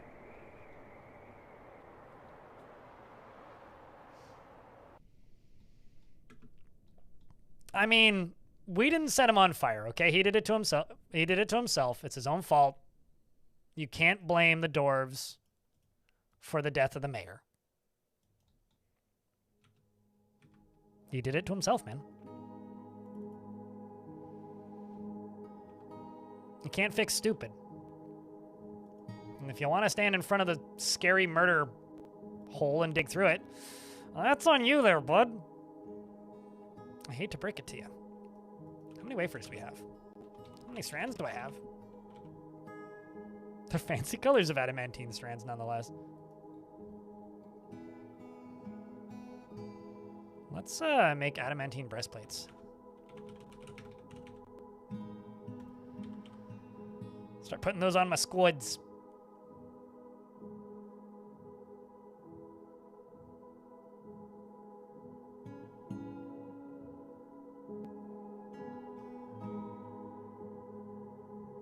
I would say branding-wise, they're the same thing, but I don't know. In regards to body spray versus, like, deodorant versus fragrance are two different things, is I guess the difference there. But a deodorant can have fragrance, but not all deodorant has fragrance. And fragrances generally aren't deodorants.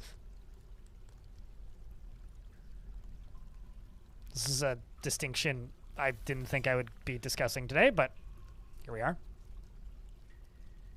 Happy Tuesday.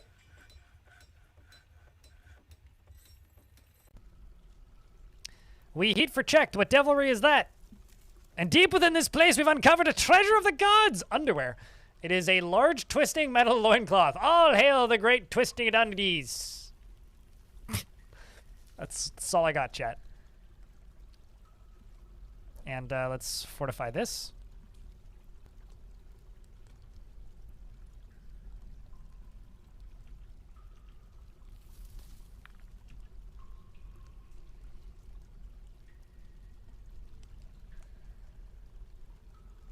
Oh no! We checked for heat. What devilry is this? It's okay. We're standing on water, so it's fine. All right, well, that was a waste of everybody's time.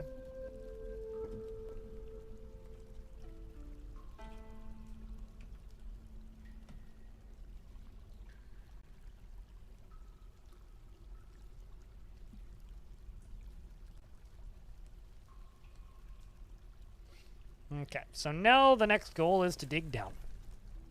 But how was your stream today, Dylan? How'd things go? Was it a good time? Did you have fun? I saw you dwarfing earlier. Did you dwarf the whole day, or did you do some writing as well?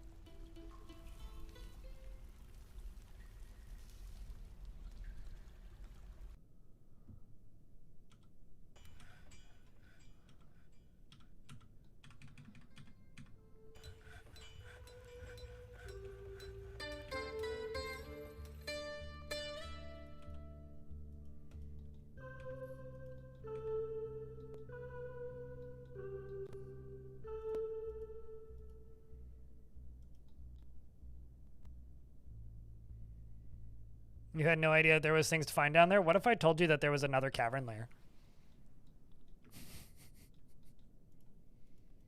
That maybe we'll find today, maybe we won't. So we won't be finding Nemo today. We'll be memorializing Nemo.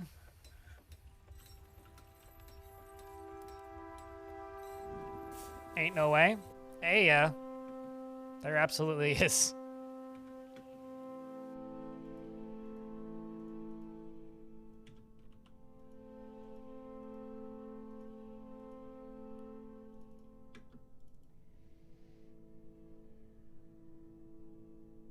I'm just spitting truths that you're too afraid to know.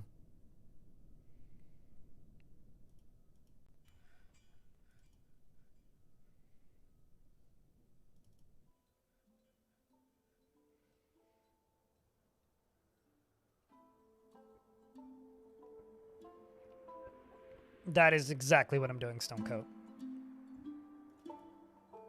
And in regards to if it's been asked before, it's been asked about 3 times in the last 20 minutes.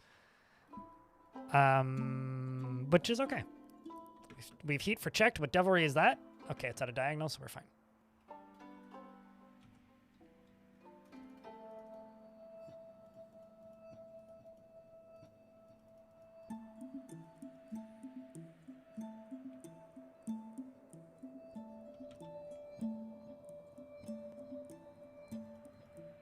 Kind of amazed I haven't accidentally caved shit in down here yet, but here we are.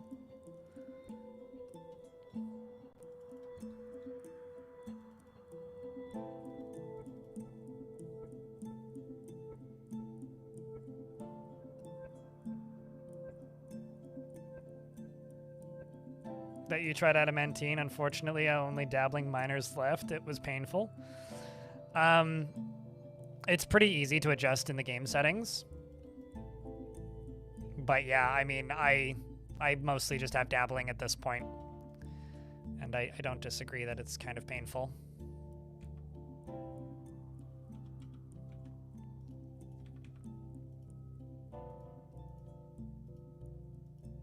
It's just very slow.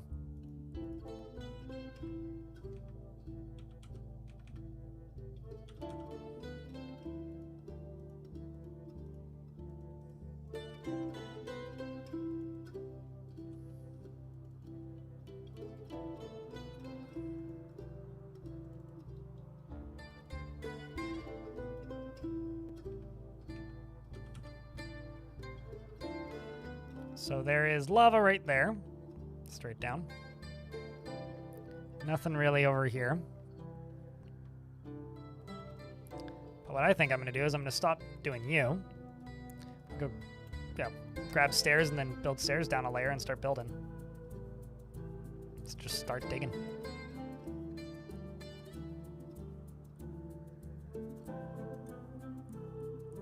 There's a public mining guild. Yeah, I have a miners guild. I've been thinking about sending it to public, but like, it would probably actually just be easier to tell them to go dig out an entire layer on another layer and just get everybody up to legendary. Also, mining experience is dished out based on number of tiles they've dug up, not like amount of time spent digging. So if you're trying to train a whole bunch of miners, you're best off just digging through sand, because then they'll like dig through it way faster and train way faster. Just, you know, pro tip.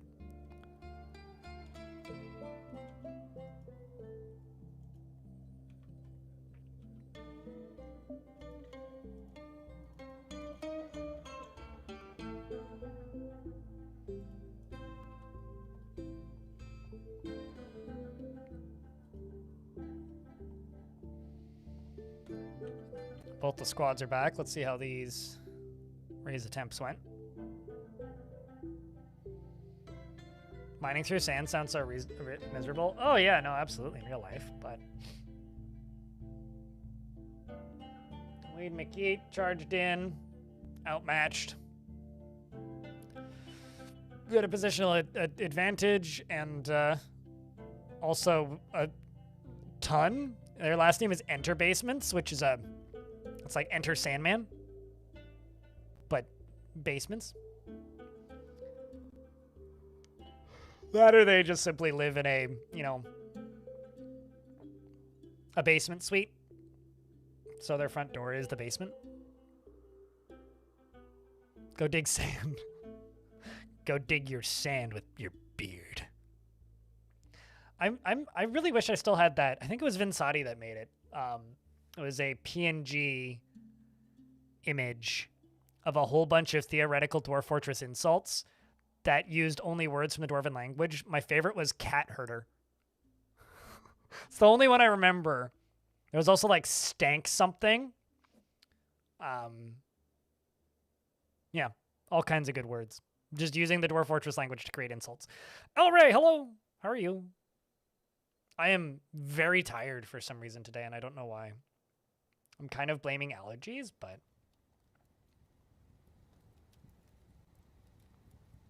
So this is a fortress with 4,000 goblins in it, or 4,000 somethings in it. Got deadly dust in it, and fortunately it's just drowsiness, not some decomposition one. But now they're all unconscious and diagnosed with beast sickness. They might wake up. I've definitely had things that like made dwarves go into a coma and never wake up before. I don't know. Time will tell. Mary?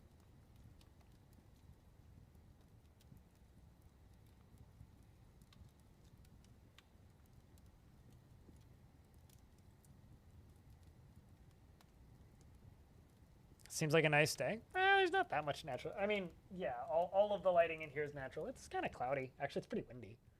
Well, actually, it's... I look out one window and I see clouds. I'm like, it's cloudy. I look out the other window. It's like, no, it's blue sky. It's pretty windy today. I don't know. It's a pretty standard spring day. Jesus, that's a long fight.